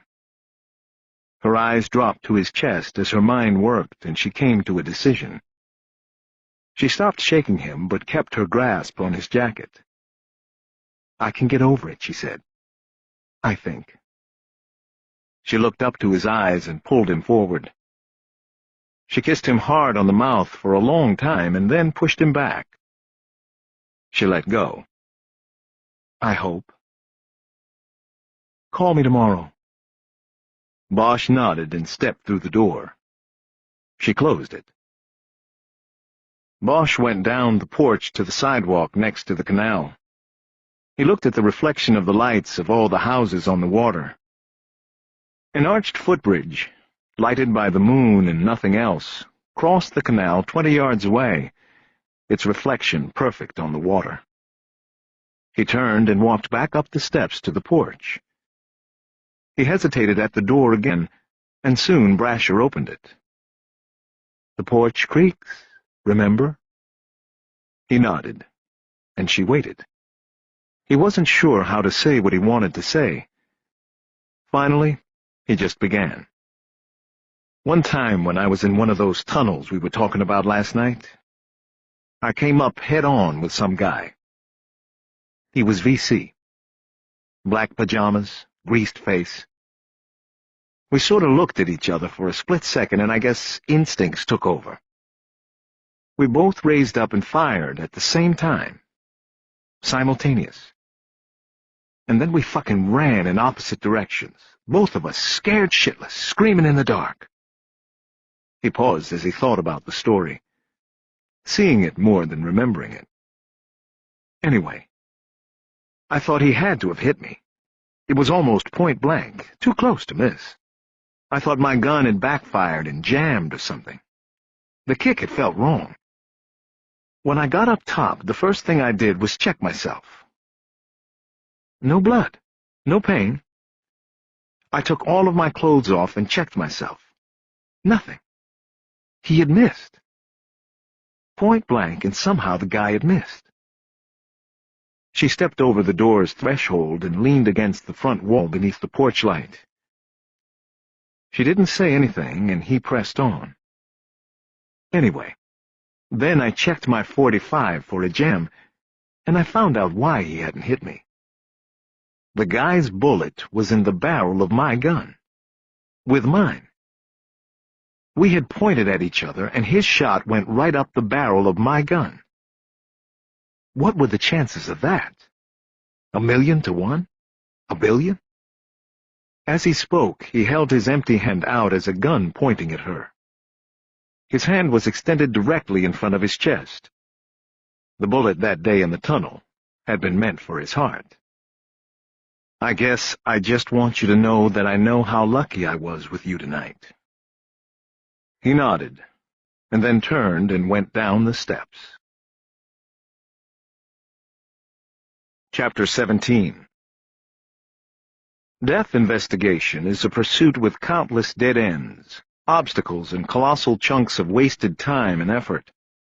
Bosch knew this every day of his existence as a cop, but was reminded of it once again when he got to the homicide table shortly before noon Monday, and found his morning's time and effort had most likely been wasted, while a brand-new obstacle awaited him. The homicide squad had the area at the rear corner of the detective bureau. The squad consisted of 3 teams of 3.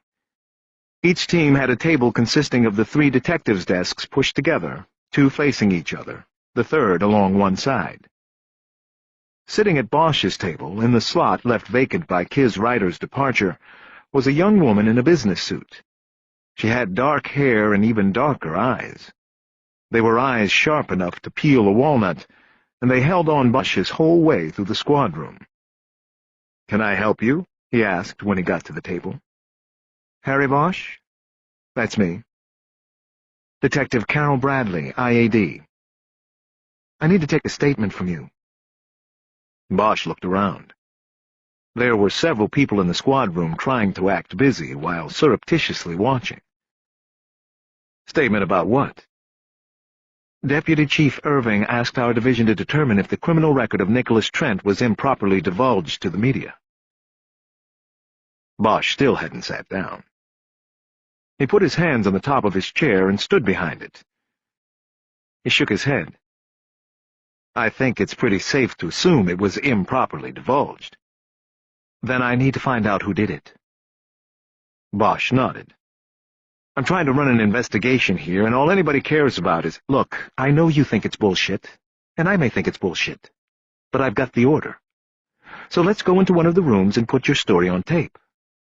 It won't take long, and then you can go back to your investigation." Bosch put his briefcase on the table and opened it. He took out his tape recorder. He had remembered it while driving around all morning delivering search warrants at the local hospitals. "Speaking of tape, why don't you take this into one of the rooms and listen to it first? I had it on last night. It should end my involvement in this pretty quick." She hesitantly took the recorder, and Bosch pointed to the hallway that led to the 3 interview rooms. "I'm still going to need to—" "Fine. Listen to the tape, then we'll talk. Your partner, too. He should be in any time now." Bradley went down the hall with the recorder. Bosch finally sat down and didn't bother to look at any of the other detectives. It wasn't even noon, but he felt exhausted. He had spent the morning waiting for a judge in Van Nuys to sign the search warrants for medical records, and then driving across the city delivering them to the legal offices of 19 different hospitals. Edgar had taken 10 of the warrants and headed off on his own. With fewer to deliver, he was then going downtown to conduct record searches on Nicholas Trent's criminal background and to check the reverse directories and property records for Wonderland Avenue. Bosch noticed that waiting for him was a stack of phone messages and the latest batch of call-in tips from the front desk. He took the phone messages first. 9 out of 12 of them were from reporters, all no doubt wanting to follow up on Channel 4's report on Trent the night before and then rebroadcast during the morning news program. The other 3 were from Trent's lawyer, Edward Morton. He had called 3 times, between 8 and 9:30 a.m. Bosch didn't know Morton, but expected he was calling to complain about Trent's record being given to the media. He normally wasn't quick to return calls to lawyers, but decided it would be best to get the confrontation over with and to assure Morton that the leak had not come from the investigators on the case. Even though he doubted that Morton would believe anything he said, he picked up the phone and called back. A secretary told him that Morton had gone to a court hearing but was due to check in at any moment. Bosch said he would be waiting for him to call again. After hanging up, Bosch dropped the pink slips with the reporters' numbers on them into the trash can next to his spot at the table. He started going through the call-in sheets and quickly noticed that the desk officers were now asking the questions he had typed out the morning before and given to Mankiewicz. On the 11th report in the pile, he came across a direct hit. A woman named Sheila Delacroix had called at 8:41 a.m. that morning and said she had seen the Channel 4 report that morning. She said her younger brother Arthur Delacroix disappeared in 1980 in Los Angeles. He was 12 years old at the time and was never heard from since. In answer to the medical questions, she responded that her brother had been injured during a fall from a skateboard a few months before his disappearance. He suffered a brain injury that required hospitalization and neurosurgery. She did not remember the exact medical details, but was sure the hospital was Queen of Angels. She could not recall the name of any of the doctors who treated her brother. Other than an address and callback number for Sheila Delacroix, that was all the information on the report. Bosch circled the word skateboard on the sheet. He opened his briefcase and got out a business card Bill Gollaher had given him. He called the first number and got a machine at the anthropologist's office at UCLA. He called the second and got Gollaher while he was eating lunch in Westward Village. Got a quick question. The injury that required surgery on the skull. The hematoma? Right. Could that have been caused by a fall from a skateboard? There was silence, and Bosch let Gollaher think. The clerk who took the calls to the general lines in the squad room came up to the homicide table and shot Bosch a peace sign. Bosch covered his receiver. Who is it? Kiz Ryder. Tell her to hold. He uncovered the receiver. Doc, you there? Yes, I'm just thinking. It might be possible, depending on what it was he hit, but a fall just to the ground, I would say it's not likely. You had a tight fracture pattern, which indicates a small area of surface-to-surface contact. Also, the location is high up on the cranium. It's not the back of the head, which you would normally associate with fall injuries. Bosch felt some of the wind going out of his sails. He had thought he might have an ID on the victim. Is this a particular person you're talking about? Gollaher asked. Yeah, we just got a tip. Are there x-rays? Surgical records? I'm working on it. Well, I'd like to see them to make a comparison. As soon as I get them. What about the other injuries? Could they be from skateboarding? Of course, some of them could be from that, Gollaher said, but I would say not all. The ribs, the twist fractures. Also, some of these injuries dated to very early childhood, Detective.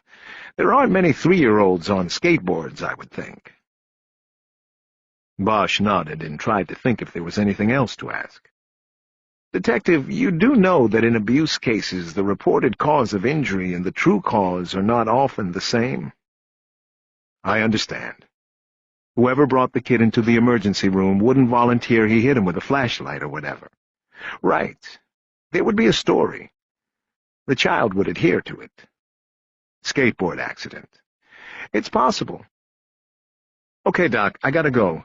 I'll get you the x-rays as soon as I get them. Thanks. He punched line 2 on the phone. Kiz? Harry, hi, how are you doing? Busy. What's up? I feel awful, Harry. I think I fucked up.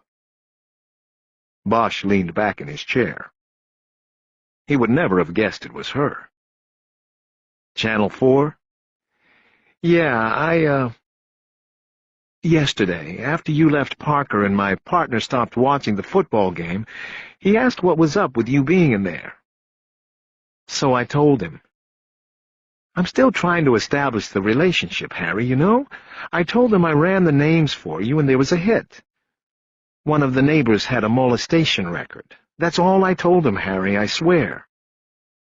Bosch breathed out heavily. He actually felt better. His instinct about Ryder had been right on. She was not the leak. She had simply trusted someone she should have been able to trust. Kiz, I got ID sitting up here waiting to talk to me about this. How do you know Thornton gave it to Channel 4? I saw the report on TV this morning when I was getting ready. I know Thornton knows that reporter. Certain? Thornton and I worked a case a few months ago. An insurance murder on the West Side. It got some media play, and he was feeding her stuff off the record. I saw them together. Then yesterday, after I told him about the hit, he said he had to go to the can. He picked the sports page up and went down the hall. But he didn't go to the can. We got a call out, and I went down and banged on the door to tell him we were rolling. He didn't answer. I didn't really think anything about it until I saw the news today. I think he didn't go to the can because he went into another office or down to the lobby to use a phone to call her.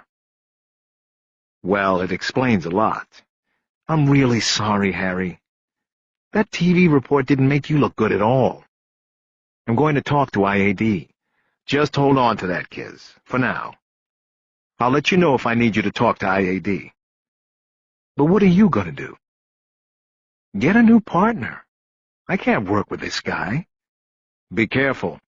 You start jumping partners and pretty soon you'll be all alone. I'd rather work alone than with some asshole I can't trust. There's that. What about you? The offer still stand? What? I'm an asshole you can trust? You know what I mean. The offer stands. All you have to do is, "Hey, Harry, I gotta go. Here he comes." Okay, bye. Bosch hung up and rubbed his mouth with his hand as he thought about what to do about Thornton.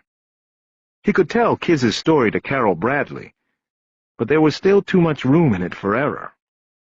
He wouldn't feel comfortable going to IAD with it unless he was sure. The actual idea of going to IAD about anything repulsed him, but in this instance, someone was harming Bosch's investigation, and that was something he could not let pass. After a few minutes, he came up with a plan and checked his watch. It was 10 minutes before noon. He called Kiz Ryder back. "It's Harry." "Is he there?" "Yeah, why?" "Repeat after me in a sort of excited voice." "You did, Harry? Great. Who was he?" "You did, Harry? That's great. Who was he?" "Okay, now you're listening." "Listening? Listening." Now say, how did a 10-year-old get here from New Orleans? How did a 10-year-old get all the way here from New Orleans? Perfect. Now hang up and don't say anything. If Thornton asks you, tell him we ID'd the kid through dental records. He was a 10-year-old runaway from New Orleans, last seen in 1975. His parents are on a plane heading here now, and the chief is going to have a press conference about it all today at 4. Okay, Harry. Good luck. You too. Bosch hung up and looked up. Edgar was standing across the table from him. He had heard the last part of the conversation, and his eyebrows were up. "No, it's all bullshit," Bosch said. "I'm setting up the leak. And that reporter." "The leak? Who is the leak?" "Kiz's new partner, we think." Edgar slid into his chair and just nodded. "But we do have a possible ID on the bones," Bosch said. He told Edgar about the call-in sheet on Arthur Delacroix and his subsequent conversations with Bill Gollaher. 1980? That's not going to work with Trent. I checked the reverses and property records. He wasn't on that street until '84, like he said last night. Something tells me he isn't our guy. Bosch thought about the skateboard again. It wasn't enough to alter his gut feeling. "Tell that to Channel 4. Bosch's phone rang. It was Ryder. "He just went to the can." "You tell him about the press conference?" "I told him everything. He kept asking questions, the dipshit." "Well, if he tells her that everybody will have it at 4, she'll go out with the exclusive on the noon news. I'm going to go watch. Let me know." He hung up and checked his watch. He still had a few minutes. He looked at Edgar. "By the way, IAD is in one of the rooms back there. We're under investigation." Edgar's jaw dropped.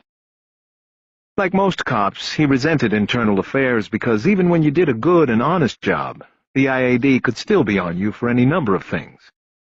It was like the Internal Revenue Service, the way just seeing a letter with the IRS return address in the corner was enough to pull your guts into a knot. "Relax. It's about the Channel 4 thing. We should be clear of it in a few minutes. Come with me."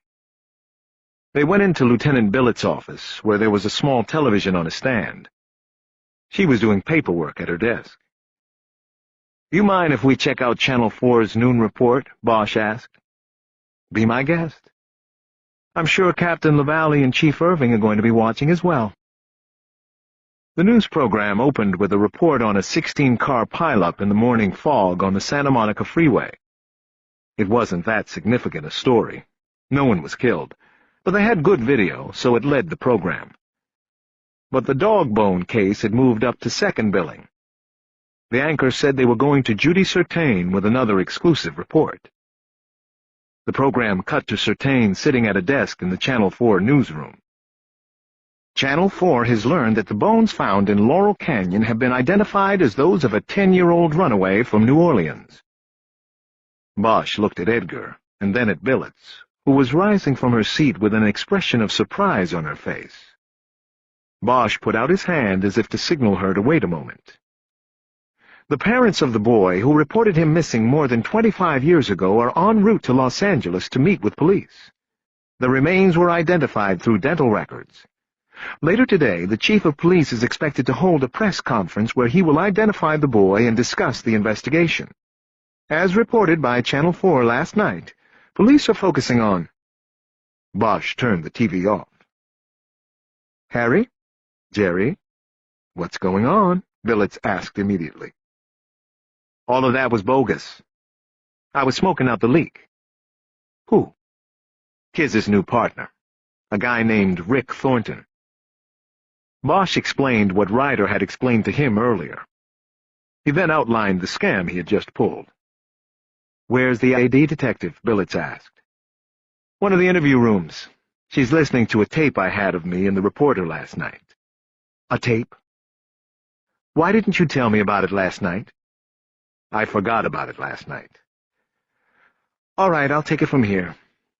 You feel Kiz is clean on this?" Bosch nodded. "She has to trust her partner enough to tell him anything. He took that trust and gave it to Channel 4. I don't know what he's getting in return, but it doesn't matter. He's fucking with my case." "All right, Harry, I said I would handle it. You go back to the case. Anything new I should know about?" "We've got a possible ID. This one legit. That will be running down today."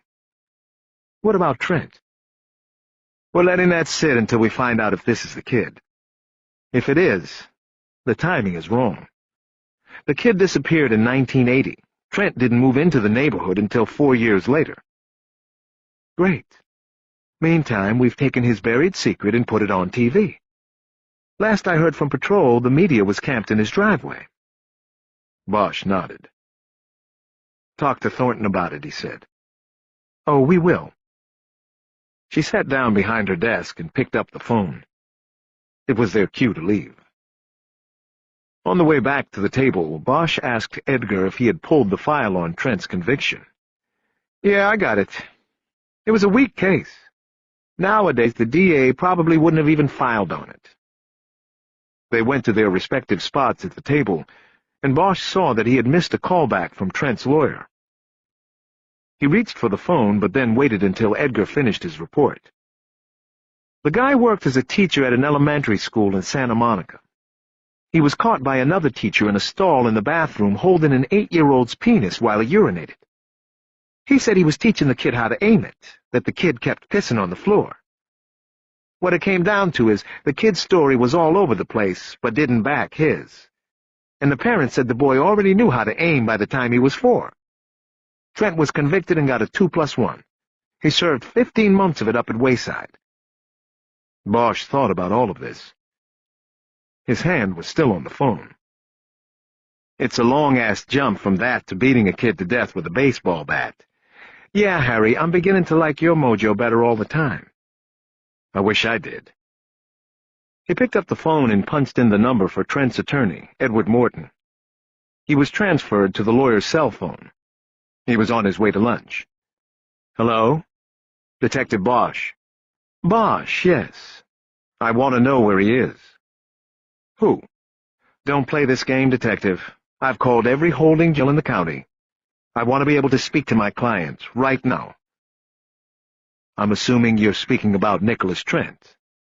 Have you tried his job?" "Home and work. No answer. Pager, too. If you people have him, he's entitled to representation, and I am entitled to know. I'm telling you now, if you fuck with me on this, I will go right to a judge and the media." "We don't have your man, Counselor. I haven't seen him since last night." "Yes, he called me after you left. Then again after watching the news. You people fucked him over. You should be ashamed of yourself." Bosch's face burned with a rebuke, but he didn't respond to it. If he didn't personally deserve it, then the department did. He'd take the bullet for now. "Do you think he ran, Mr. Morton?" Why run if you're innocent? I don't know. Ask O.J. A horrible thought suddenly shot into Bosch's gut. He stood up, the phone still pressed to his ear. Where are you now, Mr. Morton? Sunset heading west, near Book Soup. Turn around and come back. Meet me at Trent's house. I have a lunch. I'm not going— Meet me at Trent's house. I'm leaving now. He put the phone in its cradle and told Edgar it was time to go. He'd explain on the way. Chapter 18. There was a small gathering of television reporters in the street in front of Nicholas Trent's house. Bosch parked behind the Channel 2 van, and he and Edgar got out. Bosch didn't know what Edward Morton looked like, but didn't see anyone in the group who looked like an attorney. After more than 25 years on the job, he had unerring instincts that allowed him to identify lawyers and reporters. Over the top of the car, Bosch spoke to Edgar before the reporters could hear them. If we have to go in, we'll do it around back, without the audience. I gotcha. They walked up to the driveway and were immediately accosted by the media crews, who turned on cameras and threw questions that went unanswered. Bosch noticed that Judy Certain of Channel 4 was not among the reporters. Are you here to arrest Trent? Can you tell us about the boy from New Orleans? What about the press conference? Media Relations doesn't know anything about a press conference. Is Trent a suspect or not? Once Bosch was through the crowd and on Trent's driveway, he suddenly turned back and faced the cameras. He hesitated a moment, as if composing his thoughts. What he really was doing was giving them time to focus and get ready. He didn't want anyone to miss this. There is no press conference scheduled, Bosch said. There has been no identification of the bones yet. The man who lives in this house was questioned last night, as was every resident of this neighborhood. At no time was he called a suspect by the investigators on this case. Information leaked to the media by someone outside of the investigation and then broadcast without being checked first with the actual investigators has been completely wrong and damaging to the ongoing investigation. That's it. That's all I'm going to say. When there is some real and accurate information to report, we will give it to you through Media Relations. He turned back around and headed up the driveway to the house with Edgar.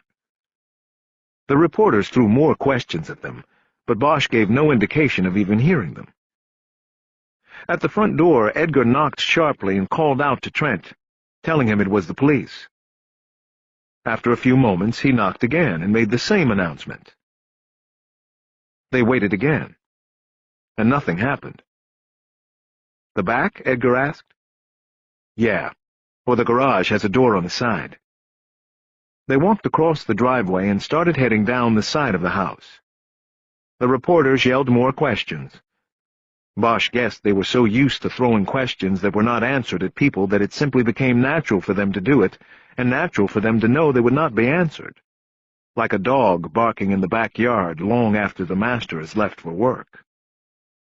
They passed the side door to the garage, and Bosch noted that he was correct in remembering that there was only a single key lock on the knob. They continued into the backyard. There was a kitchen door with a deadbolt and a key lock on the knob. There was also a sliding door which would be easy to pop open. Edgar stepped over to it, but looked down through the glass to the interior sliding track and saw that there was a wooden dowel in place that would prevent the door from being opened from the outside. "This won't work, Harry," he said. Bosch had a small pouch containing a set of lockpicks in his pocket. He didn't want to have to work the deadbolt on the kitchen door.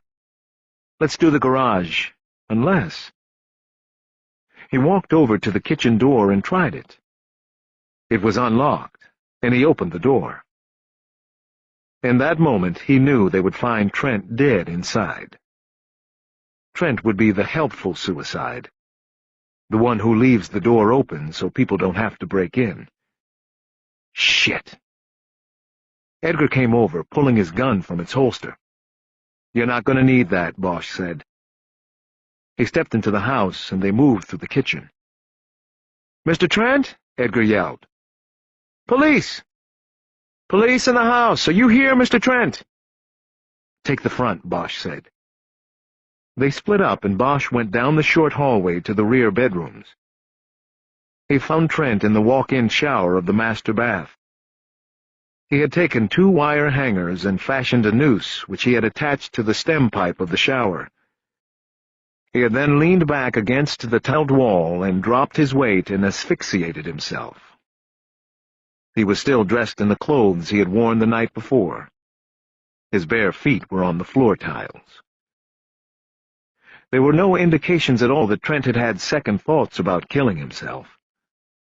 Being that it was not a suspension hanging, he could have stopped his death at any time. He didn't. Bosch would have to leave it for the coroner's people, but he judged by the darkening of the body's tongue, which was distended from the mouth, that Trent had been dead at least 12 hours. That would put his death in the vicinity of the very early morning, not long after Channel 4 had first announced his hidden past to the world and labeled him a suspect in the Bones case. "Harry?" Bosch nearly jumped. He turned around and looked at Edgar. "Don't do that to me, man. What?" Edgar was staring at the body as he spoke. "He left a 3-page note out on the coffee table." Bosch stepped out of the shower and pushed past Edgar. He headed toward the living room, taking a pair of latex gloves from his pocket and blowing into them to expand the rubber before snapping them on. "Did you read the whole thing?" "Yeah. He says he didn't do the kid. He says he's killing himself because the police and reporters have destroyed him and he can't go on. Like that. There's some weird stuff, too." Bosch went into the living room. Edgar was a few steps behind him. Bosch saw 3 handwritten pages spread side by side on the coffee table. He sat down on the couch in front of them. "This how they were?" "Yep. I didn't touch them." Bosch started reading the pages. What he presumed were Trent's last words were a rambling denial of the murder of the boy on the hillside and a purging of anger over what had been done to him. "Now everybody will know. You people have ruined me, killed me. The blood is on you, not on me. I didn't do it. I didn't do it. No, no, no. I never hurt anyone. Never, never, never. Not a soul on this earth. I love the children. Love. No, it was you who hurt me. You. But it is I who can't live with the pain of what you have ruthlessly caused. I can't." It was repetitive and almost as if someone had written down an extemporaneous diatribe, rather than sat down with pen and paper and wrote out their thoughts. The middle of the second page was blocked off, and inside the box were names under a heading of "Those Found Responsible." The list started with Judy Certain, included the anchor on the Channel 4 nightly news, and listed Bosch, Edgar, and 3 names Bosch didn't recognize: Calvin Stumbo, Max Rebner, and Alicia Felser. Stumbo was the cop and Rebner was the DA on the first case, Edgar said, in the 60s. Bosch nodded. "And Felser?" "Don't know that one." The pen with which the pages were apparently written was on the table next to the last page. Bosch didn't touch it because he planned to have it checked for Trent's fingerprints. As he continued to read, Bosch noticed that each page was signed at the bottom with Trent's signature. At the end of the last page, Trent made an odd plea that Bosch didn't readily understand. "My one regret is for my children. Who will care for my children? They need food and clothes. I have some money. The money goes to them, whatever I have. This is my last will and testament signed by me. Give the money to the children. Have Morton give the money and don't charge me anything. Do it for the children." "His children?" Bosch asked. "Yeah, I know," Edgar said. "Weird. What are you doing here? Where is Nicholas?" They looked at the doorway from the kitchen to the living room. A short man in a suit, who Bosch guessed was a lawyer, and had to be Morton, stood there. Bosch stood up. "He's dead. It looks like a suicide." "Where?" "Master bath, but I wouldn't—" Morton was already gone, heading to the bathroom. Bosch called after him, "Don't touch anything." He nodded to Edgar to follow and make sure. Bosch sat back down and looked at the pages again. He wondered how long it took Trent to decide that killing himself was all that he had left, and then to labor over the 3-page note. It was the longest suicide note he had ever encountered. Morton came back into the living room, Edgar just behind him. His face was ashen, and his eyes held on the floor. "I tried to tell you not to go back there," Bosch said. The lawyer's eyes came up and fixed on Bosch. They filled with anger, which seemed to restore some color to Morton's face. "Are you people happy now? You completely destroyed him. Give a man's secret to the vultures, they put it on the air, and this is what you get." He gestured with a hand in the direction of the bathroom. "Mr. Morton, you've got your facts wrong, but essentially it looks like that's what happened. In fact, you'd probably be surprised by how much I agree with you. Now that he's dead, that must be very easy for you to say. Is that a note? Did he leave a note?" Bosch got up and gestured for him to take his spot on the couch in front of the 3 pages. "Just don't touch the pages." Morton sat down, unfolded a pair of reading glasses, and started studying the pages. Bosch walked over to Edgar and said in a low voice, "I'm going to use the phone in the kitchen to make the calls." Edgar nodded. "Better get media relations on it. The shit is going to hit that fan." "Yeah." Bosch picked up the wall phone in the kitchen and saw it had a redial button. He pushed it and waited. He recognized the voice that answered as Morton's. It was an answering machine. Morton said he wasn't home and to leave a message. Bosch called Lieutenant Billett's direct line. She answered right away, and Bosch could tell she was eating. "Well, I hate to break this to you while you're eating, but we're up here at Trent's place. It looks like he killed himself."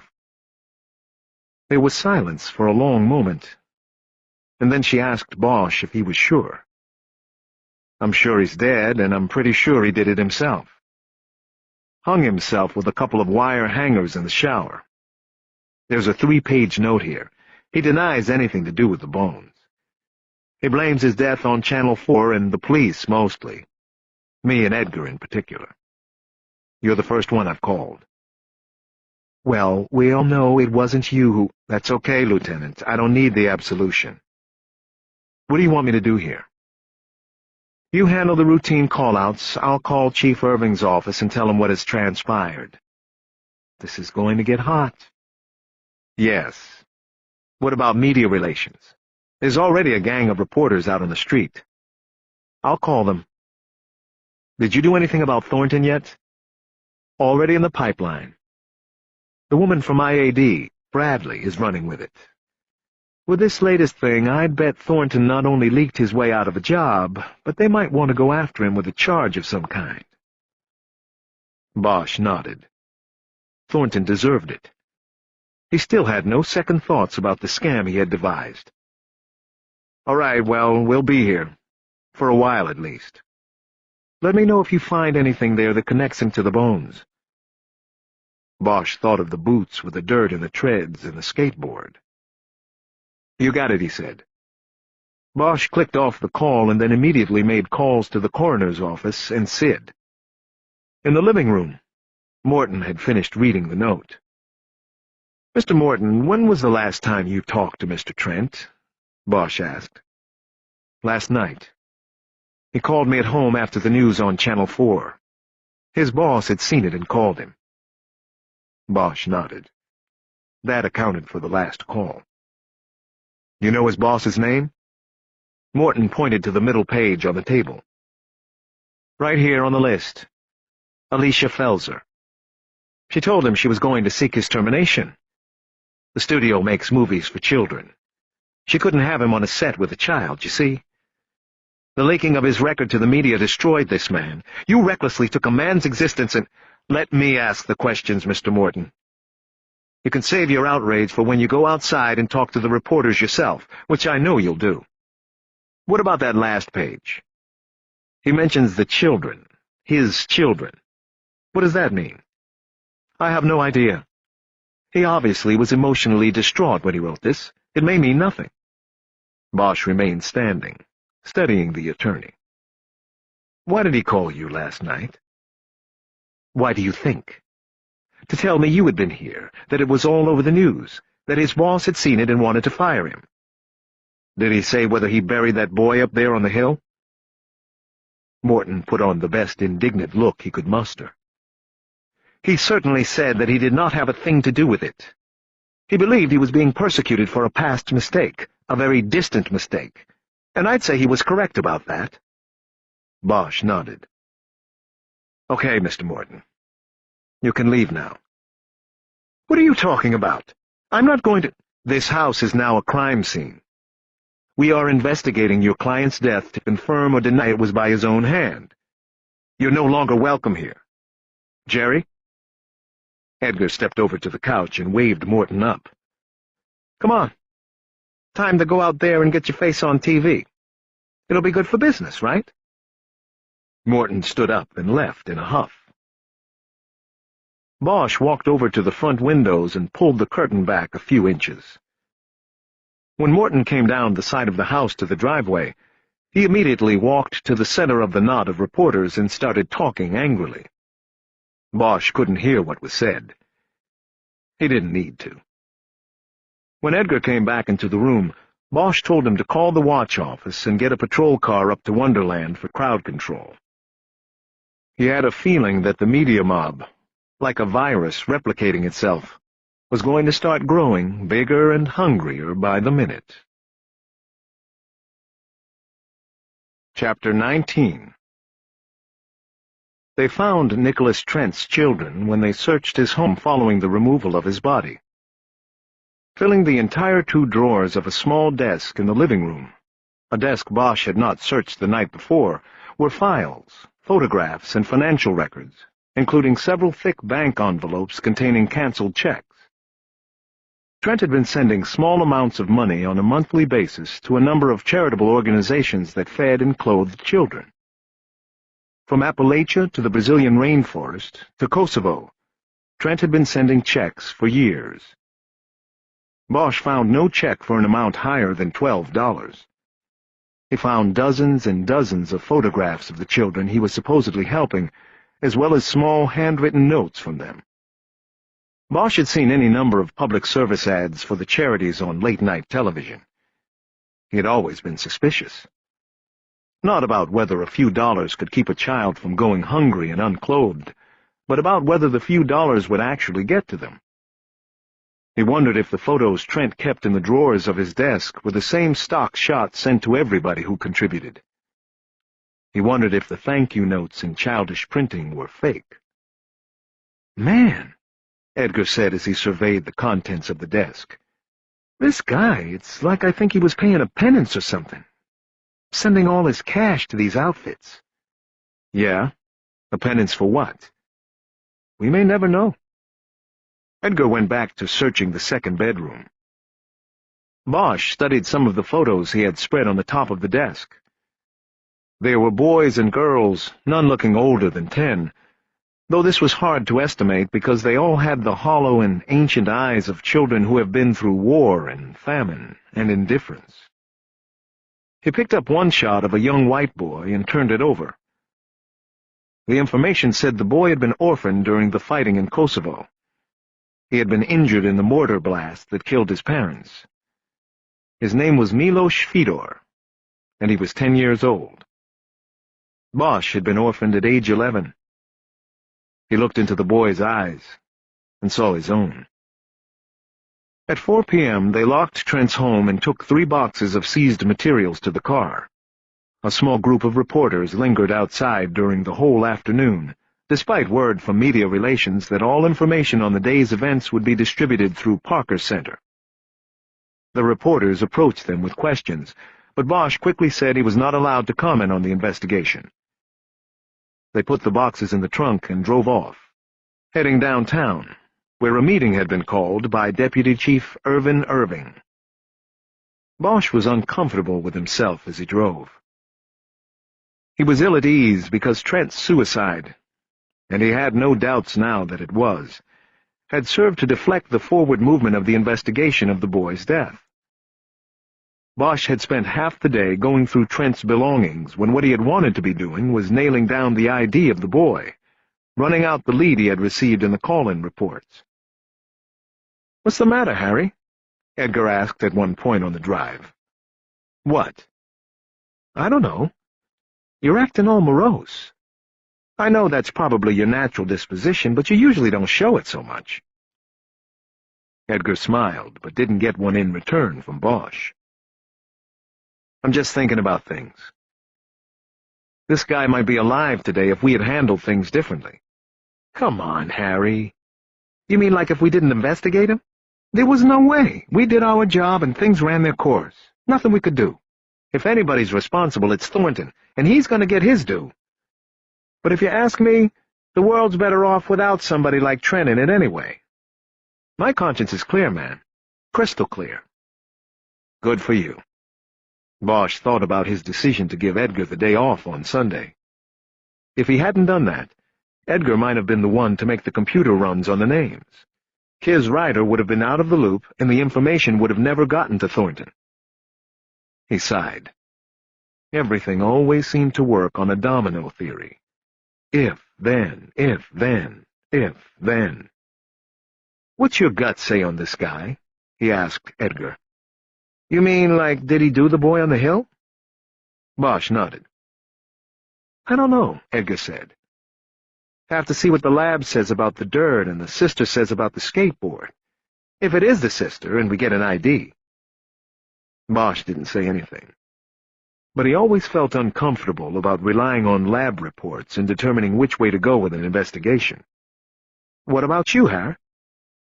Bosch thought of the photos of all the children Trent thought he was caring for. His act of contrition. His chance at redemption. "I'm thinking we're spinning our wheels," he said. He isn't the guy. Chapter 20. Deputy Chief Irvin Irving sat behind his desk in his spacious office on the 6th floor of Parker Center. Also seated in the room were Lieutenant Grace Billets, Bosch and Edgar, and an officer from the Media Relations Unit named Sergio Medina. Irving's adjutant, a female lieutenant named Simonton, stood in the open doorway of the office in case she was needed. Irving had a glass-topped desk. There was nothing on it except for 2 pieces of paper with printing on them that Bosch could not read from his spot in front of Irving's desk and to the left. "Now then," Irving began, "what do we know as fact about Mr. Trent? We know he was a pedophile with a criminal record of abusing a child. We know that he lived a stone's throw from the burial site of a murdered child. And we know that he committed suicide on the evening he was questioned by investigators in regard to the first 2 points just stated." Irving picked up one of the pages on his desk and studied it without sharing its contents with the room. Finally he spoke. "I have here a press release that states those same 3 facts and goes on to say, Mr. Trent is the subject of an ongoing investigation. Determination of whether he was responsible for the death of the victim found buried near his home is pending lab work and follow-up investigation." He looked at the page silently again, and then finally put it down. "Nice and succinct. But it will do little to quell the thirst of the media for this story, or to help us avert another troubling situation for this department." Bosch cleared his throat. Irving seemed to ignore it at first, but then spoke without looking at the detective. "Yes, Detective Bosch?" "Well, it sort of seems as though you're not satisfied with that. The problem is, what is on that press release is exactly where we stand. I'd love to tell you I think the guy did the kid on the hill. I'd love to tell you I know he did it. But we are a long way from that, and if anything, I think we're going to end up concluding the opposite." "Based on what?" Irving snapped. It was becoming clear to Bosch what the purpose of the meeting was.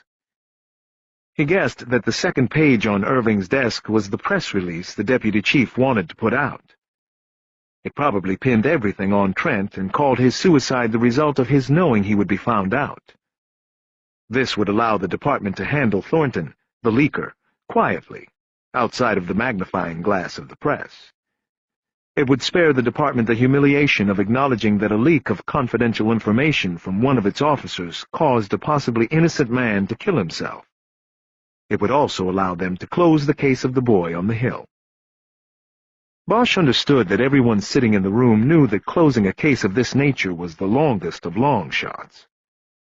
The case had drawn growing media attention, and Trent, with his suicide, had now presented them with a way out. Suspicions could be cast on the dead pedophile, and the department could call it a day and move on to the next case, hopefully one with a better chance of being solved. Bosch could understand this, but not accept it. He had seen the bones. He had heard Gallagher run down the litany of injuries. In that autopsy suite, Bosch had resolved to find the killer and close the case. The expediency of department politics and image management would be second to that. He reached into his coat pocket and pulled out his notebook. He opened it to a page with a folded corner, and looked at it as if he was studying a page full of notes. But there was only one notation on the page, written on Saturday in the autopsy suite. 44 separate indications of trauma. His eyes held on the number he had written until Irving spoke again. "Detective Bosch?" I asked. "Based on what?" Bosch looked up and closed the notebook. "Based on the timing. We don't think Trent moved into that neighborhood until after that boy was in the ground, and on the analysis of the bones. This kid was physically abused over a long period of time, from when he was a small child. It doesn't add up to Trent." "Analysis of both the timing and the bones will not be conclusive," Irving said. "No matter what they tell us, there is still a possibility, no matter how slim, that Nicholas Trent was the perpetrator of this crime. A very slim possibility. What about the search of Trent's home today? We took some old work boots with dried mud in the treads. It'll be compared to soil samples taken where the bones were found, but they'll be just as inconclusive. Even if they match up, Trent could have picked up the dirt hiking behind his house. It's all part of the same sediment, geologically speaking. What else?" "Not much. We've got a skateboard." "A skateboard?" Bosch explained about the call-in tip he had not had time to follow up on because of the suicide. As he told it, he could see Irving warming to the possibility that a skateboard in Trent's possession could be linked to the bones on the hill. "I want that to be your priority," he said. "I want that nailed down, and I want to know it the moment you do." Bosch only nodded. "Yes, sir," Billets threw in. Irving went silent and studied the 2 pages on his desk. Finally, he picked up the one he had not read from. The page Bosch guessed was the loaded press release, and turned in his desk. He slid it into a shredder, which whined loudly as it destroyed the document. He then turned back to his desk and picked up the remaining document. "Officer Medina, you may put this out to the press." He handed the document to Medina, who stood up to receive it. Irving checked his watch. "Just in time for the 6 o'clock news," he said. "Sir?" Medina said. "Yes?" There have been many inquiries about the erroneous reports on Channel 4. Should we say it is against policy to comment on any internal investigation? You may also add that the department will not condone or accept the leaking of confidential information to the media." "That is all, Officer Medina." Medina looked like he had another question to ask, but knew better. He nodded and left the office. Irving nodded to his adjutant, and she closed the office door, remaining in the anteroom outside. The deputy chief then turned his head, looking from Billets to Edgar, to Bosch. "We have a delicate situation here," he said. "Are we clear on how we are proceeding?" "Yes," Billets and Edgar said in unison. Bosch said nothing. Irving looked at him. "Detective, do you have something to say?" Bosch thought a moment before answering. "I just want to say that I'm going to find out who killed that boy and put him up in that hole. If it's Trent, fine. Good. But if it's not him, I'm going to keep going." Irving saw something on his desk. Something small, like a hair or other near-microscopic particle. Something Bosch couldn't see. Irving picked it up with 2 fingers and dropped it into the trash can behind him. As he brushed his fingers together over the shredder, Bosch looked on and wondered if the demonstration was some sort of threat directed at him. "Not every case is solved, Detective. Not every case is solvable," he said. "At some point our duties may require us to move on to more pressing matters." "Are you giving me a deadline?" "No, Detective. I am saying I understand you. And I just hope you understand me." "What's going to happen with Thornton?" "It's under internal review. I can't discuss it with you at this time." Bosch shook his head in frustration. "Watch yourself, Detective Bosch," Irving said curtly. "I've shown a lot of patience with you, on this case and others before it.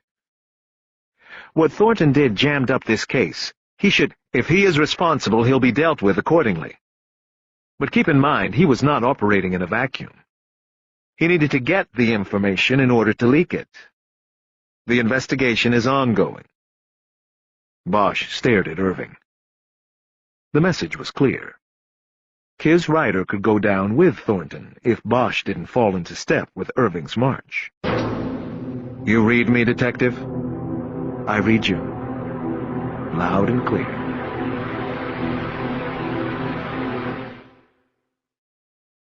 Chapter 21. Before taking Edgar back to Hollywood Division and then heading out to Venice, Bosch got the evidence box containing the skateboard out of the trunk and took it back inside Parker Center to the SID lab. At the counter he asked for Antoine Jesper. While he waited, he studied the skateboard. It appeared to be made out of laminated plywood.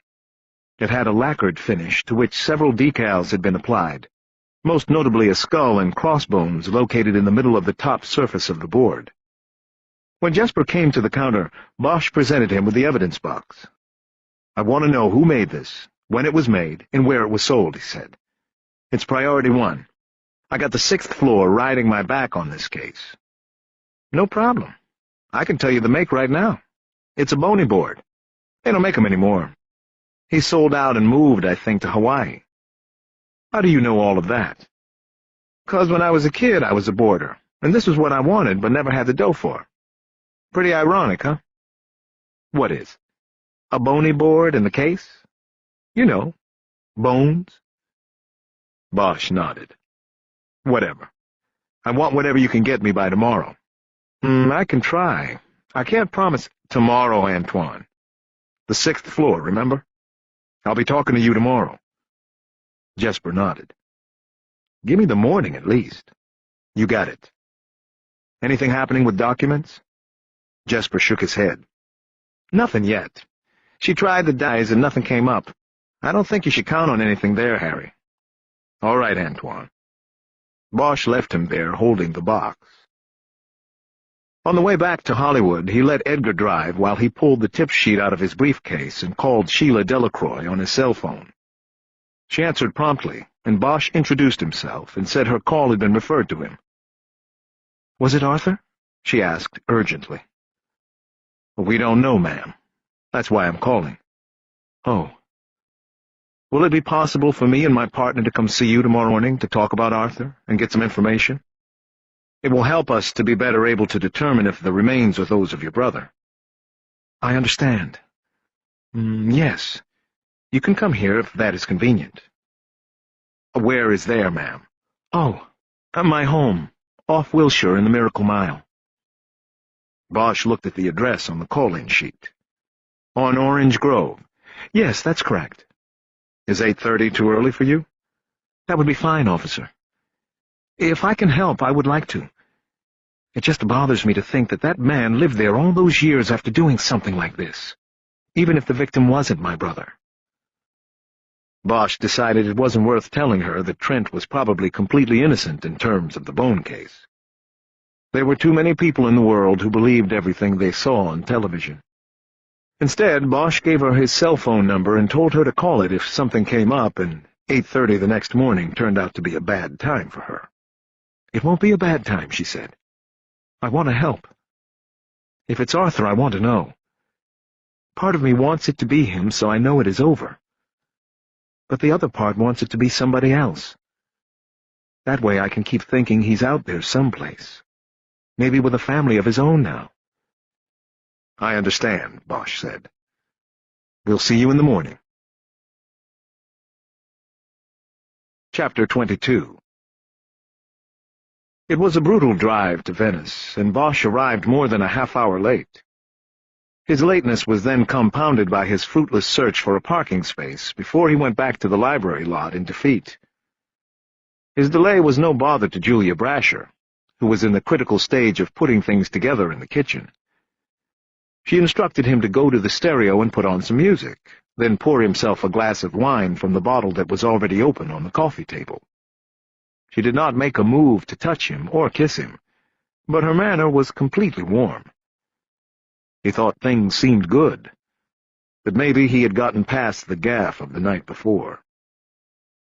He chose a CD of live recordings of the Bill Evans Trio at the Village Vanguard in New York. He had the CD at home and knew it would make for quiet dinner music. He poured himself a glass of red wine and casually walked around the living room, looking at the things she had on display. The mantel of the white brick fireplace was crowded with small framed photos he hadn't gotten a chance to look at the night before. Some were propped on stands and displayed more prominently than others. Not all were of people. Some photos were of places he assumed she had visited in her travels. There was a ground shot of a live volcano billowing smoke and spewing molten debris in the air. There was an underwater shot of the gaping mouth and jagged teeth of a shark. The killer fish appeared to be launching itself right at the camera, and whoever was behind it. At the edge of the photo, Bosch could see one of the iron bars of the cage the photographer, who he assumed was Brasher, had been protected by.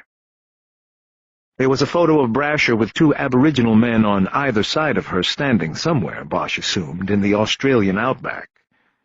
And there were several other photos of her with what appeared to be fellow backpackers in other locations of exotic or rugged terrain that Bosch could not readily identify.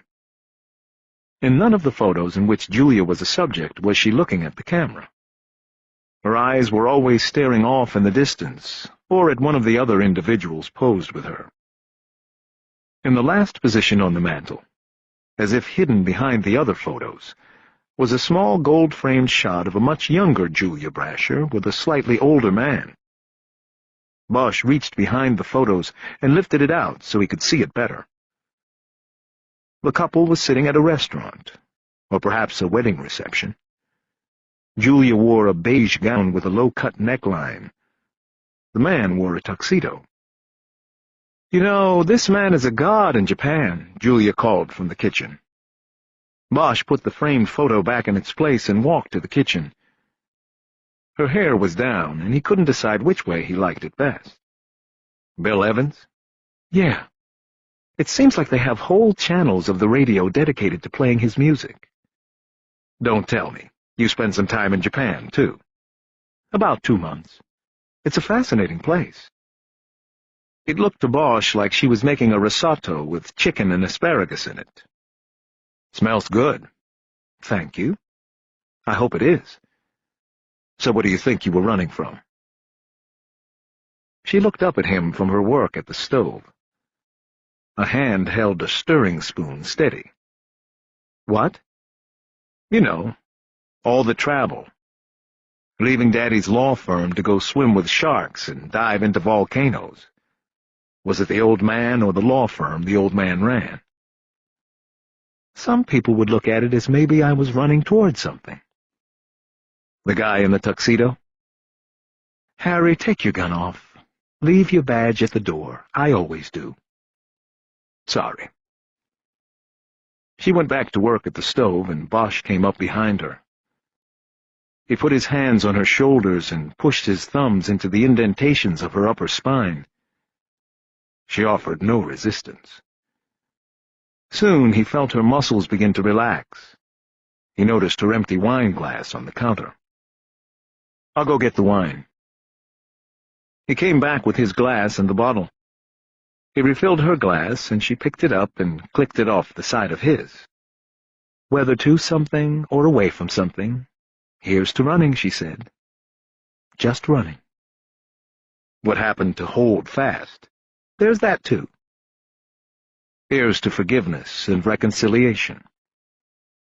They clicked glasses again. He came around behind her and started working her neck again.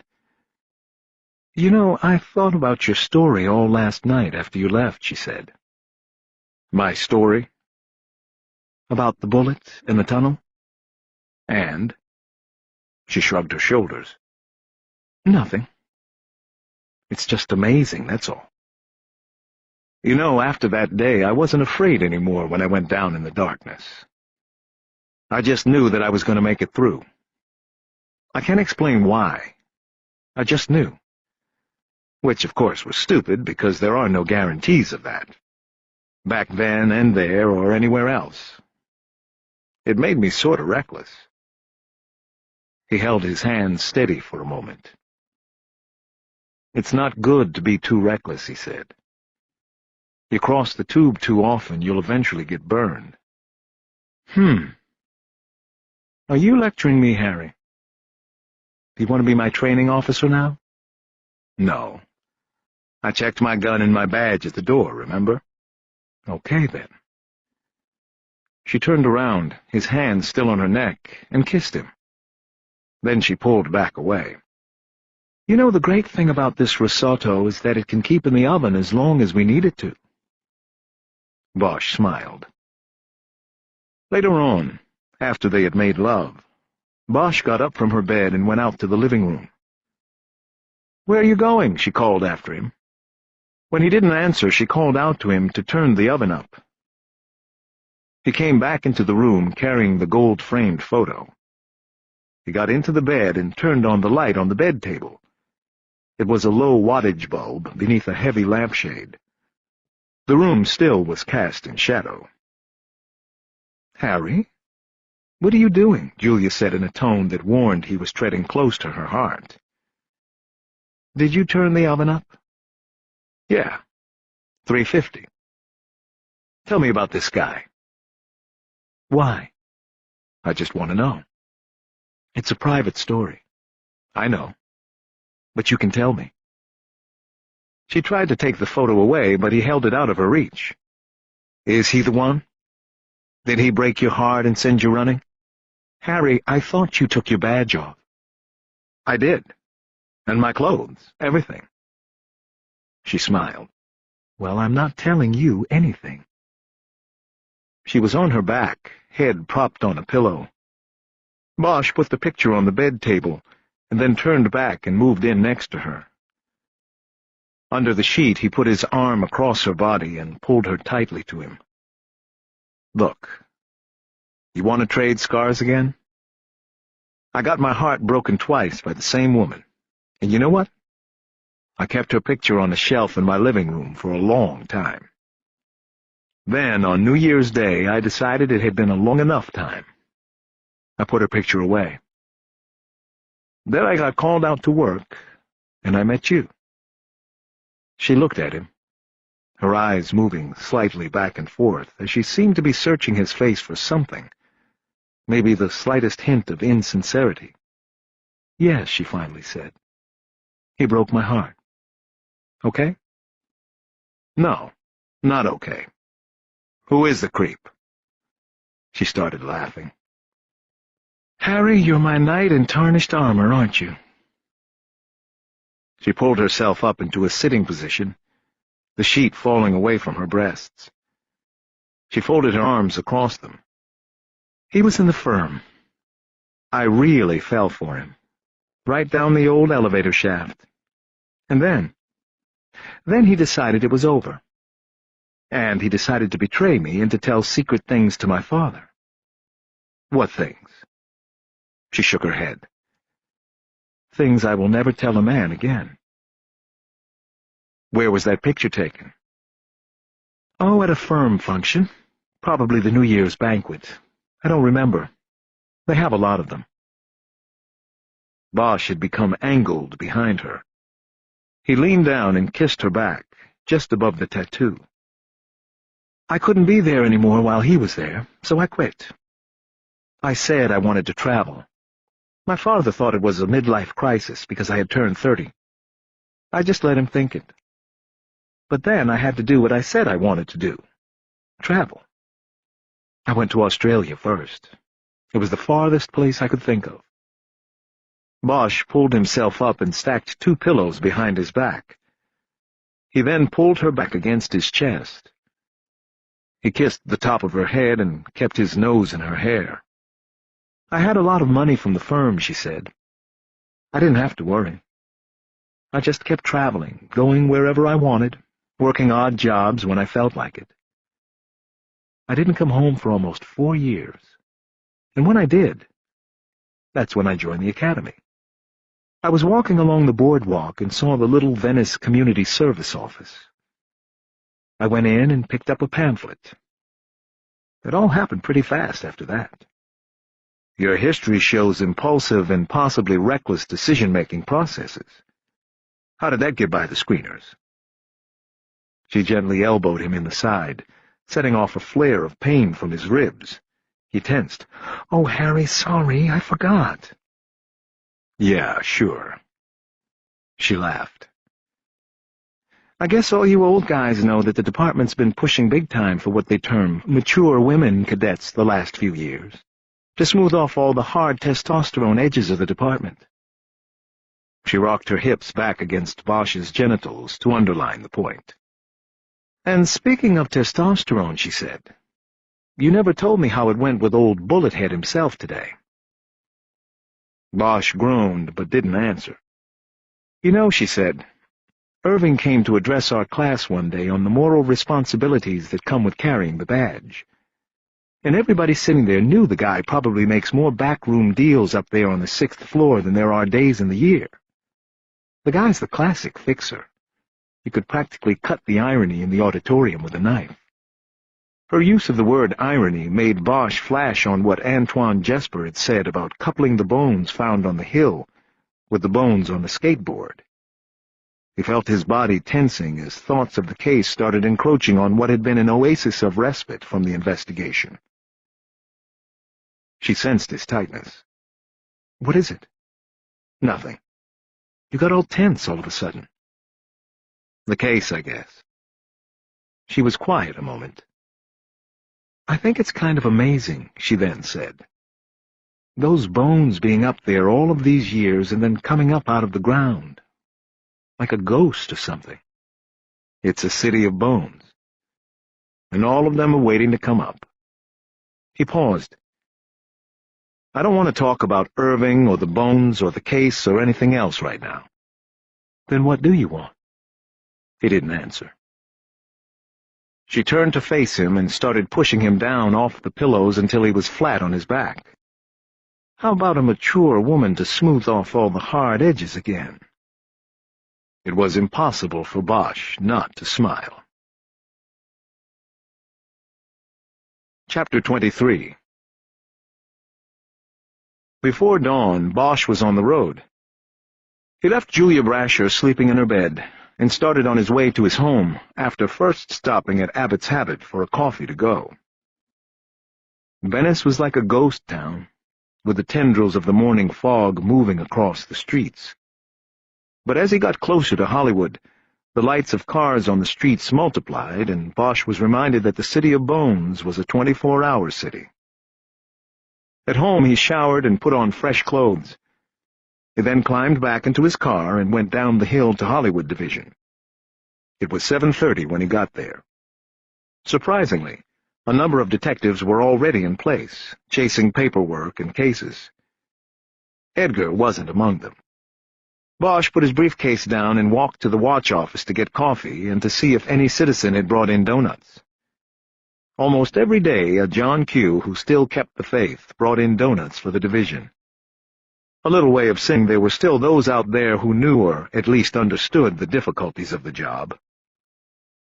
Every day in every division, cops put on the badge and tried to do their best in a place where the populace didn't understand them, didn't particularly like them, and in many instances outright despised them. Bosch always thought it was amazing how far a box of donuts could go in undoing that. He poured a cup and dropped $1 in the basket. He took a sugar donut out of a box on the counter that had already been decimated by the patrol guys. No wonder. They were from Bub's Donuts and the farmer's market. He noticed Mankiewicz sitting at his desk, his dark eyebrows forming a deep V as he studied what looked like a deployment chart. "Hey, Mank, I think we pulled the grade A lead off the call-in sheets. Thought you'd want to know." Mankiewicz answered without looking up. "Good. Let me know when my guys can give it a rest.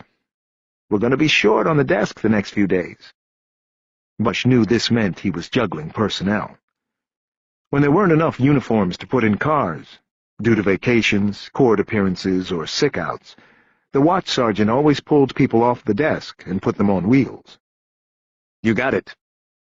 Edgar still wasn't at the table when Bosch got back to the detective squad room.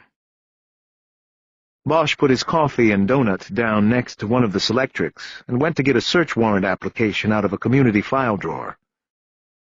For the next 15 minutes, he typed out an addendum to the search warrant he had already delivered to the records custodian at Queen of Angels.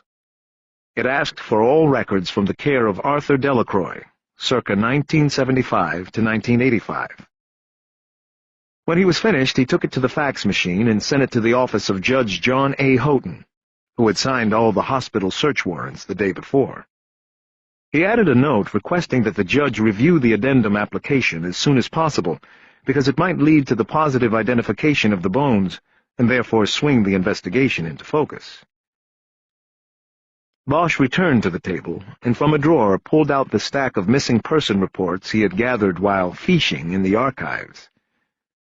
He started looking through them quickly, glancing only at the box reserved for the name of the missing individual.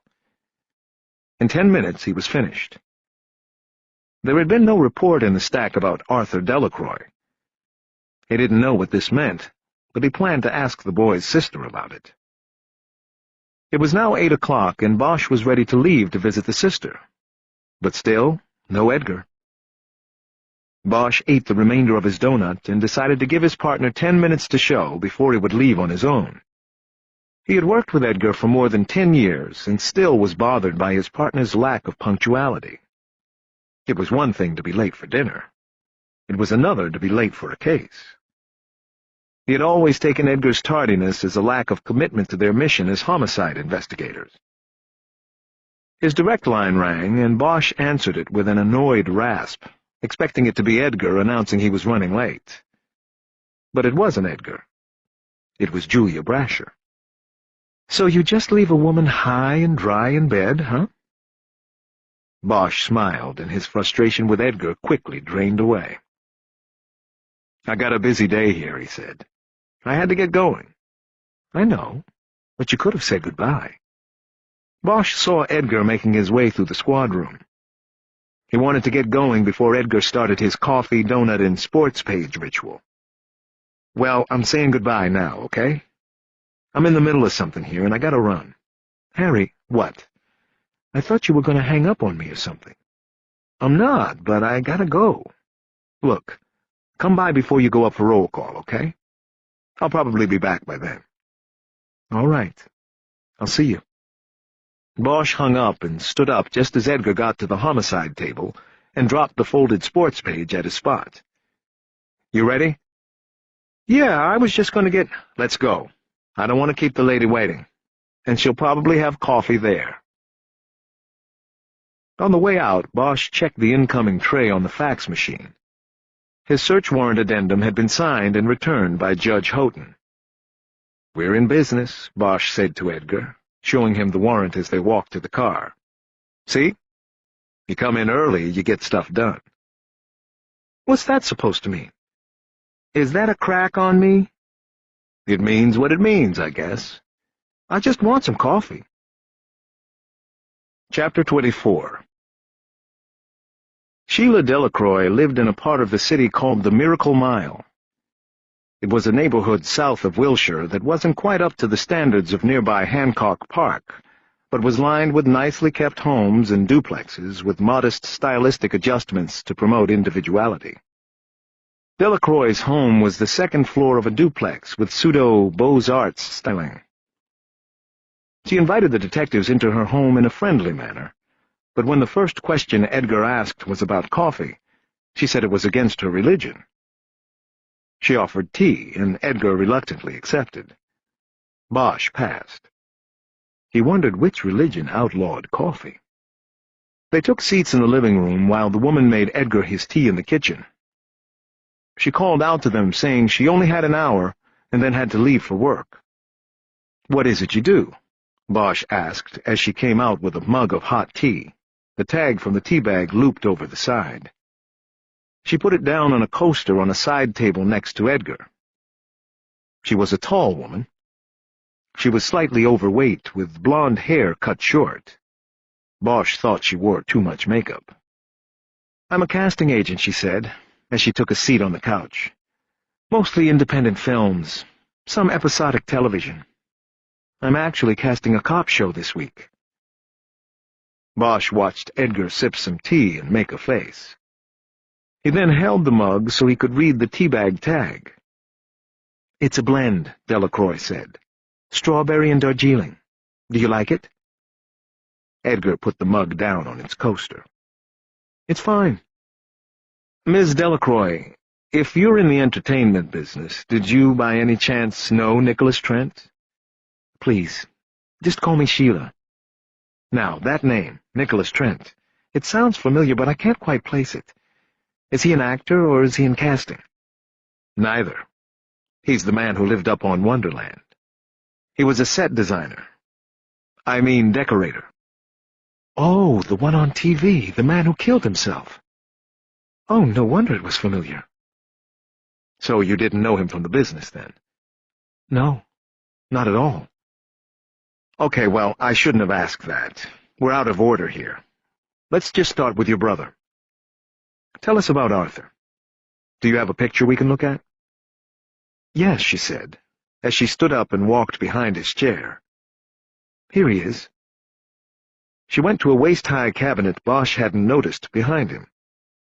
There were framed photos on it, displayed in much the same way he had seen the photos on Julia Brasher's mantel. Delacroix chose one and turned around and handed it to Bosch. The frame contained a photo of a boy and a girl sitting on a set of stairs Bosch recognized as the stairs they had climbed before knocking on her door. The boy was much smaller than the girl. Both were smiling at the camera and had the smiles of children who have been told to smile. A lot of teeth, but not a legitimately turned-up mouth. Bosch handed the photo to Edgar and looked at Delacroix, who had returned to the couch. "Those stairs. Was that taken here?" "Yes, this is the home we grew up in." "When he disappeared, it was from here?" "Yes." "Are any of his belongings still here in the house?" Delacroix smiled sadly and shook her head. "No, it's all gone. I gave his things to the charity rummage sale at church. That was a long time ago." "What church is that?" "The Wilshire Church of Nature." Bosch just nodded. "They're the ones who don't let you have coffee?" Edgar asked. "Nothing with caffeine." Edgar put the framed photo down next to his tea. "Do you have any other photos of him?" he asked. "Of course. I have a box of old photos." "Can we look at those? You know, while we talk?" Delacroix's eyebrows came together in confusion. "Sheila," Bosch said, "we found some clothing with the remains. We would like to look at the photos to see if any of it matches. It will help the investigation." She nodded. "I see. Well, then I'll be right back. I just need to go to the closet in the hallway." "Do you need help?" "No, I can manage." After she was gone, Edgar leaned over to Bosch and whispered, "This Church of Nature tea tastes like piss water." Bosch whispered back, "How would you know what piss water tastes like?" The skin around Edgar's eyes drew tight with embarrassment as he realized he had walked into that one. Before he could muster a response, Sheila Delacroix came back into the room carrying an old shoebox. She put it down on the coffee table and removed the lid. The box was filled with loose photographs. These aren't in any order or anything, but he should be in a lot of them. Bosch nodded to Edgar, who reached into the box for the first stack of photos. While my partner looks through these, why don't you tell me about your brother and when he disappeared? Sheila nodded and composed her thoughts before beginning. May 4th, 1980. He didn't come home from school. That's it. That's all. We thought he had run away. You said you found clothes with the remains. Well, my father looked in his drawers and said that Arthur had taken clothes. That was what made us think he had run away. Bosch wrote a few notes down in a notebook he had pulled from his coat pocket. You mentioned that he had been injured a few months before on a skateboard. Yes, he hit his head and they had to operate. When he disappeared, did he take his skateboard? She thought about this for a long moment. It was so long ago. All I know is that he loved that board, so I think he probably took it. But I just remember the clothes. My father found some of his clothes missing. Did you report him missing?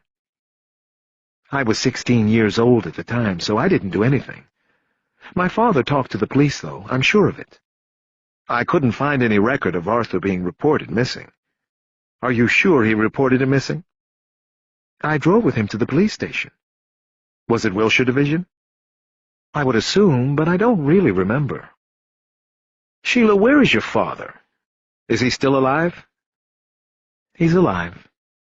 He lives in the valley, but he's not well these days. Where in the valley? Van Nuys, in the Manchester trailer park. There was silence while Bosch wrote the information down.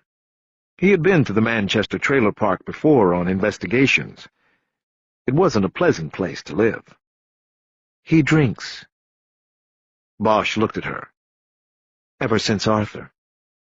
Bosch nodded that he understood. Edgar leaned forward and handed him a photograph. It was a yellowed 3x5. It showed a young boy, his arms raised in an effort to maintain balance, gliding on the sidewalk on a skateboard. The angle of the photograph showed little of the skateboard other than its profile. Bosch could not tell if it carried a bone design on it or not. Can't see much there, he said, as he started to hand the photo back. No, the clothes. The shirt. Bosch looked at the photo again. Edgar was right. The boy in the photo wore a gray T-shirt with "Solid Surf" printed across the chest. Bosch showed the photo to Sheila. This is your brother, right? She leaned forward to look at the photo. Yes, definitely. That shirt he's wearing, do you remember if it is one of the pieces of clothing your father found missing? Delacroix shook her head. I can't remember. I just remember that he liked that shirt a lot. Bosch nodded and gave the photo back to Edgar. It wasn't the kind of solid confirmation they could get from X-rays and bone comparison, but it was one more notch. Bosch was feeling more and more sure that they were about to identify the bones. He watched Edgar put the photo in a short stack of pictures he intended to borrow from Sheila's collection. Bosch checked his watch and looked back at Sheila. What about your mother?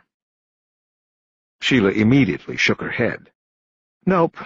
She was long gone by the time all of this happened. You mean she died? I mean she took a bus the minute the going got tough. You see, Arthur was a difficult child, right from the beginning. He needed a lot of attention, and it fell to my mother. After a while, she couldn't take it any longer. One night she went out to get some medicine at the drugstore, and she never came back. We found little notes from her under our pillows. Bosch dropped his eyes to his notebook. It was hard to hear this story and keep looking at Sheila Delacroix. How old were you? How old was your brother? I was 6, so that would make Artie 2. Bosch nodded.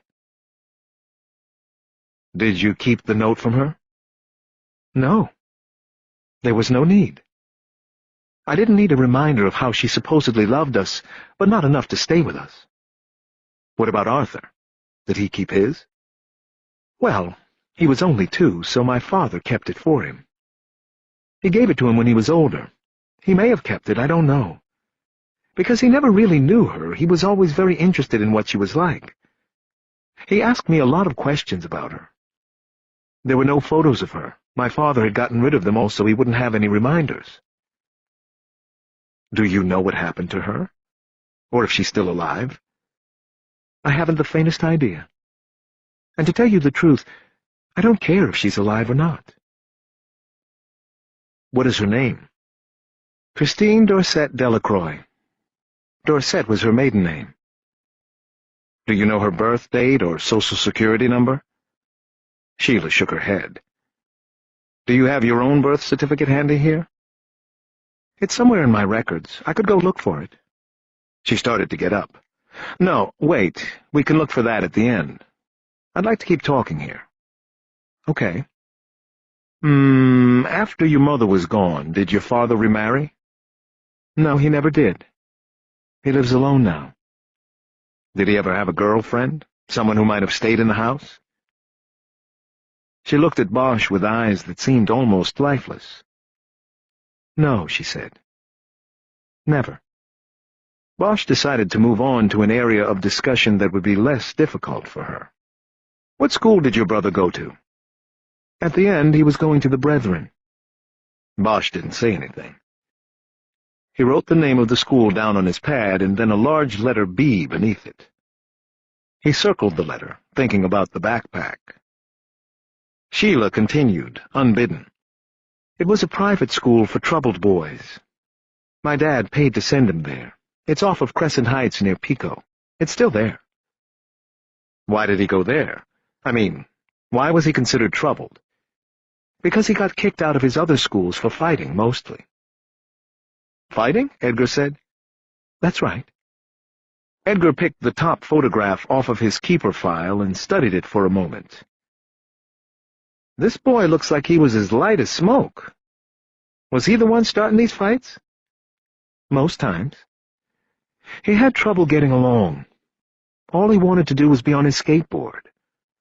I think that by today's standards he would be diagnosed as having attention deficit disorder or something similar. He just wanted to be by himself all the time. Did he get hurt in these fights? Bosch asked. Sometimes. Black and blue mostly. Broken bones? Not that I remember. Just schoolyard fights. Bosch felt agitated. The information they were getting could point them in many different directions. He had hoped a clear-cut path might emerge from the interview. You said your father searched the drawers in your brother's room and found clothes missing. That's right. Not a lot. Just a few things. Any idea what was missing specifically? She shook her head. I can't remember. What did he take the clothes in? Like a suitcase or something? I think he took his school bag. Took out the books and put in some clothes. Do you remember what that looked like? No. Just a backpack. Everybody had to use the same thing at the Brethren. I still see kids walking on Pico with them, the backpacks with the B on the back. Bosch glanced at Edgar, and then back at Delacroix. Let's go back to the skateboard. Are you sure he took it with him? She paused to think about this, then slowly nodded. Yes, I'm pretty sure he took it with him. Bosch decided to cut off the interview and concentrate on completing the identification. Once they confirmed the bones came from Arthur Delacroix, then they could come back to his sister. He thought about Gallagher's take on the injuries to the bones. Chronic abuse. Could it all have been injuries from schoolyard fights and skateboarding? He knew he needed to approach the issue of child abuse, but did not feel the time was appropriate. He also didn't want to tip his hand to the daughter so that she could turn around and possibly tell the father. What Bosch wanted was to back out and come back in later, when he felt he had a tighter grasp on the case and a solid investigative plan to go with. Okay, we're going to wrap things up here pretty quickly, Sheila, Just a few more questions. Did Arthur have some friends? Maybe a best friend, someone he might confide in? She shook her head. Not really. He mostly was by himself. Bosch nodded and was about to close his notebook when she continued. There was one boy he'd go boarding with. His name was Johnny Stokes. He was from somewhere down near Pico. He was bigger and a little bit older than Arthur, but they were in the same class at the Brethren. My father was pretty sure he smoked pot, so we didn't like Arthur being friends with him. By we, you mean your dad and you? Yes, my father. He was upset about it. Did either of you talk to Johnny Stokes after Arthur went missing? Yes. That night when he didn't come home, my father called Johnny Stokes, but he said he hadn't seen Artie. The next day, when Dad went to the school to ask about him, he told me he talked to Johnny again about Artie. And what did he say? That he hadn't seen him. Bosch wrote down the friend's name in his notebook and underlined it. Any other friends you can think of? No, not really. What's your father's name? Samuel. Are you going to talk to him? Most likely. Her eyes dropped to the hands clasped in her lap. Is that a problem if we talk to him? Not really. He's just not well. If those bones turn out to be Arthur, I was thinking it would be better if he didn't ever know. We'll keep that in mind when we talk to him. But we won't do it until we have a positive identification. But if you talk to him, then he'll know. It may be unavoidable, Sheila. Edgar handed Bosch another photo. It showed Arthur standing next to a tall, blond man who looked faintly familiar to Bosch. He showed the photo to Sheila. Is this your father? Yes, it's him. He looks familiar. Was he ever— He's an actor. Was, actually. He was on some television shows in the 60s and a few things after that.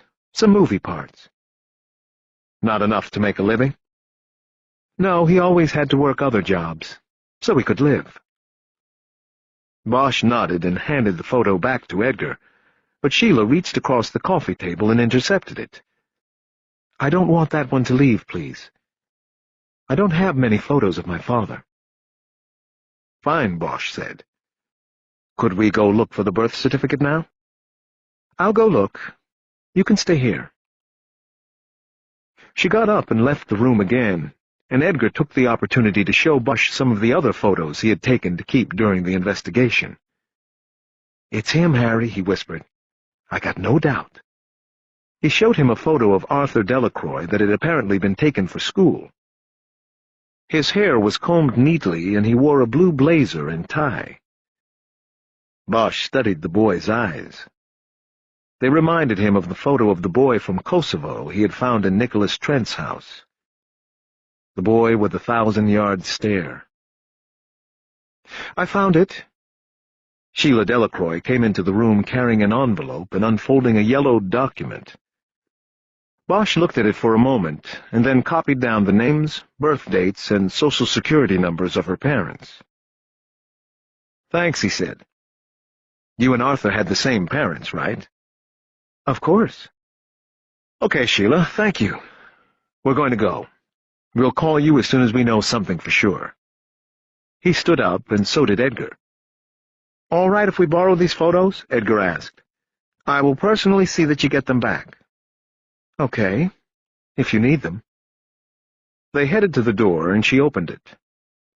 While still on the threshold, Bosch asked her one last question. Sheila, have you always lived here? She nodded. All my life. I've stayed here in case he comes back, you know. In case he doesn't know where to start, and comes here. She smiled, but not in any way that imparted humor. Bosch nodded and stepped outside behind Edgar. Chapter 25. Bosch walked up to the museum ticket window and told the woman sitting behind it his name, and that he had an appointment with Dr. William Gollaher in the anthropology lab. She picked up a phone and made a call. A few minutes later, she rapped on the glass with her wedding band until it drew the attention of a nearby security guard. He came over, and the woman instructed him to escort Bosch to the lab. He did not have to pay the admission. The guard said nothing as they walked through the dimly lit museum, past the mammoth display and the wall of wolf skulls. Bosch had never been inside the museum, though he had gone to the La Brea tar pits often on field trips when he was a child. The museum was built after that to house and display all of the finds that bubbled up out of the earth and the tar pits. When Bosch had called Gallagher's cell phone after receiving the medical records on Arthur Delacroix, the anthropologist said he was already working on another case and couldn't get downtown to the medical examiner's office until the next day. Bosch had said he couldn't wait. Gallagher said he did have copies of the X-rays and photographs from the Wonderland case with him. If Bosch could come to him, he could make the comparisons and give an unofficial response. Bosch took the compromise and headed to the tar pits, while Edgar remained at Hollywood Division, working the computer, to see if he could locate Arthur and Sheila Delacroix's mother, as well as run down Arthur's friend, Johnny Stokes. Now, Bosch was curious as to what the new case was that Gallagher was working. The tar pits were an ancient black hole where animals had gone to their death for centuries. In a grim chain reaction, animals caught in the miasma became prey for other animals, who in turn were mired and slowly pulled down. In some form of natural equilibrium, the bones now came back up out of the blackness and were collected for study by modern man. All of this took place right next to one of the busiest streets in Los Angeles, a constant reminder of the crushing passage of time. Bosch was led through 2 doors and into the crowded lab where the bones were identified, classified, dated, and cleaned. There appeared to be boxes of bones everywhere, on every flat surface. A half-dozen people in white lab coats worked at stations cleaning and examining the bones. Gallagher was the only one not in a lab coat. He had on another Hawaiian shirt, this one with parrots on it, and was working at a table in the far corner. As Bosch approached, he saw there were 2 wooden bone boxes on the work table in front of him. In one of the boxes was a skull.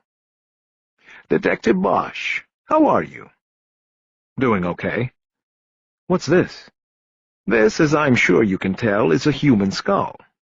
It and some other human bones were collected 2 days ago from asphalt that was actually excavated 30 years ago to make room for this museum. They've asked me to take a look before they make the announcement." "I don't understand. Is it old or from 30 years ago?" "Oh, it's quite old. It was carbon dated to 9,000 years ago, actually." Bosch nodded. The skull and the bones in the other box looked like mahogany. "Take a look," Gallagher said, and he lifted the skull out of the box. He turned it so that the rear of the skull faced Bosch. He moved his finger in a circle around a star fracture near the top of the skull. "Look familiar?" "Blunt force fracture?" "Exactly. Much like your case. Just goes to show you." He gently replaced the skull in the wooden box. "Show me what?" "Things don't change that much. This woman, at least we think it was a woman, was murdered 9,000 years ago, her body probably thrown into the tar pit as a means of covering the crime. Human nature. It doesn't change." Bosch stared at the skull. "She's not the first." Bosch looked up at Gallagher. "In 1914, the bones, a more complete skeleton, actually, of another woman were found in the tar. She had the same star fracture in the same spot on her skull. Her bones were carbon dated as 9,000 years old. Same time frame as her." He nodded to the skull in the box. "So what are you saying, Doc? That there was a serial killer here 9,000 years ago?" "It's impossible to know that, Detective Bosch. All we have are the bones." Bosch looked down at the skull again. He thought about what Julia Brasher had said about his job.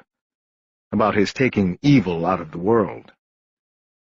What she didn't know was a truth he had known for too long, that true evil could never be taken out of the world.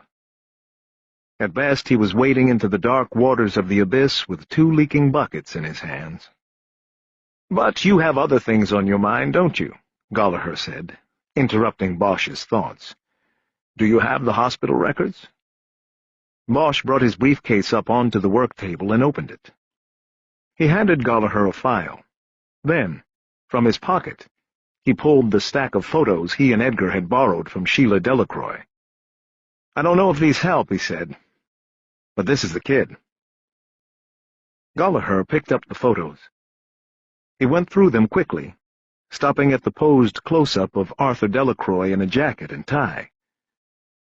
He went over to a chair where a backpack was slung over the armrest. He pulled out his own file and came back to the work table. He opened the file and took out an 8x10 photo of the skull from Wonderland Avenue.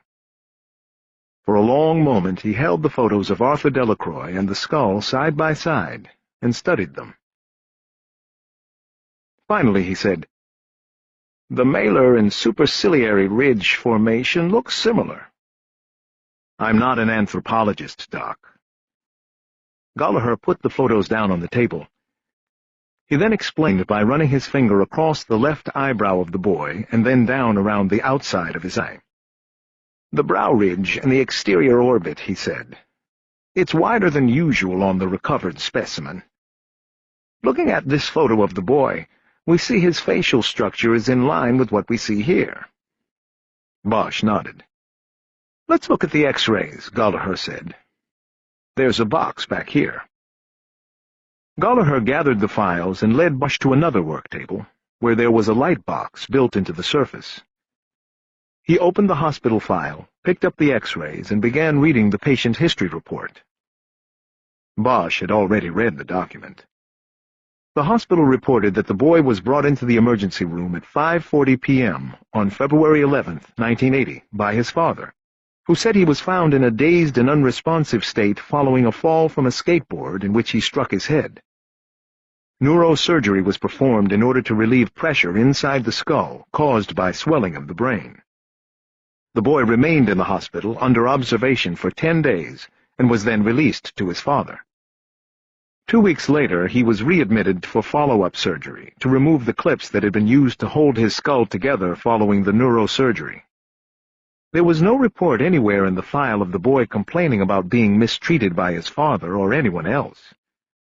While recovering from the initial surgery, he was routinely interviewed by an on-site social worker. Her report was less than half a page. It reported that the boy said he had hurt himself while skateboarding. There was no follow-up questioning or referral to juvenile authorities or the police. Gallagher shook his head while he finished his scan of the document. "What is it?" Bosch asked. "It's nothing. And that's the problem. No investigation. They took the boy at his word. His father was probably sitting right there in the room with him when he was interviewed. You know how hard it would have been for him to tell the truth. So they just patched him up and sent him right back to the person who was hurting him. Hey, Doc, you're getting a little bit ahead of us. Let's get the ID if it's there, and then we'll figure out who was hurting the kid." "Fine. It's your case. It's just that I've seen this 100 times. Gallagher dropped the reports and picked up the X-rays. Bosch watched him with a bemused smile on his face. It seemed that Gallagher was annoyed because Bosch had not jumped to the same conclusions he had with the same speed he had. Gallagher put 2 X-rays down on the light box. He then went to his own file and brought out X-rays he had taken of the Wonderland skull. He flipped the box's light on, and 3 X-rays glowed before them. Gallagher pointed to the X-ray he had taken from his own file. "This is a radiological X-ray I took to look inside the bone of the skull. But we can use it here for comparison purposes. Tomorrow, when I get back to the medical examiner's office, I will use the skull itself." Gallagher leaned over the light box and reached for a small glass eyepiece that was stored on a nearby shelf. He held one end to his eye and pressed the other against one of the X-rays. After a few moments, he moved to one of the hospital X-rays and pressed the eyepiece to the same location on the skull. He went back and forth numerous times, making comparison after comparison. When he was finished, Gallagher straightened up, leaned back against the next work table, and folded his arms. Queen of Angels was a government-subsidized hospital. Money was always tight. They should have taken more than 2 pictures of this kid's head. If they had, they might have seen some of his other injuries. Okay, but they didn't. Yeah, they didn't. But based on what they did do and what we've got here, I was able to make several comparison points on the roundel, the fracture pattern, and along the squamous suture. There is no doubt in my mind. He gestured toward the X-rays still glowing on the light box. Meet Arthur Delacroix. Bosch nodded. Okay. Gallagher stepped over to the light box and started collecting the X-rays. How sure are you? Like I said, there's no doubt. I'll look at the skull tomorrow when I'm downtown, but I can tell you now, it's him. It's a match.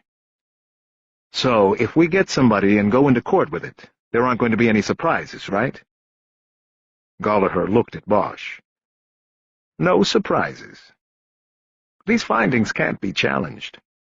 As you know, the challenge lies in the interpretation of the injuries. I look at this boy and see something horribly, horribly wrong, and I will testify to that, gladly. But then, you have these official records. He gestured dismissively to the open file of hospital records. They say skateboard. That's where the fight will be. Bosch nodded. Gallagher put the 2 X-rays back into the file and closed it. Bosch put it back in his briefcase. Well, Doctor, thanks for taking the time to see me here. I think, Detective Bosch. Yes. The other day you seemed very uncomfortable when I mentioned the necessity of faith in what we do. Basically, you changed the subject. Not really a subject I feel comfortable talking about. I would think that in your line of work it would be paramount to have a healthy spirituality. I don't know. My partner likes blaming aliens from outer space for everything that's wrong. I guess that's healthy, too. You're avoiding the question. Bosch grew annoyed, and the feeling quickly slipped toward anger. What is the question, Doc? Why do you care so much about me and what I believe or don't believe? Because it is important to me. I study bones, the framework of life. And I have come to believe that there is something more than blood and tissue and bone. There is something else that holds us together. I have something inside that you'll never see on any X-ray that holds me together and keeps me going. And so when I meet someone who carries a void in the place where I carry my faith, I get scared for him. Bosch looked at him for a long moment. You're wrong about me. I have faith, and I have a mission. Call it blue religion. Call it whatever you like. It's the belief that this won't just go by. That those bones came out of the ground for a reason. That they came out of the ground for me to find and for me to do something about. And that's what holds me together and keeps me going. And it won't show up on any X-ray either. Okay? He stared at Gallagher, waiting for a reply. But the anthropologist said nothing. I gotta go, Doctor, Bosch finally said. Thanks for your help. You've made things very clear for me. He left him there, surrounded by the dark bones the city had been built on. Chapter 26. Edgar was not at his spot at the homicide table when Bosch got back to the squad room. Harry? Bosch looked up and saw Lieutenant Billets standing in the doorway to her office. Through the glass window, Bosch could see Edgar in there sitting in front of her desk. Bosch put his briefcase down and headed over. "What's up?" he said as he entered the office. "No, that's my question," Billets said as she closed the door. "Do we have an ID?" She went around behind her desk and sat down as Bosch took the seat next to Edgar. "Yes, we have an ID. Arthur Delacroix disappeared May 4th, 1980. The ME is sure of this? Their bone guy says there's no doubt. How close are we on time of death? Pretty close. The bone guy said before we knew anything that the fatal impact to the skull came about 3 months after the kid had the earlier skull fracture in surgery. We got the records on that surgery today. February 11, 1980, at Queen of Angels. You add 3 months and we're almost right on the button. Arthur Delacroix disappeared May 4th, according to his sister. The point is, Arthur Delacroix was dead 4 years before Nicholas Trent moved into that neighborhood. I think that puts him in the clear." Billets reluctantly nodded. "I've had Irving's office and media relations on my ass all day about this," she said. "They're not going to like it when I call them back with this." "That's too bad," Bosch said. "That's the way the case shakes out." "Okay, so Trent wasn't in the neighborhood in 1980. Do we have anything yet on where he was?" Bosch blew out his breath and shook his head. "You're not going to let this go, are you? We need to concentrate on the kid." "I'm not letting go because they're not. Irving called me himself this morning. He was very clear without having to say the words. If it turns out an innocent man killed himself because a cop leaked information to the media that held him up to public ridicule, then it's one more black eye for the department. Haven't we had enough humiliation in the last 10 years? Bosch smiled without a hint of humor. "You sound just like him, Lieutenant. That's really good." It was the wrong thing to say. He could see that it hurt her. "Yeah, well, maybe I sound like him because I agree with him for once. This department has had nothing but scandal after scandal. Like most of the decent cops around here, I for one am sick of it." "Good. So am I. But the solution is not to bend things to fit our needs. This is a homicide case." "I know that, Harry. I'm not saying bend anything. I'm saying we have to be sure." "We're sure. I'm sure." They were silent for a long moment, everyone's eyes avoiding the others. "What about Kiz?" Edgar finally asked. Bosch sneered. "Irving won't do a thing to Kiz," he said. "He knows it'll make him look even worse if he touches her. Besides, she's probably the best cop they got down there on the 3rd floor. "You're always so sure, Harry," Billet said. "It must be nice."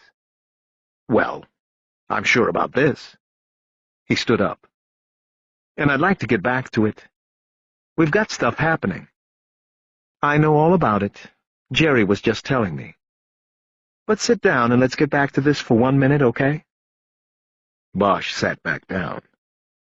"I can't just talk to Irving the way I let you talk to me," Billet said. "This is what I'm going to do. I'm going to update him on the ID and everything else. I'm going to say you are pursuing the case as is. I will then invite him to assign IAD to the background investigation of Trent. In other words, if he remains unconvinced by the circumstances of the ID, then he can have IAD or whoever he can find run the background on Trent to see where he was in 1980. Bosch just looked at her, giving no indication of approval or disapproval of her plan. "Can we go now?" "Yes, you can go." When they got back to the homicide table and sat down, Edgar asked Bosch why he hadn't mentioned the theory that maybe Trent moved into the neighborhood because he knew the bones were up on the hillside.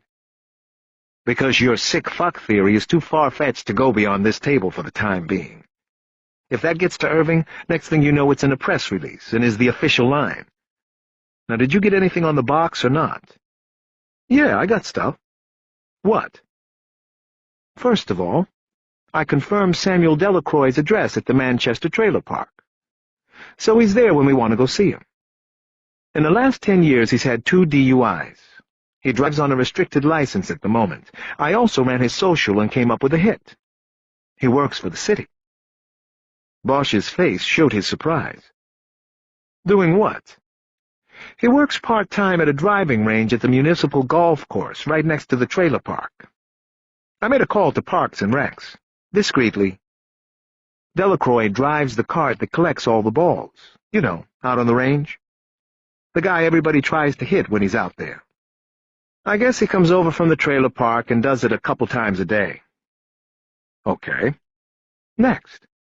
Christine Dorset Delacroix, the name of the mother on Sheila's birth certificate. I ran her social and got her now listed as Christine Dorset Waters. Address is in Palm Springs. Must have gone there to reinvent herself. New name, new life, whatever. Bosch nodded. You pulled the divorce? Got it. She filed on Samuel Delacroix in '73. The boy would have been about 5 at the time. Cited mental and physical abuse. Details of what that abuse consisted of were not included. It never went to trial, so the details never came out. He didn't contest it? It looks like a deal was made. He got custody of the 2 kids and didn't contest. Nice and clean. The file's about 12 pages thick. I've seen some that are 12 inches.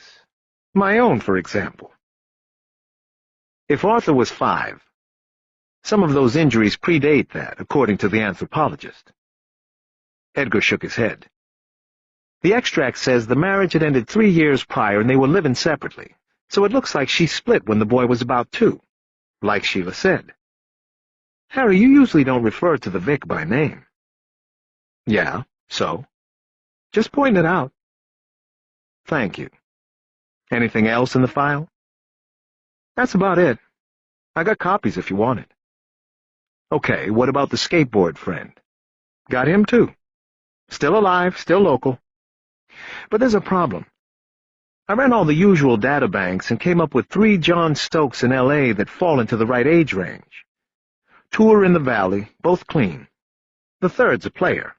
Multiple arrests for petty theft, auto theft, burglary, and possession going back to a full juvie jacket.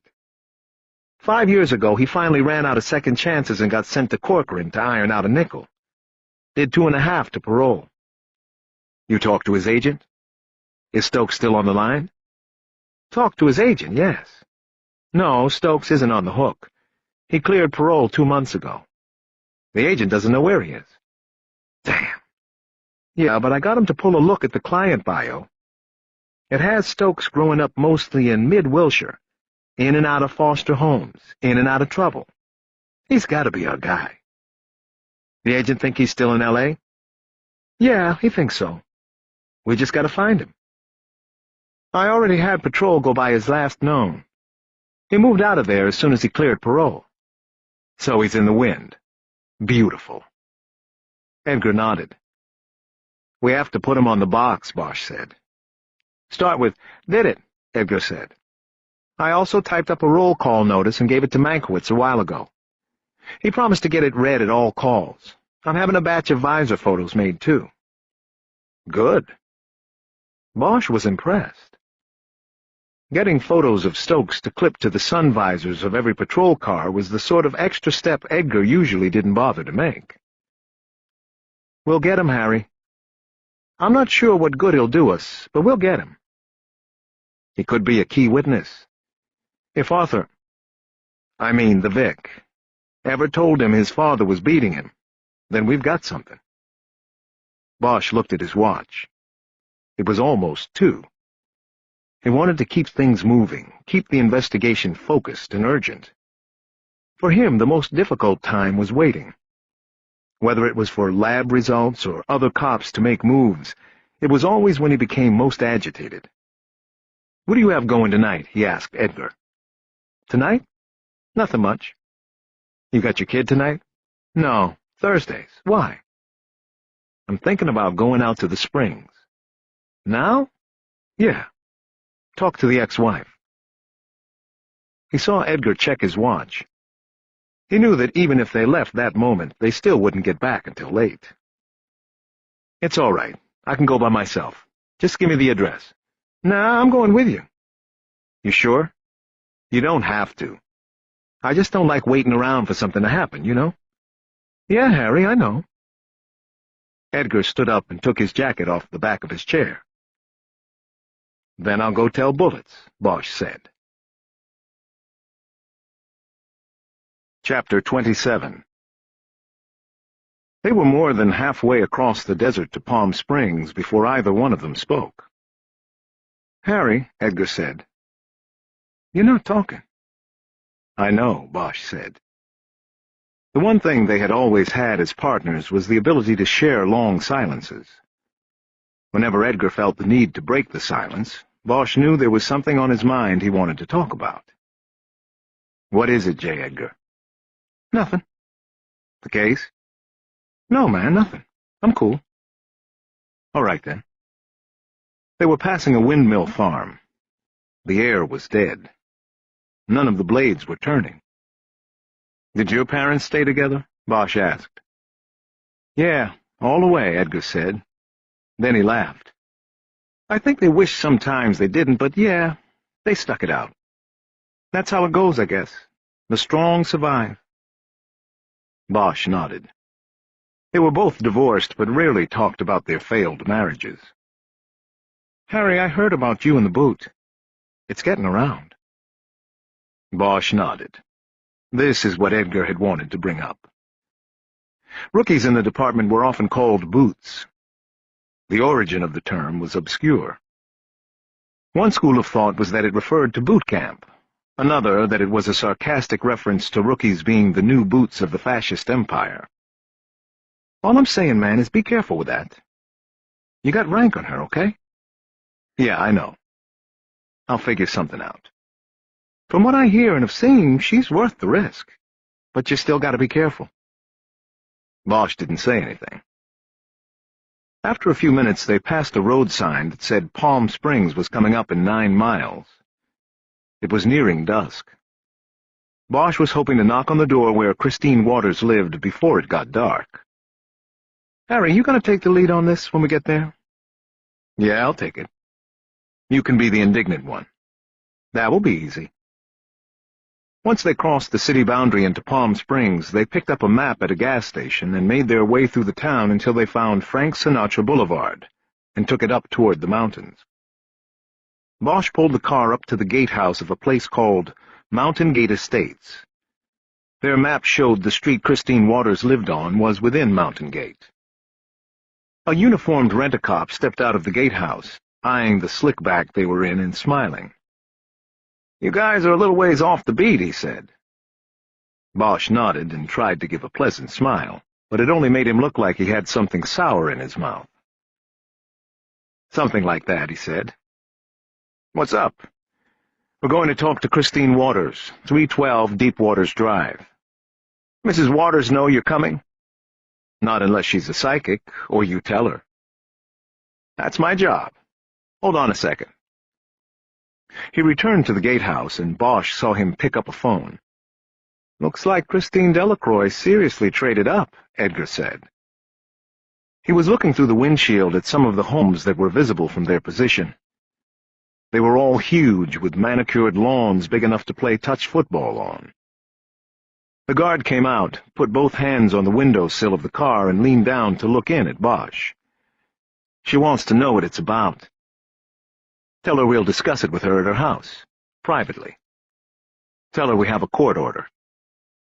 The guard shrugged his shoulders in a have-it-your-way gesture and went back inside.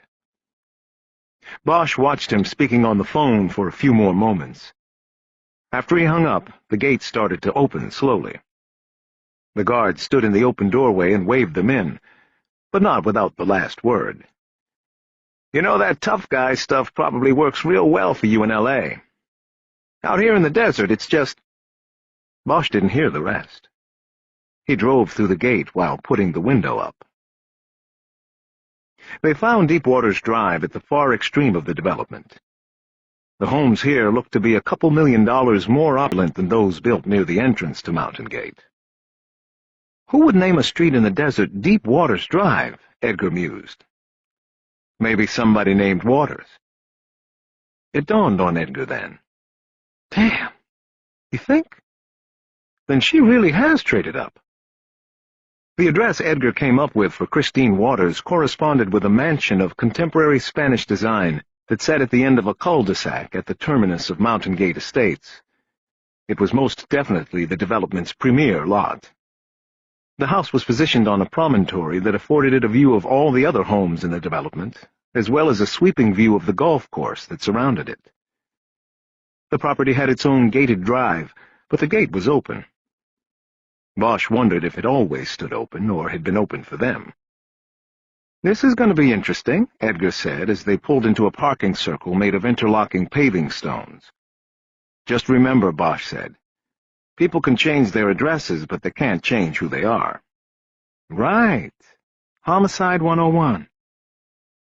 They got out and walked under the portico that led to the double-wide front door. It was opened before they got to it by a woman in a black and white maid's uniform. In a thick Spanish accent, the woman told them that Mrs. Waters was waiting in the living room. The living room was the size and had the feel of a small cathedral, with a 25-foot ceiling with exposed roof beams. High on the wall facing the east were 3 large stained-glass windows, a triptych depicting a sunrise, a garden, and a moonrise. The opposite wall had 6 side-by-side sliding doors with a view of a golf course putting green. The room had 2 distinct groupings of furniture, as if to accommodate 2 separate gatherings at the same time. Sitting in the middle of a cream-colored couch in the first grouping was a woman with blonde hair and a tight face. Her pale blue eyes followed the men as they entered and took in the size of the room. "Mrs. Waters?" Bosch said. "I'm Detective Bosch, and this is Detective Edgar. We're from the Los Angeles Police Department." He held out his hand, and she took it, but didn't shake it. She just held it for a moment, and then moved on to Edgar's outstretched hand. Bosch knew from the birth certificate that she was 56 years old, but she looked close to a decade younger, her smooth tan face a testament to the wonders of modern medical science. "Please, have a seat," she said. "I can't tell you how embarrassed I am to have that car sitting in front of my house. I guess discretion is not the better part of valor when it comes to the LAPD. Bosch smiled. "Well, Mrs. Waters, we're kind of embarrassed about it, too, but that's what the bosses tell us to drive. So that's what we drive." "What is this about?" "The guard at the gate said you have a court order. May I see it?"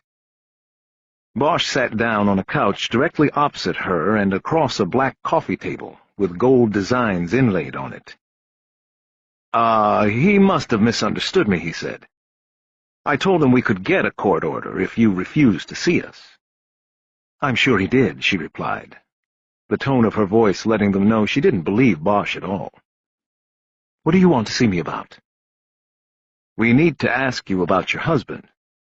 "My husband has been dead for 5 years. Besides that, he rarely went to Los Angeles.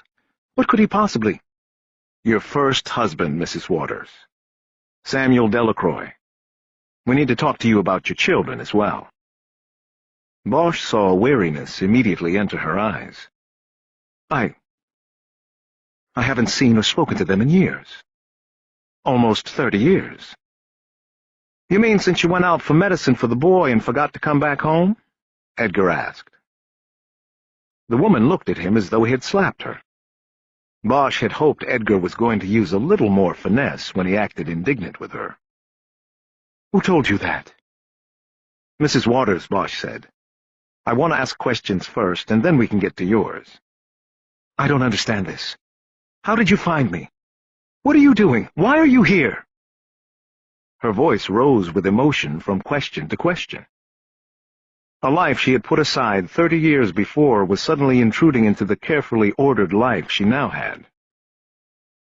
"We're homicide investigators, ma'am. We're working on a case that may involve your husband. He's not my husband. I divorced him 25 years ago, at least. This is crazy.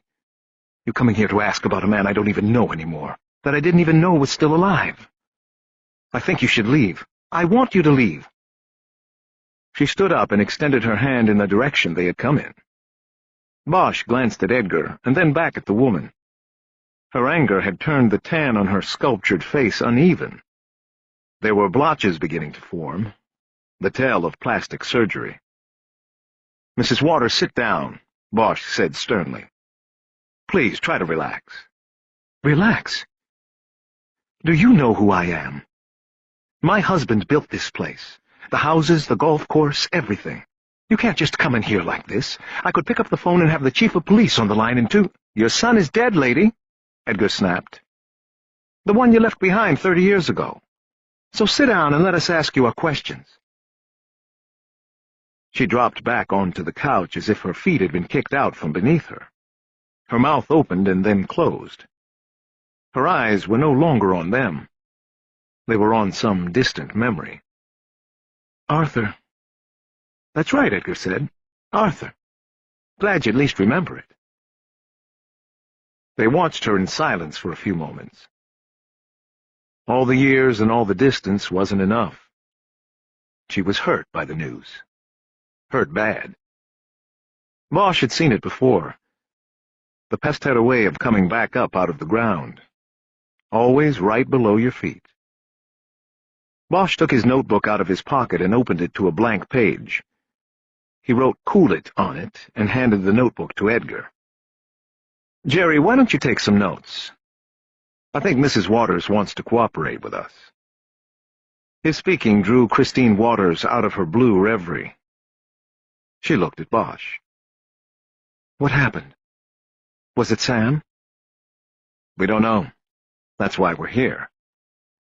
Arthur has been dead a long time. His remains were found just last week. She slowly brought one of her hands to her mouth in a fist. She lightly started bumping it against her lips. How long? He had been buried for 20 years. It was a call from your daughter that helped us identify him. Sheila.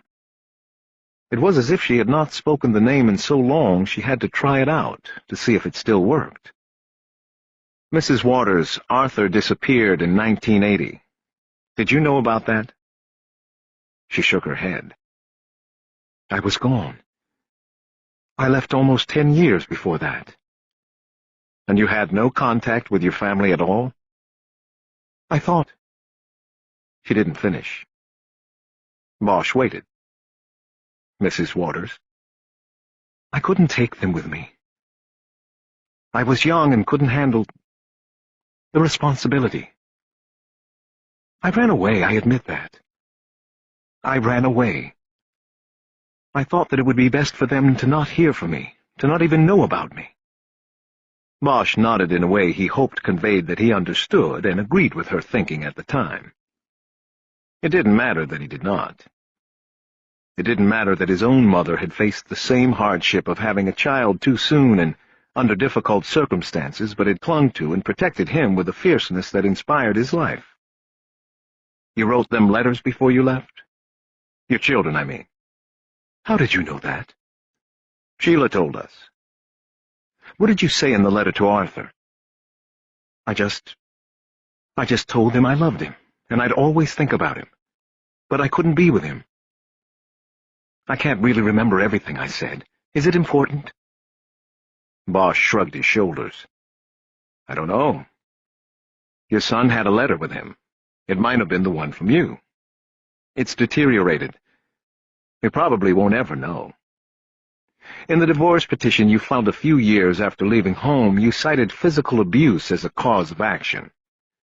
I need you to tell us about that. What was the physical abuse? She shook her head again, this time in a dismissive way, as if the question was annoying or stupid.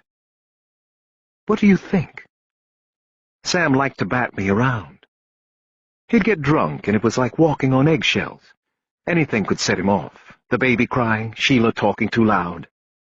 And I was always the target. He would hit you? Yes, he would hit me. He'd become a monster. It was one of the reasons I had to leave. But you left the kids with the monster, Edgar said. This time she didn't react as if struck. She fixed her pale eyes on Edgar with a deathly look that made Edgar turn his indignant eyes away. She spoke very calmly to him. Who are you to judge anyone? I had to survive, and I could not take them with me. If I had tried, none of us would have survived. I'm sure they understood that, Edgar said. The woman stood up again. I don't think I'm going to talk to you anymore. I'm sure you can find your way out." She headed toward the arched doorway at the far end of the room. "Mrs. Waters," Bosch said, "if you don't talk to us now, we will go get that court order." "Fine," she said without looking back. "Do it. I'll have one of my attorneys handle it. And it will become public record at the courthouse in town." It was a gamble, but Bosch thought it might stop her. He guessed that her life in Palm Springs was built squarely atop her secrets, and that she wouldn't want anybody going down into the basement. The social gossips might, like Edgar, have a hard time viewing her actions and motives the way she did. Deep inside, she had had a hard time herself, even after so many years.